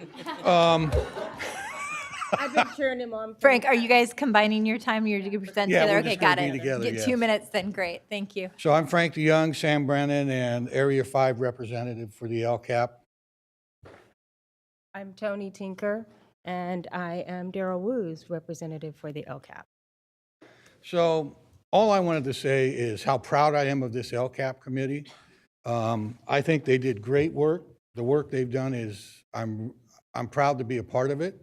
I wasn't there for the hard work, unfortunately, because of family issues, but I think they did a really good job. I'd like to call out Member Bang and Member Mimic for taking the time out of their busy schedules to stop into our meetings once in a while. It may not seem like much, not that they did a lot of input, but I think it matters to the committee because it sends a message that the board cares about what we're doing. So I say thank you on that. And once again, I want to thank the rest of the committee and Kathy as well, and Vince, for all the hard work that we did and the time we spent. They did a great job. And Tony, congratulations on your new baby. Thank you. So this is my first time out, and I'm I here. know, I'm excited to see you. I am excited to be here, but I wanted to say this is a long time coming, and that it has made a lot of progress with this body to where we started and where we are. You know, the cycle is starting. Parents are on board now. This is the body of work that's come up that has, I've seen nothing like this. But but we're still in silos, and we still need the information. And for the African American Task Force to be successful, for the Graduation Task Force to be successful, we all need to, for DLAC and LCAP, we all need to be able to come together into a room because we inform each other. So there needs to be a way that we are able to come together and have these discussions, not as presentations, but together, to be able to make this recommendation, because the African American Task Force is going to inform me about what they're trying to do, and then we're looking at the budget. So we're all looking at it from different ends. And if you want this to work for this, we have to figure out a way to align it. we have to work together. We have to be able to be on the budget to know what's coming from you. We need feedback that's coming back and forth. Because if there's not mutual reciprocity, you speak, we speak, and then we all speak together, this process is never going to inform, and we're going to be right back where we started in terms of our budget crisis. Thank you, Tony. You're Appreciate welcome. your comments, and we're happy to have you back. I'm happy to be back. Ms. Guillen? Good evening, board members, superintendent. I'm Liz Guillen with Public Advocates. I really want to commend the LCAP this year. I think that the presentation and the tentative recommendations really speak to a maturity that the process in this district has made. I think that I'm really pleased to see that they're looking at metrics, because I think that metrics will be the key to your own decision-making when you have to make more hard decisions around cutting the budget. While the amount of supplemental and concentration funding shouldn't be cut and can't be cut by law, the services and actions that they're buying should be changed or should be reviewed for whether they should be changed or cut. And I would echo the recommendation that Tony made, that there should be resources to bring the alignment of all these decision makers and inputters for monitoring. Thank you. And we have a series of concept proposals that we're trying to get funded by foundations. Maybe that can be one of them, so we can do some training and alignment of those 3 critical work groups. Please don't hesitate to call on me if I can support that. You know I will. Thanks, Liz. Okay, do we have any board member comments or questions on this item? It looks like we have none, so we're going to be moving on to our next item, our 3rd interim. And I know that County Superintendent Dave Gordon has been gracious enough to come to be a part of this conversation tonight. And so we will have him speak. So he can come up and sit with our budget staff, and we'll have him speak just following that prior to public comment and questions. Item 9.3. The 3rd interim financial report, which is a conference to action item. President Ryan, Superintendent Aguilar, members of the board, we're here tonight to present the 3rd interim financial report for your consideration and approval. While I've been at a previous board meeting, I was told that I probably should reintroduce myself. My name is Ron Fortson. I was a CBO and CFO in public schools for 29 years, and for the last 16 years since my retirement, I've been a financial advisor to school districts. My associate, Jackie Canfield, who has made presentations to you in the past, was 37 years in the Fresno Unified School District as the as chief, really in charge of most financial operations for that district, which is the 4th largest school district in the state. So between us, when we came in, we're dating ourselves, but we bring almost 82 years of experience in school finance. And this topic is a difficult one because you don't get to do many 3rd interims. You don't like to have to do 3rd interims. But one of the things I was kind of drawn to was the poster there. It says "No time to lose." And I think that is really appropriate for what you're going to hear tonight in regards to the 3rd interim report. This report represents our findings and recommendations over the 6 weeks that we've been here. Our methodology is always to go into a district and take a fresh look at the district and its financial condition. We're not trying to make the district look worse. We're not trying to make it look better. We're trying to portray it in a realistic financial situation. It's simply an assessment of where the district is and what recommendations there are to correct any problems. The question we keep hearing is there still a structural deficit of $35 million? Well, there's a little bit of background on that. Back in February, there was a plan developed as to what was needed to be done to ensure that the district could maintain a 2% required, the 2% required reserve that you have. It was really nothing more than that, as I understand it. It was maintain a 2% reserve each of the years for 18, 19, 19, 20, and 2021. It did not address necessarily deficits in reserves or deficits in the out years beyond that. But with your budget adoption scheduled for next month for the 1920 school year, you now have to be considering that next year out, 21-22. So most of the work we've been doing on the 3rd interim was for the 3rd interim for 18-19, but also looking at 2021, 2021, 21-22, 22-23. Having said that, we are now looking at a shortfall in your multi-year projection through 21, 22 and of approximately $34 million.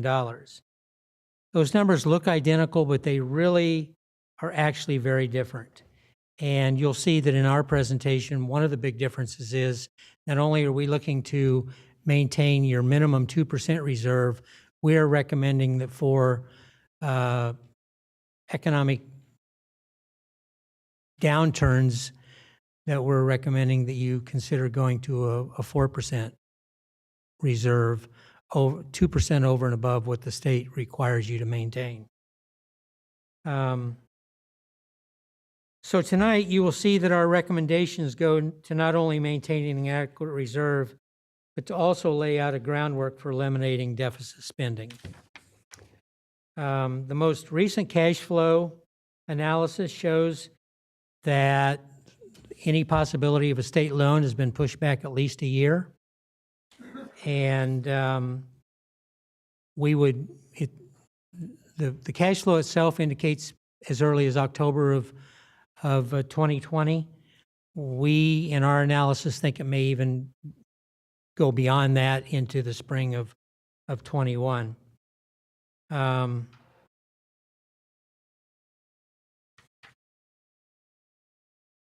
Our warning to the district is that a majority of the savings to be realized in bringing about financial stability is in your healthcare costs. If those can't be brought under control, the only options left will be through very deep cuts that would have extreme implications for students, staff, and the community. So I can't stress enough that the district it's been on the edge of a fiscal cliff. We've stepped back a few steps. The third interim buys the district that additional time to make those decisions with your labor partners and with the community. And I encourage all parties not to waste that time, and that's why I thought no time to lose was the perfect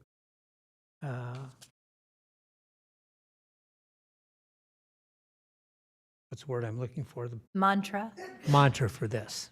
Thank you.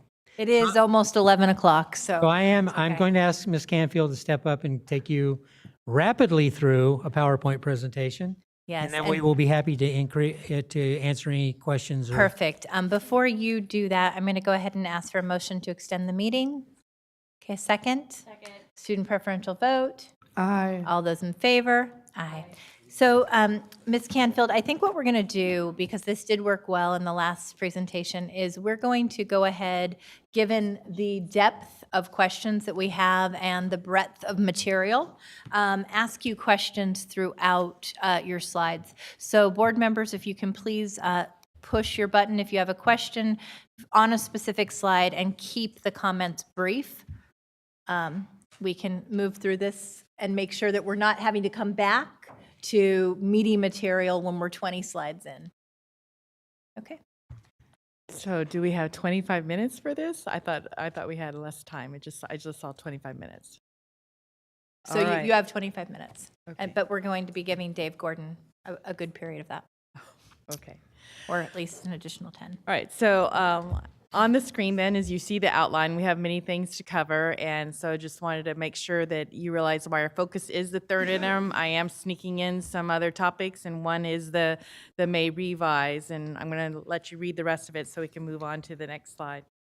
Alrighty, so the governor came out with May revise on May 9th, and pretty much stuck with a lot of the same themes that we saw in January. The COLA did change, so he went to the required COLA, so that came down $800,000, but he stayed with the same theme, and he's giving a one-year break again with the SERS rate, so he brought that down another from 17.1 to 16.7, and it's saving about $830,000, so it ends up kind of washing out.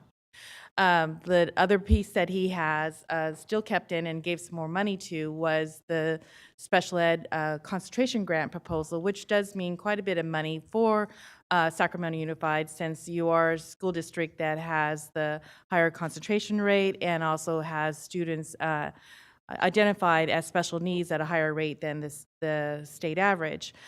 This isn't a popular proposal. In fact, just today, the Senate committee rejected it, and they really want to see something else, and the Assembly is the same way. So I do believe we're going to see something when it comes to special education. We just don't know what. And so as such, we're not including any of those funds in the third interim. We really need to see what the final state budget brings forward on that. And Jackie, on this item, this is $15 million ongoing, $4 million one time to supplement, not supplant, existing special education funding, correct? You know, I think it could possibly lower it a little bit, but the piece that's important is that it's coming with specific goals. And so the special ed department would need to Early figure out how they could identification, achieve those goals, you know, before you could even think about, is there extra money left over? So truly, it is not something to just think that you got something that can lower your deficit from. Great, thank you. This slide here is just a quick reminder to the board and to the public of the different times that you need to come forward, you know, with official reports to the board. And so right now, we are doing a third interim, which normally you do not need to do if you're a district that is in good financial status.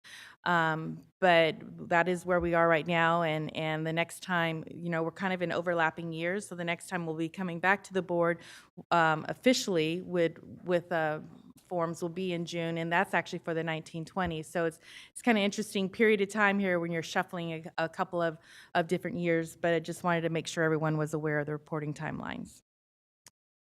The next thing I thought, even though the third interim is really a snapshot in time where you go and you look to see like how things are looking right now, you know, revenues, expenses for the current year and the 2 years out, I thought it was important because this district was in the situation that it was to step back and look at what has been happening this year, because a lot has been happening. And this slide here is similar to one that has been shown before. I saw it when I was doing the different research, and I thought, you know what, this is good to put up here. So 21.1 million in reductions have been approved by this board for this current year. I did go back and mark the ones that were one time, so everyone knew that, you know, what was ongoing and what is one time here. And unless there's a specific question about any of these individual reductions, this was more to make sure that everyone just had a picture of what had been done so far and that the public knew also.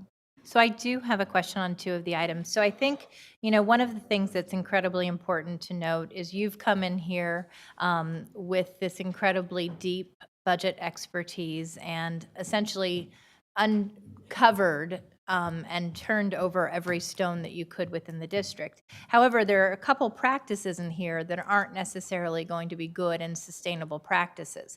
So can you speak to the debt service to facility funds $5 million deferral, and then the $3 million in lowering the OPEB contribution, particularly given we have more than a $700 million unfunded liability that we're currently faced with? Okay, so what I did do some talking today about the debt service to facility bonds funds, and these are COPs that were turned into lease revenue bonds, and they have now been moved over to developer fees and your Fund 49, which is a Melrose fund. And from what I understand, the plan is to actually leave those there. They can be there, legally can be there. So if you want to keep them there, you can. I left the notes upstairs on how long it is, but these are actually going to be around for quite a long time. So if the board wanted to move them back into the general fund, you can, but at this time, it's over in the facilities funds. It does take away from being able to do something for facilities. Yeah. So there are trade-offs, you know, so you'll need to decide if you end up wanting to bring them back, you know, for that purpose. On the lowering of the OPEB contribution, it's my understanding that the board approved this. They had set up an allocation of $3 million. This is above and beyond what has been happening on the pay-as-you-go amount. This was a different ticket item. I don't have more details as to why he chose to do it, except for it was above the need. And there is a big OPEB liability that is out there, and the sooner that you can fund it, the better you are, because as the years go on, you're going to have more and more of your budget be chewed up by retiree costs if you don't set this money aside. Great. And then just noting, we had a couple questions from our special education advocates around the special education transportation reduction. Can you speak to that? So I can only speak to that. I also looked at the special education transportation budget with the transportation and found some additional savings. So I understand that this was one time in nature. That is one budget that we're going to be looking at closer to make sure that we have an appropriate level for 1920. The goal is not to cut any program there. It's just to make sure that there's adequate funds to be able to do the service that is provided. So I'm assuming when this was researched that they found that they had, put more aside than what was They needed had at the time. over-budgeted, but we're not reducing services. They were not reducing Okay, services. that's helpful. This slide here is showing the actions that the board has done for the future years. Total is $7.8 million. The one-stop staffing was where the different departments that came together. I think I talked about this last time: human resources, the finance department, and the academic team. And they went through all the schools to make sure that they were being staffed appropriately due to the declining enrollment. Some had been overstaffed. And also the same thing was done with the departments.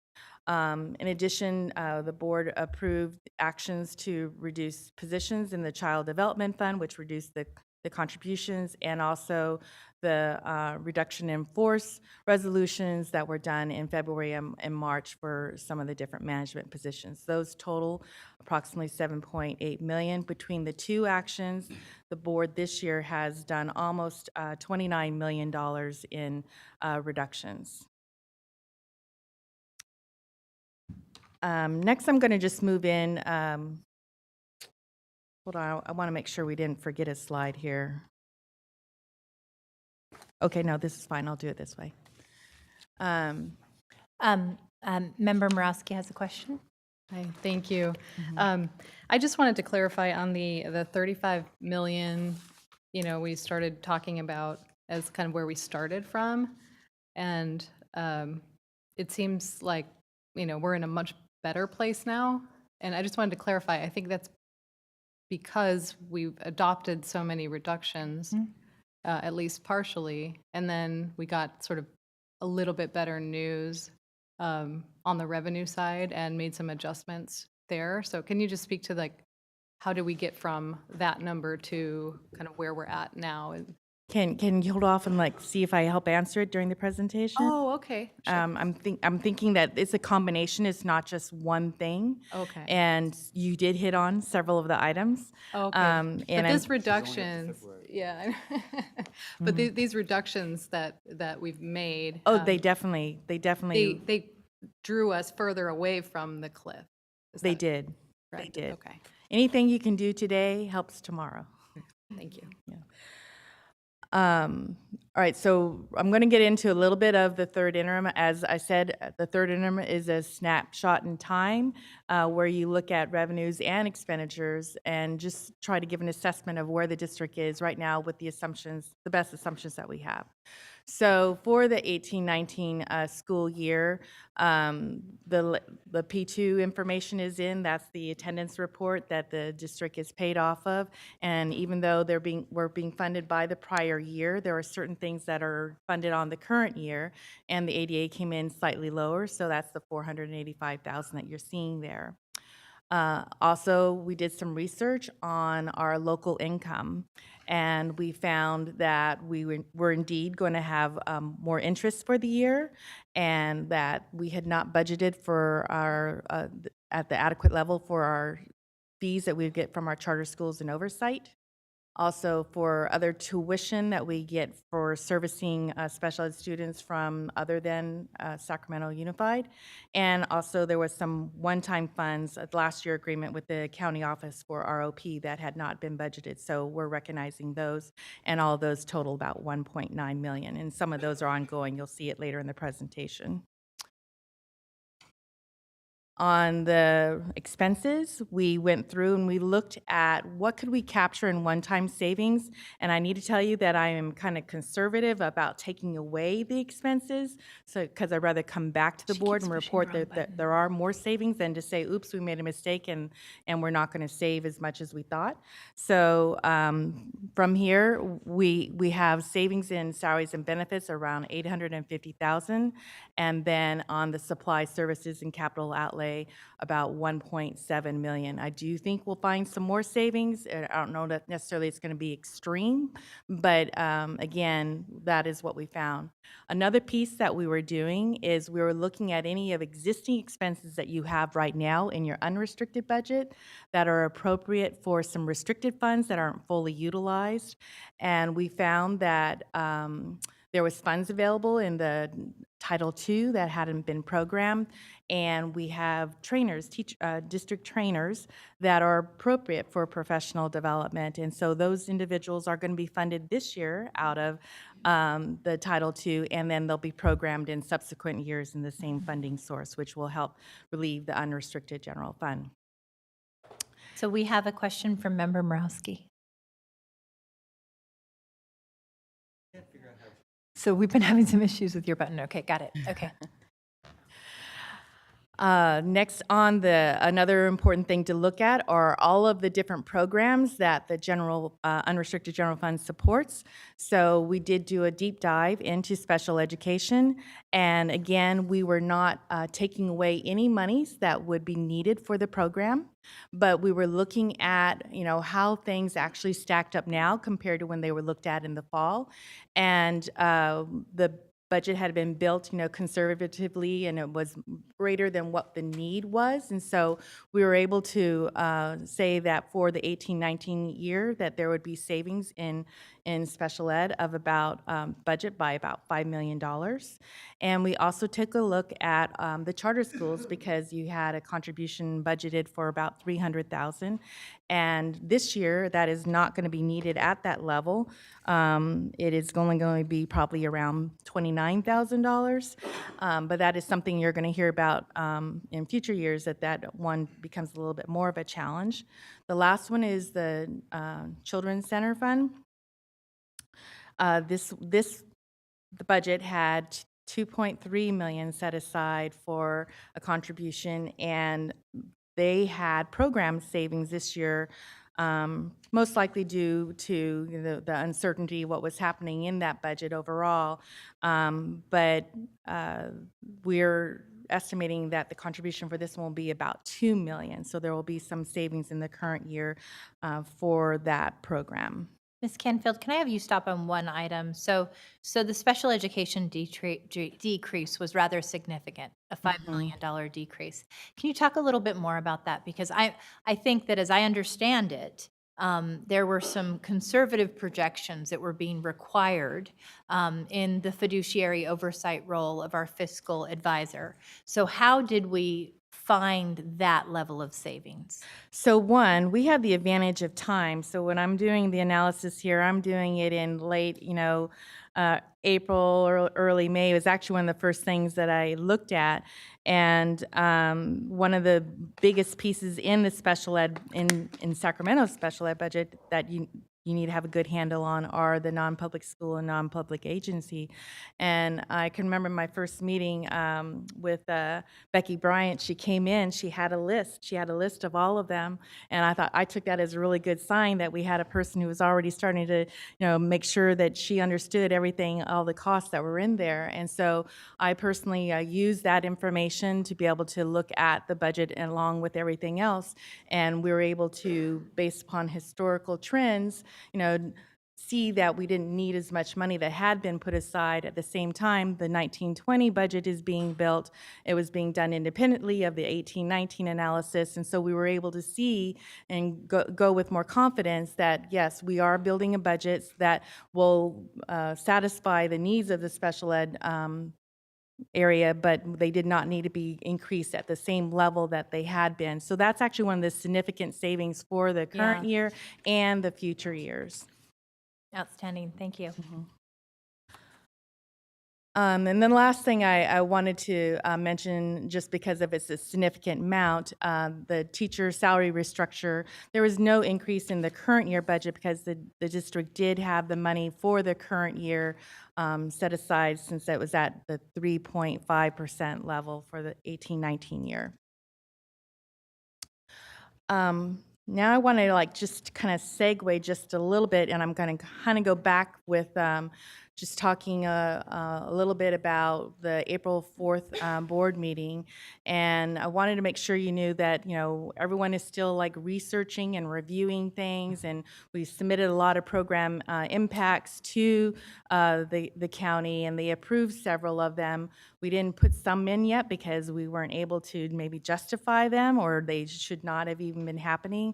And we were looking at all these items and looking at the funding sources of them. And if you'll remember at the last board meeting, I talked about the base funding for LCFF to support the educational program of the district. And then I talked about the difference of the supplemental on concentration and the need for the district to create a budget that included the $76 million. And then I'm going to add in here a little bit that you also have lots of grants that have a specific purpose. So taking that all into mind, the next couple of slides are going to show you the items from the April board meeting, and I did a color coding of them and gave you some dollar amounts so you could see approximately, what we're looking at here. You can see a lot, anything that is green is funded from supplemental concentration or grant funding. Any that are blue are partially funded out of the unrestricted, and either some out of the grants or some out of supplemental and concentration. And the one that looks kind of brown but it's black, and there's only one, is totally unrestricted. That's the district-wide athletics. Ms. Canfield, I just want to I want to stop here for a second, because I want to make sure that the board and the public understands that these are not adopted cuts, that these are items that you have identified through the various funding streams as we continue to figure out how we close the deficit. These are options, and I would argue very difficult options, and options that we would probably not want to have to pursue. So please, I want you to walk us through this, but I don't want to give the indication that these programs have been cut. For instance, we've heard so much from, our band and music department, and yet we just as a board asked that a menu of options be presented, and so we were being transparent about the difficult choices we were going to have to make, but not recommending cuts at that time. And what I am trying to show on this slide too is that you need to build a budget that has $76 million in supplemental and concentration, and a lot of these items are in your supplemental and concentration. So if you were to cut them, you need to come up with something else to take its place. That's right. So if you don't like the particular program, that's one thing, but you'll need to replace it with something else. So the purpose of showing this was really that these options are very limited, for what the board would want to cut, unless you have something else you want to put in. So this slide here, again, the only one that is totally unrestricted funding is the district-wide athletics. And then on the next slide, these are all, again, either supplemental concentration or grant funding. And the idea of some of the grant funds, just so you have, there's the SIG, there's Title I, Title II, the after-school programs, Medi-Cal, the attendance grant, and Perkins grant. Those are besides the supplemental and concentration. So again, what I'm trying to show in these two slides is that these particular options that were brought before you are not good choices. unless you don't like the particular program and you want to replace it with something else. Because these are with supplemental concentration Or dollars. grant funds Or that grant need to be for a funds. specific purpose. Critical. Member Garcia? Let me say one other thing before I pass it on to the questions. And so if you added all these up, it's probably around 28 million or so, but again, you can't just cut these because, like, for example, 8 million in the after-school grant is really just for the after-school grant. You need to, serve that purpose. And then what is truly unrestricted in here is approximately 3.6 million. So we have very little wiggle room. Very because little these wiggle are room. earmarked dollars. Pretty much, yeah. Thank you. Okay, thank you. Member Garcia? Yes, thank you. So just to make sure that I understood you clearly. So many of on these two slides, many of these programs are funded through supplemental and concentration dollars. So to the extent that these programs went away, what does that mean to our bottom line? I mean, we still have to spend those dollars, whether it's on these programs or something else. So there's really no cost savings. There isn't. Again, if you had a high demand for some other program that you would felt was a higher priority, then you would be in that decision-making mode to put this other program in over the ones that you currently have. But yes, you need a program for 76 million approximately. So unless, again, you have something else, you would want to leave these intact. Thank you, Ms. Canfield. Just one additional question. But you could move a program with unrestricted dollars into the supplemental and concentration dollars? Is that? You can only move something from unrestricted to supplemental and concentration if you can show that it's going to help your unduplicated counted students in some manner. It has to help them. You can't just put something into supplemental and concentration. So you can look at what are you providing that is above the basic educational program, but then you also need to be considering how does that benefit those students. And these are very specific subgroups, the English learners, foster youth, and low income. So that really isn't even an option. But just to put Yes. anything in there, no. it's Okay, I not. just wanted to make that Mhm. clarification. Thank you. Okay. Thank you. Member Morowski? May I ask on the other, is there other student supports and classroom considerations here? What about other unrestricted funds outside of kind of this list that was presented as potentials? Things to look at as. There probably are a few more things that we can look at. I don't have the list with here in front of me. What I can think of is that there is some efficiencies that we might be able to do in transportation that was provided, looking at maybe eliminating some routes, but then you probably would end up using those bus drivers for your special education students that are having longer driving times.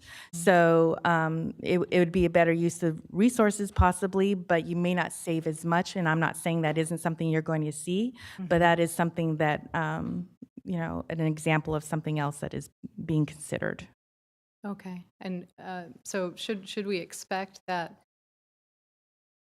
like the whole unrestricted budget that is sort of outside of salary and benefits that are negotiated, that we have a list of sort of what is eligible to even put on the table just to even talk about? Well, yes, I will go back and talk with the team to see what else we would consider and bring forward to you. Okay. I think just having a list of knowing what our options are is something that we've been Yeah. asking for But a I guess while, what I'm trying to tell is that your options are really kind of limited. I think that you've done a lot of digging already. Yeah. But I'm not saying that there isn't something to squeak a little bit more out of your supplies and services. But it's nothing going to be the magnitude to get at the dollar amount that we're still looking at.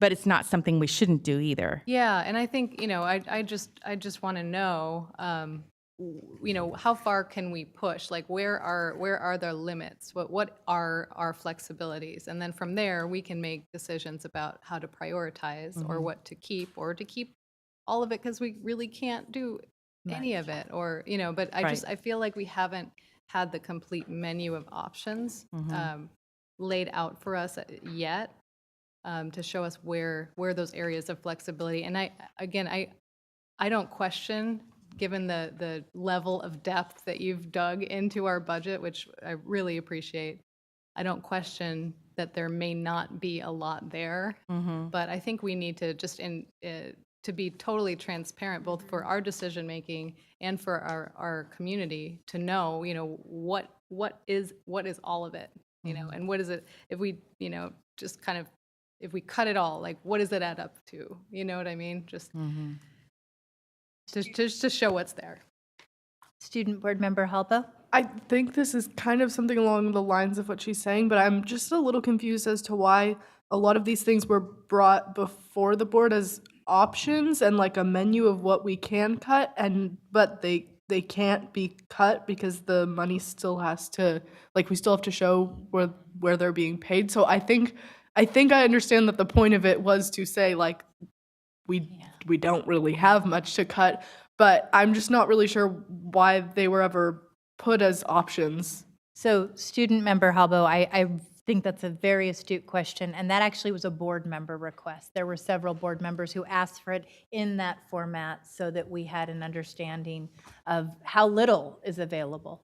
And I do just want to say, I mean, we heard from several community partners, from teachers tonight, that, neighboring districts have much more, that you can go to San Juan or Elk Grove and have your field trips paid for, that you can have your elementary athletics paid for, that you have a much richer access to summer programming and enrichment. And one of the things that I think we have to continue to talk about is that when FCMAT found in 2006 that we were spending 91 cents on every dollar for salary and benefits, only 9 cents left to continue to invest in those very things that we see in our neighboring districts, they found in the last review that we are still, years later, with increased LCFF revenue at 91 cents on every dollar. And so we could continue to increase that revenue. If we're not moving that, we do not impact the structural deficit in such a way that allows us to have additional resources to serve kids. And I think that if we lose sight of that, it's a real problem when we look at neighboring districts being at average 85, 86 cents on the dollar. That is the difference between being able to provide that equitable access to opportunity.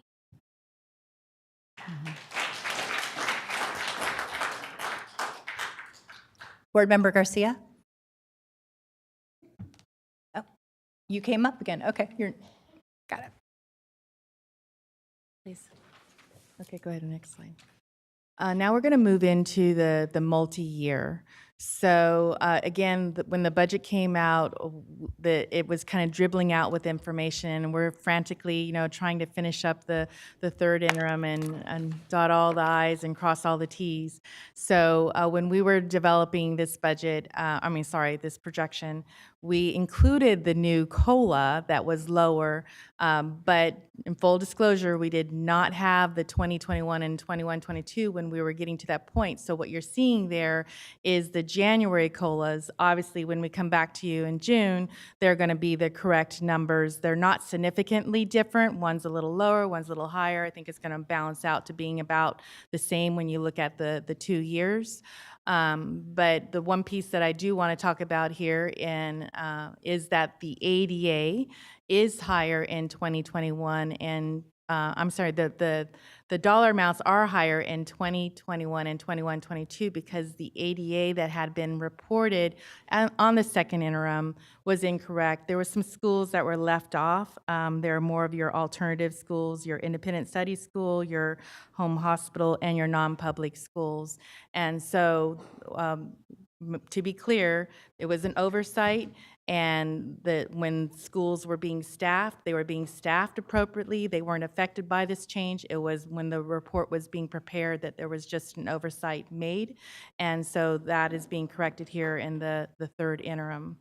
And that person who made the oversight is no longer with the district?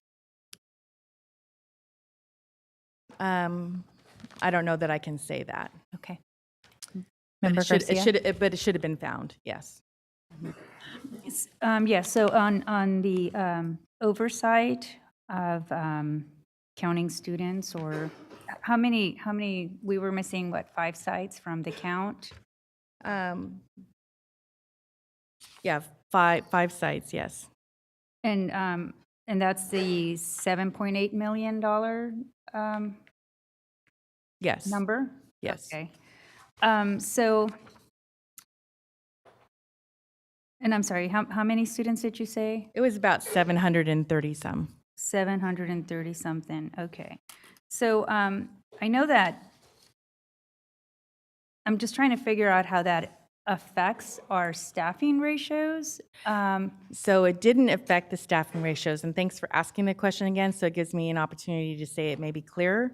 The staffing went forward with the appropriate projected enrollment at every single one of the schools, and that was done in February. When the second interim was being prepared, in end of February, beginning of March. It's independent of staffing, and what happened was their decision insight was used for projected enrollment numbers, but the company did not do the alternative schools. So in addition to the work that they had done, then internally the other schools should have been added on. So it had nothing to do with the staffing. It was just when you're trying to get the second interim done as fast as you can, an oversight was made. So it was never caught that those 5 schools were missing, starting with decision point?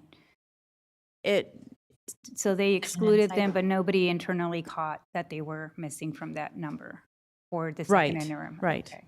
So, so I'm just asking the question because, we just approved layoffs.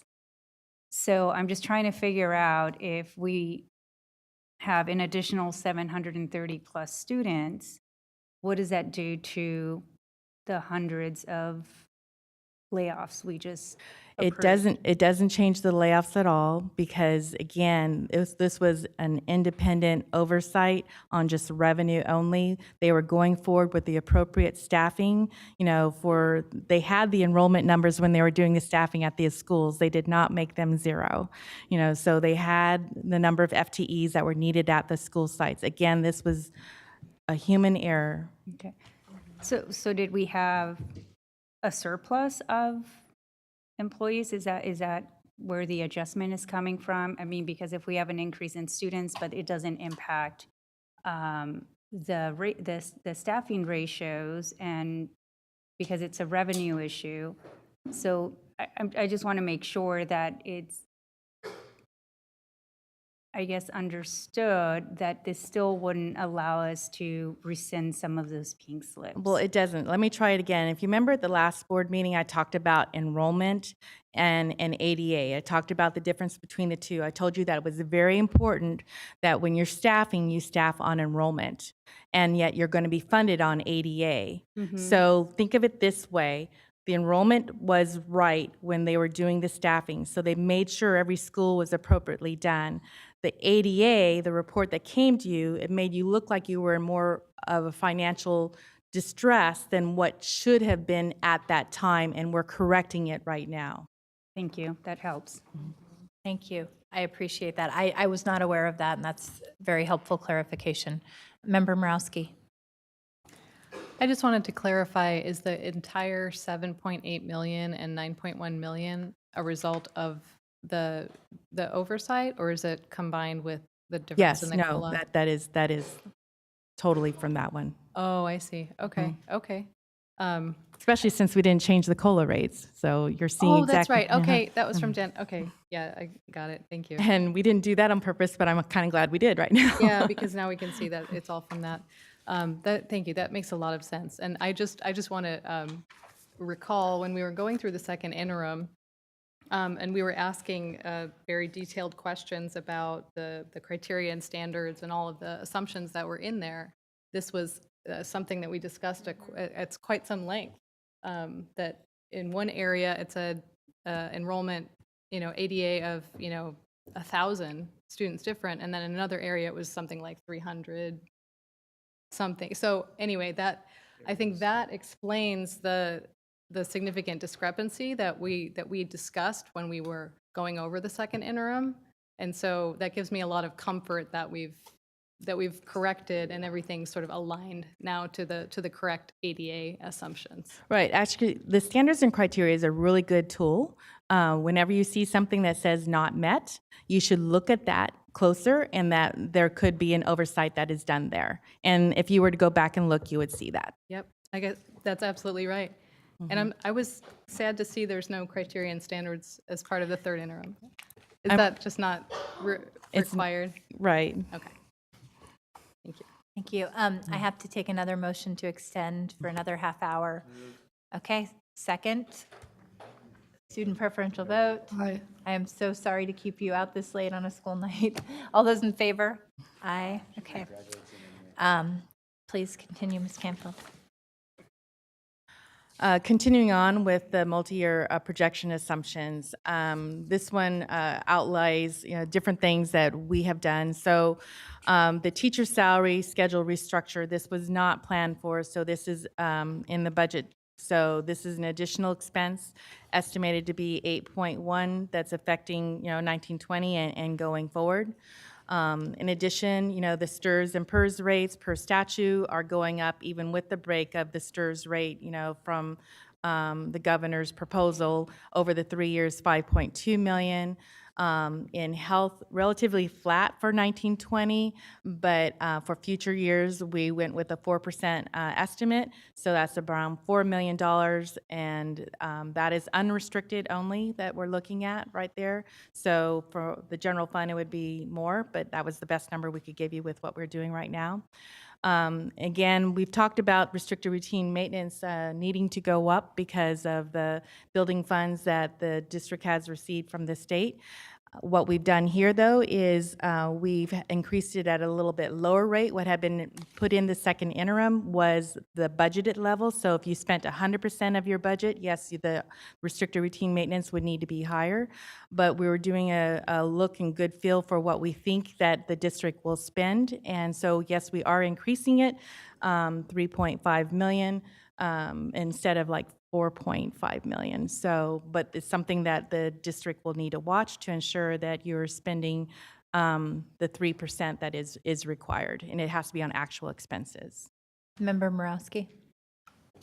Thank you for identifying that, and I just remember that was also something we discussed at the second interim, whether that was routine restricted maintenance was too high. So I appreciate that. I just wanted to make sure I understand that on this slide, the say 5.2 million for PERS and STRS or the 8.1 million, those are just the annual ongoing costs over the next 3 years. That's not a Actually, it's a new cost over the 3 years. So, like the 8.1 is going to be a similar amount for each one For of the every- years. yeah, okay. Yeah, and the STRS and the PERS, I just looked at the increases for the next 3 years and added it together. So give you a feel for the total amount. so the STRS and PERS is the total increase. It's an increase, yeah, the total increase over the 1920, 2021, and 21-22.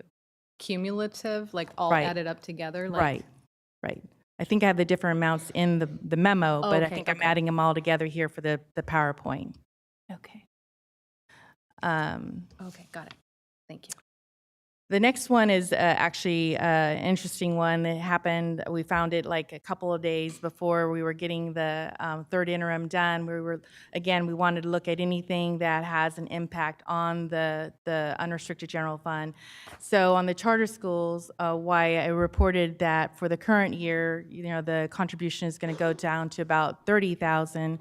In future years, there's actually a challenge, and it starts actually next year, in particular for George Washington Carver. So the enrollment for George Washington Carver and New Tech, those are the two challenging charter schools that we definitely have identified. If they can't get their enrollment up or make some adjustments in their expenses, they would be causing a contribution to the unrestricted general fund in 1920 by about almost 500,000, and the majority of that is from George Washington Carver.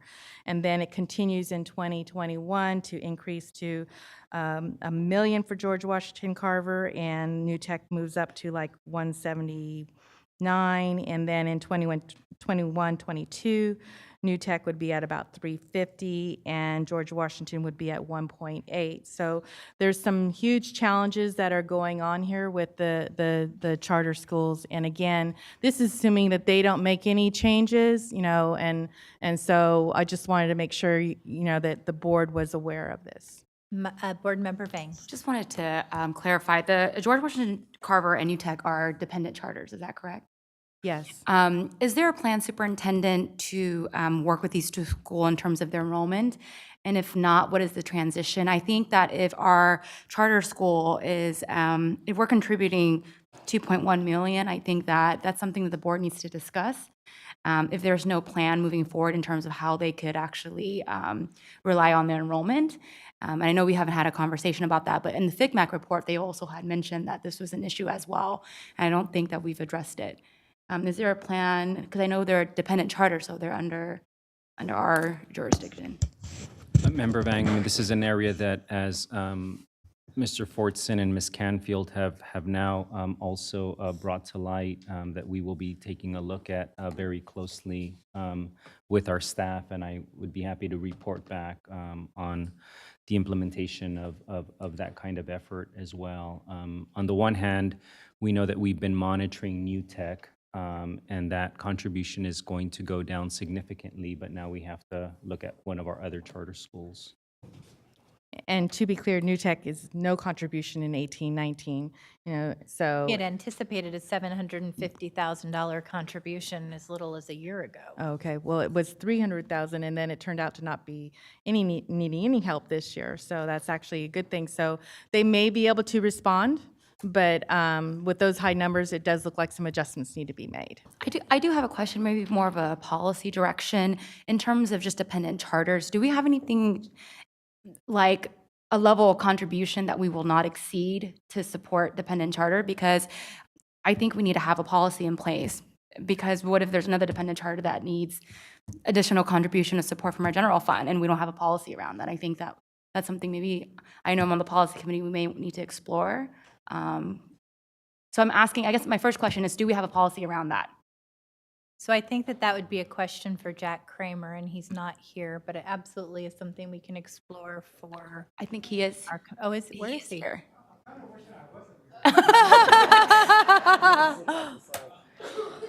Jack, could you answer that?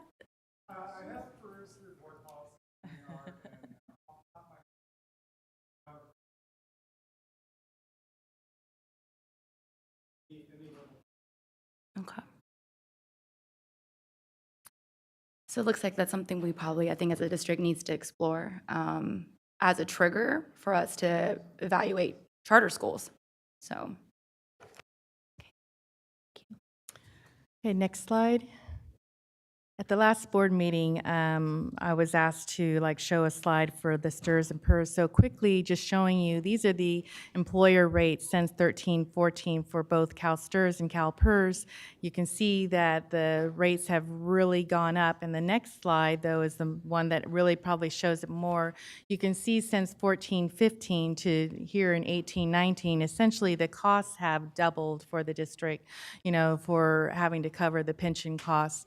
And definitely you haven't doubled the income, so that is definitely showing that that is putting a strain on the overall educational program of the district.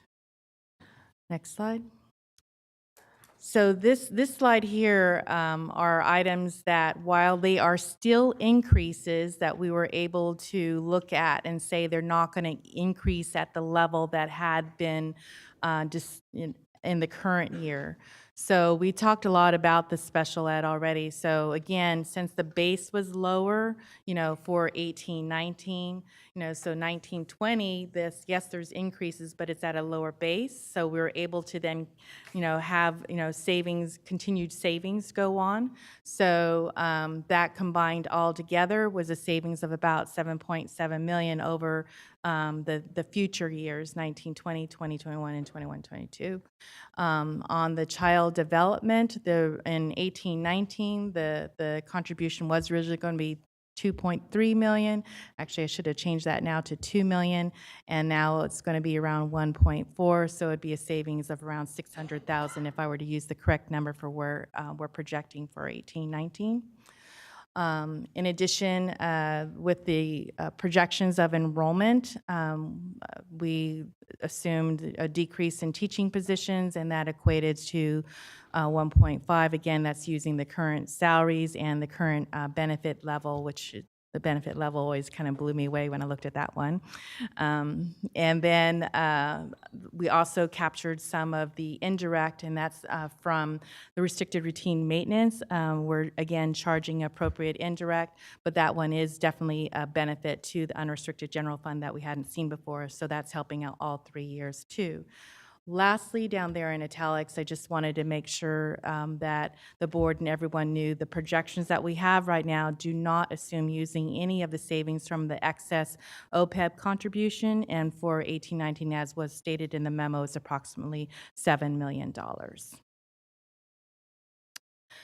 This slide here is the financial, same as the financial information that you'll see from the SACS report here. When we're talking with the county office, they asked us not to put in any of the reductions that you're going to see on the next slide, because they want them to be board approved and something that is actionable, that they know the timeline will actually work.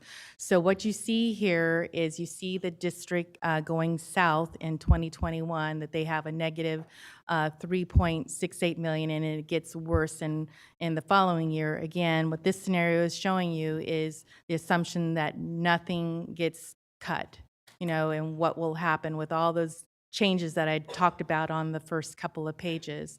But if we can go to the next slide here, we're calling this the recommended plan. And I'm going to talk a little bit about the format, and I wanted to stay on this page because this is the one that I'm hoping and envisioning that the board has. I've heard a lot of good community members speak to you guys today, and employees, and it sounds like, that everyone is understanding that where you are right now is you need to buckle down and get a negotiated solution. So let me just talk a little bit about this, because I want to make sure you understand the format.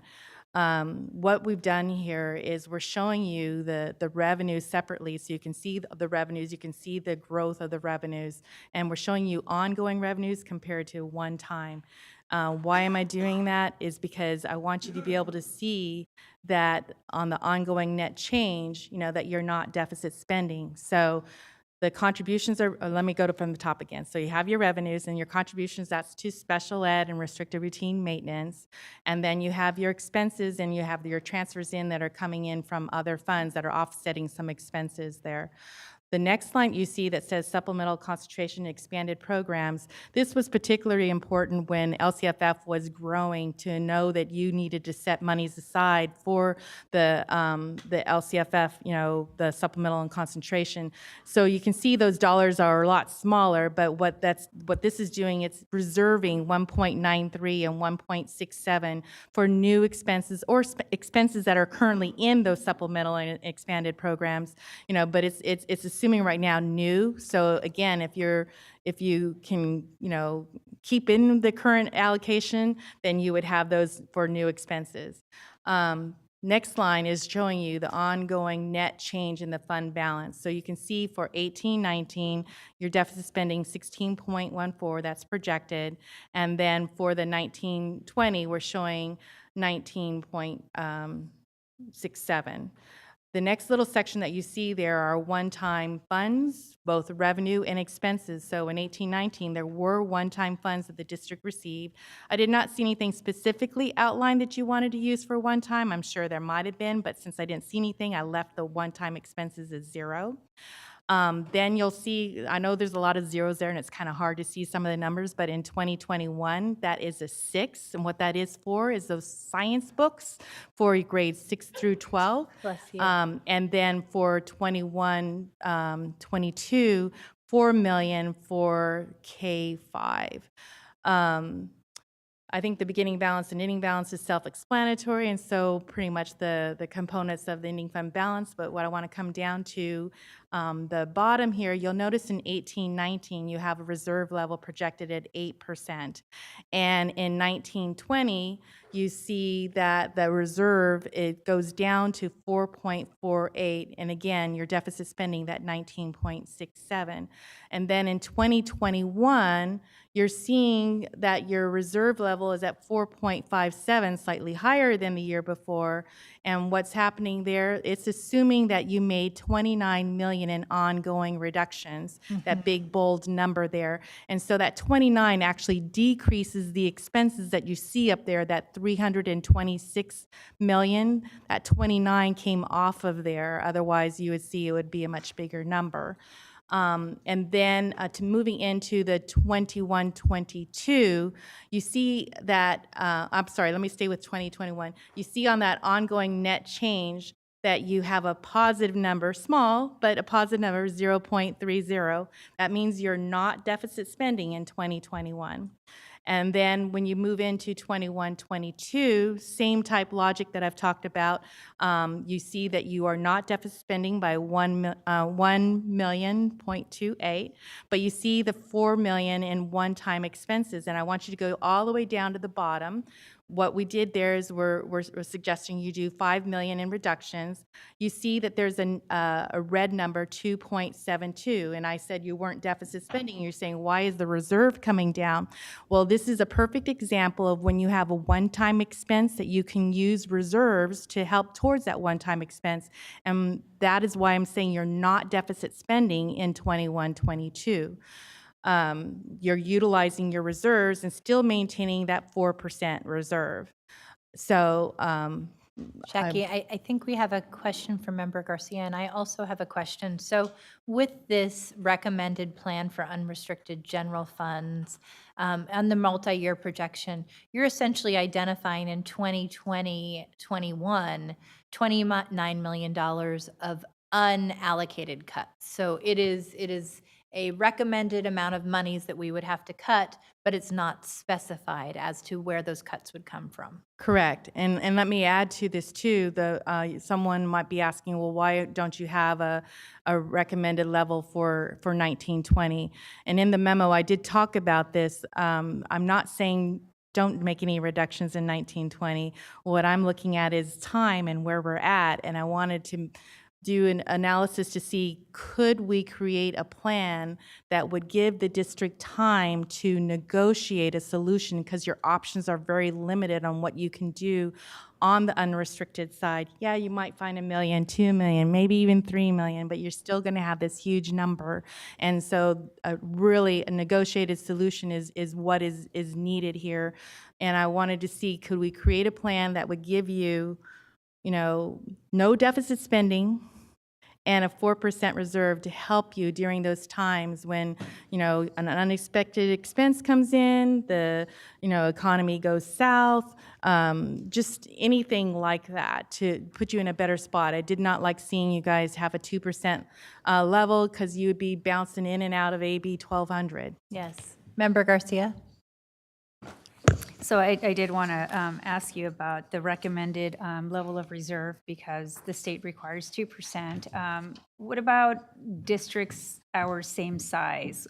What's the average that a healthy district has? So we're going to need to get back to you on like the average size of the district. There are some districts that have a reserve policy. I would definitely recommend that. I'll build on my Fresno Unified. We have 4 to 8% policy for stable times. And then on uncertain times, I should look it up, but we will allow it to go down to 2%, but we want to build it back up as soon as we can, because you can still have something unexpected happen the next year if you go down to 2%. Right. It just gives you an extra. But we'll get back to cushion. you on that. Okay. And then the board policy for Board Member Bang, since she's the chair of the policy committee. There was one area that you did skip on the multi-year projection assumptions. We kind of, I think, just skipped it after the charter conversation. The utility estimates, $1.6 million in increases. Can you talk a little bit about what those are?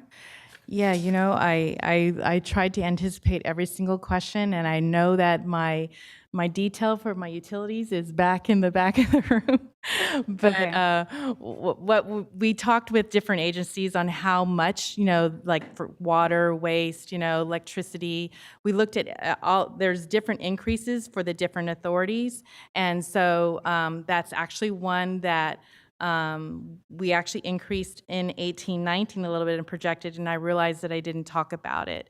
So in 1819, we believe that like the budget was cut a little bit too much on the utilities budget. Okay. And so I think it was around 680,000 that we put into the 1819 projected, and we use that as our base to move forward into the future years.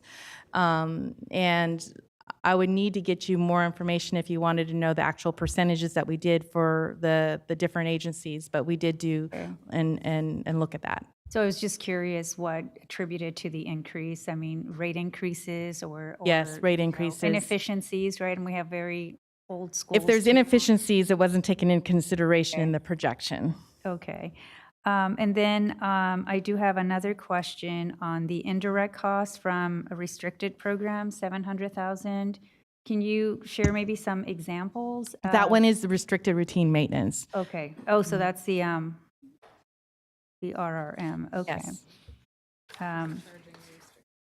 You're actually going to see the indirect go up quite a bit on special ed, but I didn't add that in because that's really just an offset. You know, so the indirect number is really going to change when you see the proposed June budget, but I was trying to give you like something that actually helped, you know, the bottom line of Right. the unrestricted side. Because it was in the FICMAT report from Okay. December that we were missing opportunities Right. to redirect some of those expenditures.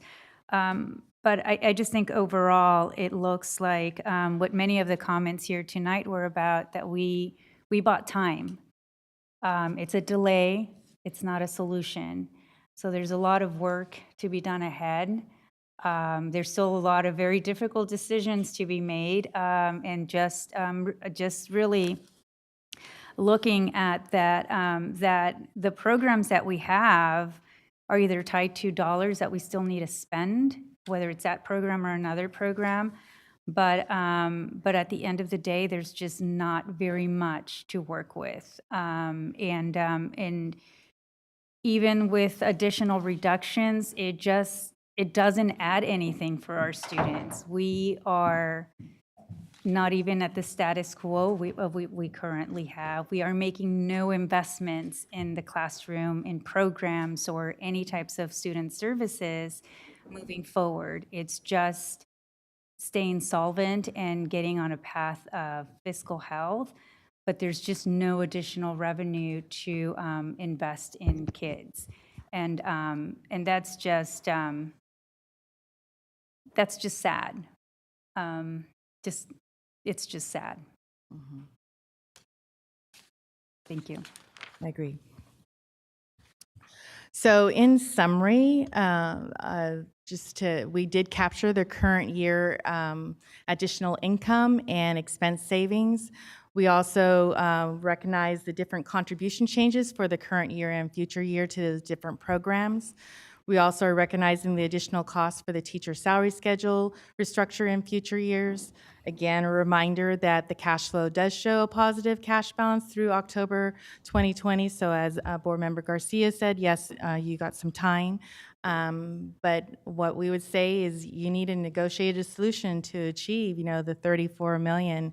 And we can't stress, tomorrow is not too early, to get together and try to get something done. And lastly, of course, the business office and others will keep a close eye on the state budget for any potential changes in revenue and any new expenditure obligations. I think Member Morowski has a final question. Yeah, I did want to go back to the prior slide of the unrestricted recommended plan. So just in looking at this overall, and I think this is something that deserves a little bit of our attention, we are still deficit spending in 2019-20 in the amount of $20 million. We are spending 20 million more than we are bringing in. That strikes me as really problematic. So in assuming we followed this plan, it does make me nervous that it essentially requires July 1 of 2020 to have a plan in place to save 29 million to get us to that level, to save 29 million. And what you're telling us is that it needs to come through negotiated solutions primarily. Yes, your options are very limited. So if we get to that point and we don't have that in place, then we basically go over the cliff. Well, you're not going to go over the cliff in that year necessarily, because I won't think you're going to do nothing. But and you have a 4% reserve there. Is that we're trying to, again, if you don't do anything, yes, it's going to be really tough. Yeah. Okay, but something's going to happen. I have to believe that something's going to happen. Okay. You guys just need to keep on talking about it. Really, keep your community with you. Yeah. You know, really, it needs to sound like the cliff is tomorrow. So you keep talking like that, because if you wait 6 months to start getting some serious negotiations, you're gonna have a problem. So this is really just buying us time to have those conversations. It is. What you're It saying. is. It is. So one of the other things that I think it buys time for is some of the work that we've started in the Fiscal Transparency and Accountability Committee is looking at sort of fiscal best practices, looking at what we can adopt in terms of transparency, and I think for the public to understand, these projections are kind of going all over the place. They're complicated. There's a lot of moving pieces, and so I think one of the aspects that is really important for the community is to build that trust that we are now. We've done this really deep dive. We have decades of expertise that is working through really making things solid. That we can all trust that this is what we're working with, right? And projections change, the economy changes, everything, that's always subject to change, but that we're finally working from a really solid platform, a set of numbers. So I'd like to just mention that, in the work of this committee, and I hope we'll be able to meet later this month, hopefully the last week of this month, but with some of the budget workshops, I'm not sure if fiscal staff is going to be available to support that, but there's a lot of areas that we can look at, and some of those are sort of our long-term fiscal planning. I'd like to look at the AB 1200 process and how we adopt collective bargaining agreements, and how we make sure that when we do so, they're clear, so there's not some kind of outstanding fiscal liability that exists in the world that we're not sure about, that we are actually able to support those with ongoing funds. I'd like to do a deep dive into our administrative cost structure and just see how that compares with other districts, and and see what our salaries are, what all our spending is. To look at contracts. And so anyway, these are areas that I think we can do a deeper dive into to just ensure that we are looking, turning over every rock and looking at all of the budget to see where any flexibilities are. And even if we're not talking about cuts, are we using our funds in the most efficient way possible? And are we setting like a long-term financial trajectory that is sustainable, that we can feel good about, that we can actually explain how we're making these fiscal decisions? So I think this opens up some time to address our kind of long-term structural fiscal decision-making. which I think is a perfect segue to Superintendent Gordon. And I have to just really thank you, Superintendent Gordon, for bearing with us through a marathon board meeting. Ron, Jackie, we so deeply appreciate your 80-plus years of expertise between the two of you. At this time, want to have Superintendent Dave Gordon come up. As you know, he is in a role as an independent fiscal advisor with stay and rescind authority, given the status that we currently have in the district. Okay, I'm sorry. And we have to extend this one more time. Sorry. Motion, second. All those in favor? Aye. I don't have a half hour Okay. lecture. Thank you. Okay, am I on? Yes, Okay. please. Good evening, President Ryan, trustees, and Superintendent Aguilar. I want to thank you for the opportunity to speak before you.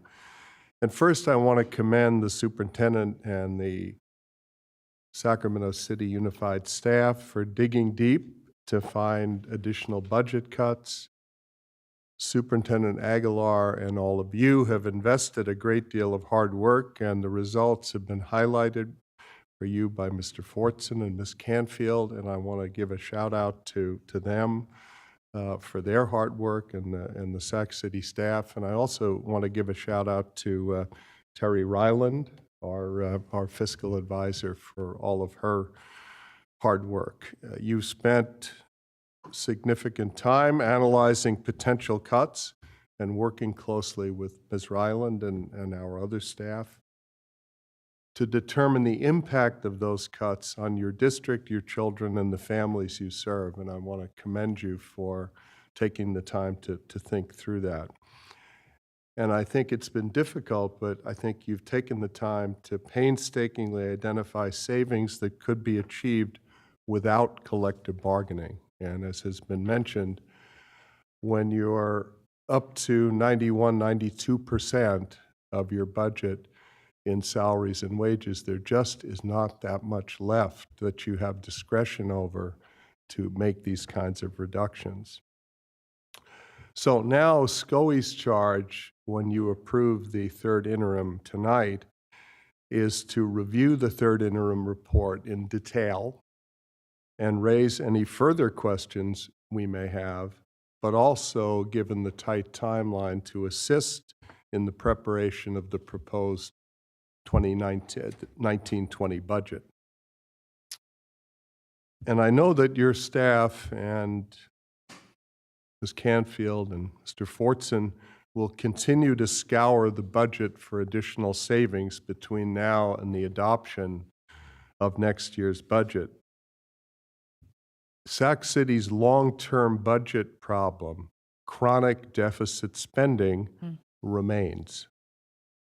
The savings targets to eliminate deficit spending long-term are significant and, in our opinion, cannot be addressed unless all parties come to the negotiating table and work together to come to solutions that will put you on a solid long-term foundation to reach the goals that you want to set for your district. So I would reduce that to 3 goals. Number 1, you want to end deficit spending. Number 2, you want to stabilize your budget going forward over time so that you're not having this sawtooth effect of getting to the cliff and having to save yourselves and getting to another cliff. That's not going to help you become a high-functioning district in terms of providing services to children. But thirdly, and most importantly, when you make the cuts, you have to do it in a way that doesn't just get you through the night and get you by into the next year. What I think you need to do is call it an investment capital fund, which you would have available to invest in creative, imaginative approaches to lift up the fortunes of all of the children in your district and really take these improvements to scale so that if you want more young people from throughout the district to qualify for admission to the HIS program. Set that as a goal, but you need some capital to invest in making that happen. It doesn't just happen because you hire a few more people or whatever. The presentation you had on African American students, I thought was fabulous. There are some very clear, specific goals there, but it's going to take some investment capital to do the things that will make those things happen. So the fact is that your hard work thus far has only bought you time by pushing back the date by which you run out of cash and excuse me, and trigger an insolvency in an appointed administrator. Unfortunately, this is not a cause for celebration, but it is an opportunity for a fresh start in how you treat one another in this district and how you work together. As you heard tonight, and as I'm always so impressed to hear, there is so much in this district to honor and cherish and be proud of. My own children got a wonderful education in the HIS program at McClatchy High School. And they're old now. I'm not, but there are so many beacons of excellence here in the district which can be expanded and can be replicated. And a lot of imaginative people, hardworking people. So it's an opportunity to make a fresh start in how you treat each other, how you work together. And it's an opportunity to move beyond the constant conflict and instead create a culture of cooperation and collaboration, because that's what it will take, not just to solve the immediate problem of stabilizing the budget and creating investment capital, but to have the cooperative relationships that will really get the job done. So, please agree to work together in this spirit and use the time you've been given to set the district on a positive course forward in the interest of our young people and our community. I'm very optimistic that this can be done with the leadership that you have sitting before me. I'm very optimistic that this can happen if you all set your minds to it. And we will stand with you as the budget goes forward to assist in that process. And I'm happy to take any questions you might have. Thank you, Superintendent Gordon. I so appreciate you staying with us in this late hour, and I hope to only keep you here for an additional few minutes. I do want to make some of this very complex budget subject matter for the many parents and community members that are becoming so deeply engaged. And so in an effort to do that, I have a couple questions that I want to ask you. I think one of the parents put it best when she said, you know, I want to be informed, I want to become involved, but I feel like I need a PhD in finance, right? And there's so much misinformation swirling. So there are a few common things that continue to come up that I feel really speak to your authority, having oversight and interacting with neighboring school districts. So the first is this repeated claim of administrative bloat. I would love to have you, and I know you've written about this, just briefly respond to this idea of how does Sac City compare relative to other school districts in your jurisdiction? Well, as we reported in the material that I sent forward to the SCTA at their request back in February, you compare favorably around administrative expenses with the comparable districts within the county. Thank you. So we are either below or on average with the rest of the comparable districts in the county. Thank you. So superintendent pay, this often comes up, and I know that you have to get the contracts of the superintendents once they are approved by the neighboring boards. So, you know, where does Superintendent Aguilar's salary fall in comparison with other superintendents in neighboring districts? very much comparable to districts of the same size and even to districts of a smaller size in the county. Okay, I appreciate that. So, one of the things that quite often haunts me at night is this claim that was made 18 months ago that the district was in the best fiscal position that we were in our history, right? And this was around the same time we were getting letters from you warning of impending insolvency due to an unfunded liability in healthcare structure. So, can you talk about that? I mean, 18 months ago, were we in the best fiscal position in our history?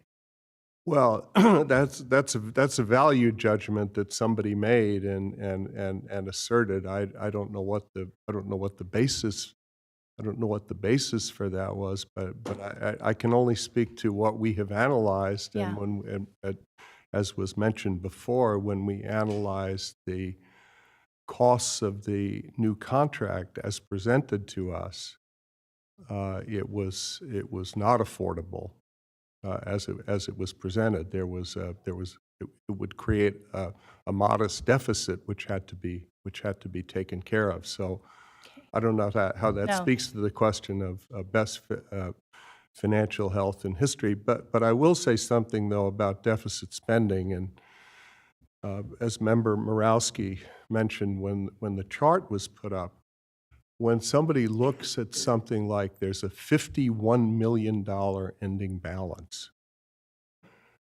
that sounds like a lot of money. Mm-hmm. And you talked about to the ordinary citizen, sounds like a lot of money. But it's so important to make sure people understand that that's one-time money. An ending balance is one-time money. It isn't income that recurs every year. And again, since most of your costs are fixed costs that actually inflate every year. So teacher compensation inflates as people move along the salary schedule, the steps and columns. They inflate because you have to pay for the health care. You have to pay for the pensions. Right. There's an automatic escalator, which is generally for step and column alone is 1.5%.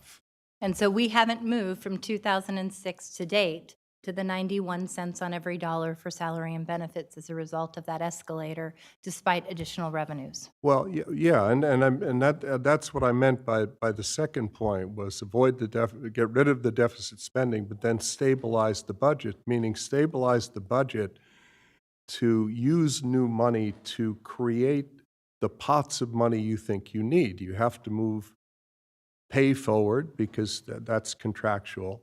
But if you want to create this investment capital fund, you have to say, okay, we want to create this amount of money each year, so that has to be taken off the top of whatever your new revenue is. And you have to have a plan, and you have to stick to it.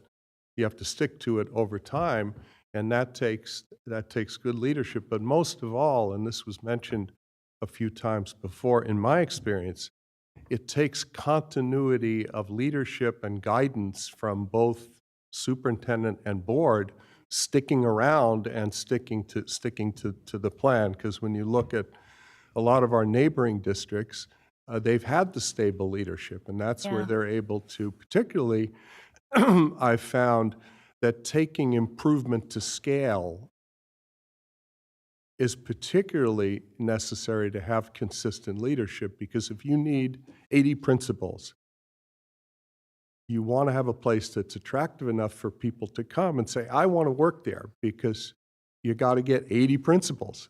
That's a lot of high quality people. But again, I think it can be done. I think this district has all kinds of potential and the wherewithal to do it. You've got great community support. You've got great parent leadership and engagement. I think you saw that tonight. So despite all of what's gone on, I remain extremely optimistic for all of you and for this community. I think it just takes the will and the and sticking together and saying, we're going to get this done. Together, we're going to get this done. I appreciate that. And two other quick questions, and I know then Member Morowski has a question.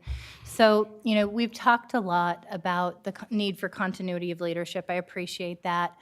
The fact that for 14 years, you have warned the district of practices that you believed were unsustainable. And so something that has come up a lot is, is our structural budget deficit a leadership failure of the current board and superintendent?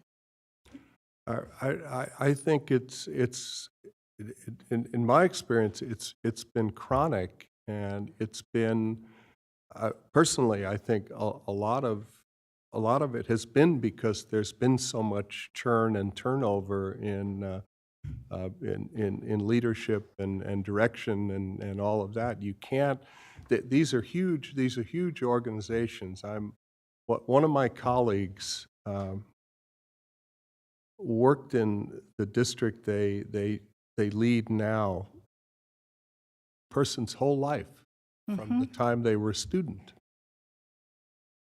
And when the person became superintendent, told me a couple of years later, I thought I knew everything there was to know about the district, and 2 years later, I'm still learning things. Right. I'm still learning things I don't know. These are really, really complex places, and since our work is basically all about relationships, you're building and understanding those relationships every single day that you're on the job. Thank you, Superintendent Gordon. And my last question is, Ron Fortson spoke of the need to address our healthcare obligations if we are going to be able to move past a multi-year deficit. Do you agree with that opinion? I do. Okay, thank you. I appreciate that. These are questions that quite often come up with community members and parents, and I think that in a very clear way, you help to articulate your assessment as an independent authority. Member Morowski. Thank you, Superintendent Gordon. I would just like to step back for a moment and just ask you, sort of as our independent fiscal oversight entity, given what we've done and given the third interim, and I know you will have written comments, but are we on track given the situation that's been identified, or are we moving fast enough? Are we missing anything that we should be doing? I would only say that, as Mr. Fortson advised you, the fact that you don't have all of your labor organizations at the table, I think is hurting you, because that's where you have to seek the additional reductions or changes in your budget that will take you to the next level of stability and continuity and the ability to make investments. And I kept this in case I got this question, because I think it's very important that everybody understand how it works with me and my oversight role, and what the role of collective bargaining is. So I just want to quote this to you. While the district is still governed by you, the elected board, me, the county superintendent, I maintain oversight of the budget, depending on the condition of the budget, but I am not involved in your labor negotiations with your employee groups. Not involved. Right. Because I can't be involved and be overseeing your budget decisions. You, the elected school board, through your staff and other representatives, negotiate with your employee groups on the terms and conditions of employment, including compensation and benefits. Under California law, the school district employer, that's you, and the exclusive representatives of employee groups are the only appropriate parties in labor negotiations and agreements. By law, the district must meet and negotiate with and only with the representatives of the employee union selected as exclusive representatives of their units. That's Government Code Section 3543.3.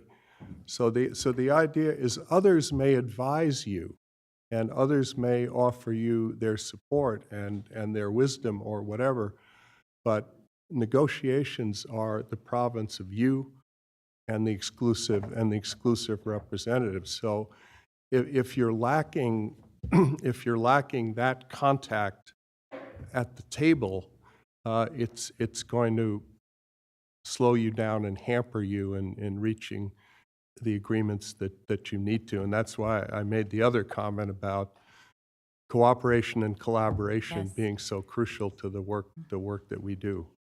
Thank you so much, Superintendent Gordon. I don't think we have any other questions at this. Oh, I do just have one more. So I was thinking, we could ask for a plan, because we have a plan that shows sort of a negotiated solution and what that would look like. And I was thinking, okay, well, can we ask for a plan that just relies on, stuff that doesn't need to be negotiated? And it sounds like the answer is no, pretty much. Well, I think when you get to the levels that you're at in terms of how much of your budget is in personnel and the labor agreements, there isn't going to be much left, and a lot of what is left will be on an automatic escalator. SMUD will charge you more from year to year because their rates go up, et cetera, et cetera. Yeah. Can I just one more thing? Sorry, I just wanted to clarify. So can you talk a little bit about your stay and rescind authority and what that means for us in terms of new expenditures? Most simply put, it would be that if you want to make an expenditure that would worsen your fiscal status, I can't tell you not to do that, and I can't tell you what to spend your money on, but I can tell you, show me what you're willing to cut in order to allow you to make the new expenditure. That's what it amounts to. Okay. My authority would be to protect you from going further in the hole. Okay, so you can't worsen your financial situation. Correct. Okay. Correct. Got it. And I in no way am empowered to tell you how to spend your money or to set Right. priorities for you. But any spending needs to be offset. Right. I see. Correct. Okay. thank you, Member Morawski. Very much for coming tonight. Superintendent Gordon, again, thank you for letting Okay. us keep you at this late hour. We have 8 public comments at this time. Yes, we have public comment from Elvia Vasquez, Jason Weiner, Lamaya Coleman, Alice Mercer, Maria Rodriguez, Nicole Malevsky, Sarah Williams Kingsley, and Kenya Martinez. Jason? Elvia Vasquez had to leave, unfortunately. Elvia Vasquez had to leave, unfortunately. So, good morning, Board President Ryan and the board. And I have a flight like 4 hours from now. Oh, jeez. I will be fast then. I just want to add the voice.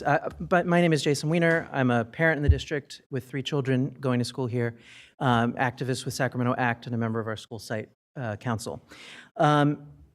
In a very short amount of time, I'll just say one area that I hope the board keeps its kind of thumb on the scale on reducing costs is the school resource officer contract. The board expressed a lot of desire to not renew that contract. My guess is it was not built into the budget projections, but that the board also makes sure that alternate school safety processes, procedures, and potentially hires are made plans. And so we are going to be trying to work with you to determine what the community needs are there. Thank you, Jason. Hi, Lamaya. Hello. So my name is Lamaya Coleman. I'm a parent in the district. I'm also a sub who's been to something like 60 or 65 sites over 5 years. And I'm going to read off notes because I'm really tired. So I'm really glad to know that we've put off state receivership for a year. At the same time, like, it's only for a year. That's right. And it would be devastating to our families, our teachers, all of us. Since USD went into receivership in 2003, programs that supported students in need were cut and cut and cut. The district lost about 20,000 students and closed a number of schools, and a lot of those schools ended up reopening as charters, which kind of, to me, is scary. Like, it's a great potential conversion to charter program. And they're still paying back that loan. As we've heard from Dave Gordon, we really need to figure out how to negotiate a solution. And I'm going to skip down. Subbing in so many different schools, I see that kids are impacted really disparately in different schools, and the same cuts across all schools are not going to have the same impact. Very, very true. Thank you, Lamaya. Dispense with the niceties and say my name's Maria Rodriguez. The budget, so my volunteerism in schools began and ended with being treasurer. Accounting's my thing. And I love my sister. I was complaining to her about my job. I love it, but it's been really tough lately. And she says, you realize you're going through the same thing that the school district's going through? And I was like, light bulb. Luckily, I only have an $800,000 budget that I have to deal with. So looking at this, three things strike me on the budget, the $29 million in 2021, kicking the can down the road a little bit. We're still kind of doing that. Two, it's required ongoing reductions, and this is from my own experience. I always have to point out that you can look at reductions, you can also look at revenue, right? So there could be a revenue side that helps that budget deficit. Three, long-term stability. This is painful. As in my role for this nonprofit, I have made mistakes in budgeting, and I felt it, and I felt ownership for it. I've been at my place of work 10 years, so now I know not to make those mistakes. No one will ever make the ADA mistake again, right? So I just want to give a shout out to Chris Wong, who's a young man with the computer and the statistics, and he's still fabulous. here. So if you have any questions for him, he's still back there. I appreciate it. Hi. Hello, I'm back. Sarah Williams, Kingsley. Thank you again. It's good morning. So one thing I wanted to clarify is that if that page that was listed of supplemental and concentration grants included those programs that if we cut them, we would have to spend that money somewhere else. It included the GATE program, which I mentioned earlier. And one of the things I'm confused about is if that program has not been approved to be cut, but we've laid off the coordinator, how does that work? So not all of those were supplemental concentration grant funding. Okay, so the blue gifted says and it's talented is partial partial unrestricted, and so that position that was laid off was through the partial unrestricted. So is that amount, the 977,000, is that considered a cut that's already been made that's accounted for in the budget, or is it not? No, that one position, that rest of it was not. No. Okay, so we still don't, as parents, have a plan of if we remove the person, how that program continues? Yes. Okay, got it. Thank you. you. And you did that all in a minute. Hi, Kenya.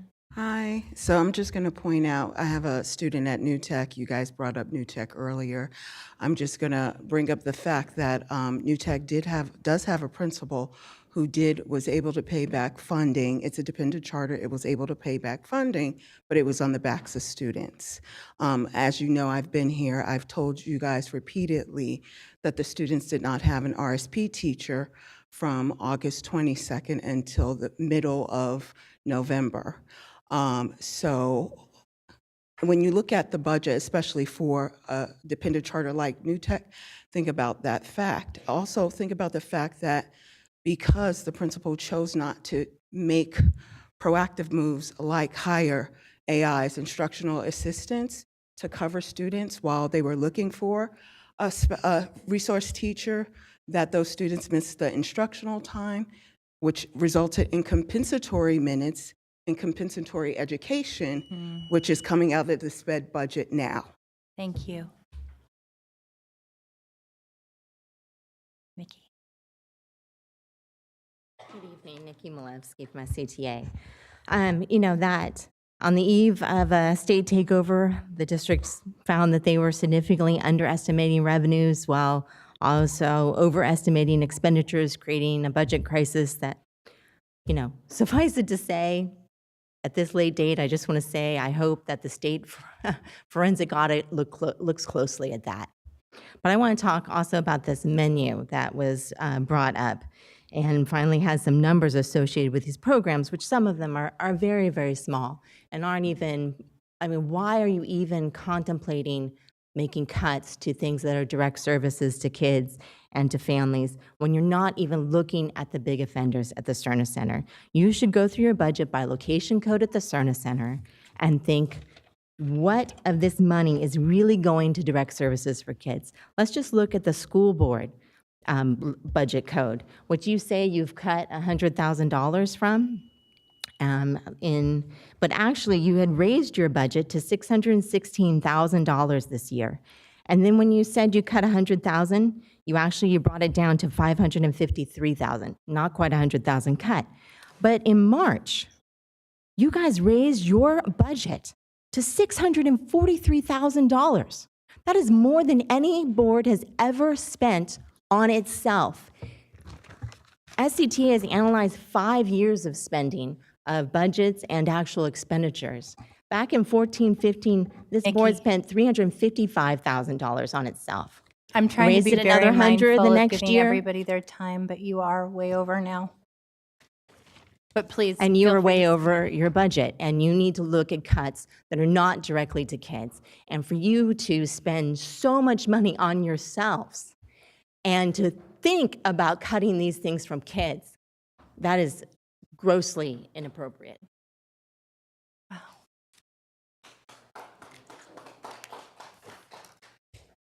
Well, I just want to say that was a great segue for me because I really appreciate and get some clarity from this budget. And I still see that in 2021, we have 29 million that we still have to cut. And I would hope that we don't wait a year to start cutting. But I also, if we want to talk about expenditures that are the farthest away from students and have zero impact on student, that's healthcare savings. Zero impact on employees, zero impact on coverage, zero impact on students, zero. And we can cover 16 million, maybe even more of the budget deficit, which would keep the cuts away from the students.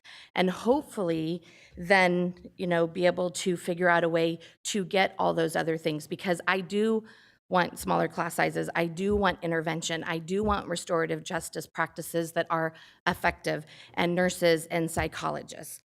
But with 29 million, and it sounds like you're not going to be able to find it anywhere else. Thank you.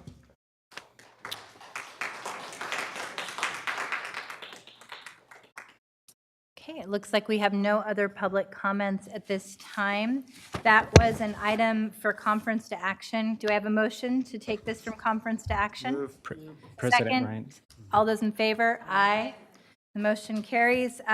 Action item, so President do I have a Ryan. motion? Yes. Can I just say a few? Yes. I just want to make a couple of comments. I know it's very late, so if you'll just bear with me here. I want to just speak to the seriousness of today's presentation because we've heard already commentary about how this could be interpreted as buying ourselves some time. But even if you look at the recommended plan, with the exception of Member Morawski and Member Garcia, who weren't part of the interview panel when I was invited to be superintendent of Sac City Unified, I remember during those interview panels, each and every one of you speaking to what the community had asked for in your search of a new superintendent. And I was thoroughly convinced that you were looking for a superintendent that was committed to a vision of equity. And I want to just be very clear that even if we were to implement the recommended plan, I was offered a 4-year contract, and I'm about to finish my 2nd year. And we do not have the resources to actualize that vision. And we wouldn't have the resources to actualize that vision at least until 22-23, which would be, if I were invited to remain as your superintendent, in year 6 of that superintendency. Year 6, that we would have the resources to start investing in youth to advance a vision of equity, access, and social justice. That was not what was described to me when I was invited to be superintendent. Now, we should stay committed to make cuts much sooner than 21 and 22 or 20 and 21, because we are the architects of our own destiny. We can make a decision now as to when this system produces the revenues to be able to invest in our youth. We can choose to invest in 22-23. We can choose to invest in 21-22. And we can choose to invest in 2021. But we're talking of 9th graders who will have graduated, EL students who will have missed the opportunity to be redesignated because they will have been with us kinder through 5th grade without us being able to invest in them to be reclassified. That's not what I want to see happen. So I think we should make a deep commitment as a governance team that we are not going to wait until 22-23 to design a system that produces the revenues to invest in our youth. Thank you, Superintendent Aguilar. I think that's a very sobering way to end the evening. So with that, I will entertain a motion to adjourn. Oh, we didn't actually Yes. vote. We paused, sorry. Thank you, okay. Sorry, guys, I jumped the bullet there, jumped the gun. So moved. Oh, We're yeah. adopting the third interim budget. We have a motion and a second. All those in favor? Aye. Aye. Item 10.0, the consent agenda. Do we have a motion and a second? So All those moved. in favor? Aye. Aye. Item 11, business and financial information reports. Receive business and financial information. Looks like we have a public comment on this item. You know, once Kenya said, you know, she's been coming here every, twice a month, and parents, we should. And I wanted to go back and go to sleep, but I said, I can't do it. So, sorry, the suspension report. And the suspension report, I didn't have time and I was too tired and too busy, so I don't have my little slides. And there was an issue that I think Vincent pointed out to me, which I'll address next time, but I still think it's so important. The suspension rate obviously is so high. And when you look at the elementary schools, on average, the elementary schools are at 2.84, but you have 6 of those elementary schools where it's over 8%. And that's troubling, to say the least. And that's Bret Hart, Cesar Chavez, Ethel Phillips, Isadore Cohen, John Sloat, and Woodbine Elementary. When you get to the middle schools, you have 4. The average is 7.44. Of course, you have several that are over 9. Albert Einstein, John Still, Rosa Parks, Wilsey Wood, and the high school. And I'm sure you guys can probably guess which high schools I'm going to say, or at least one of them.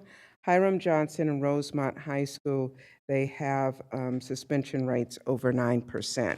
And then, of course, the last but not least, the African American, it is still double what the other groups are, as well as when you get to the foster youth, it is triple what some of the other groups are. So I would be remiss, and I have to do those, so that's it. Thank you. Do we have a motion to adjourn? Second, all those in favor? Aye. Thank you for everybody who came tonight.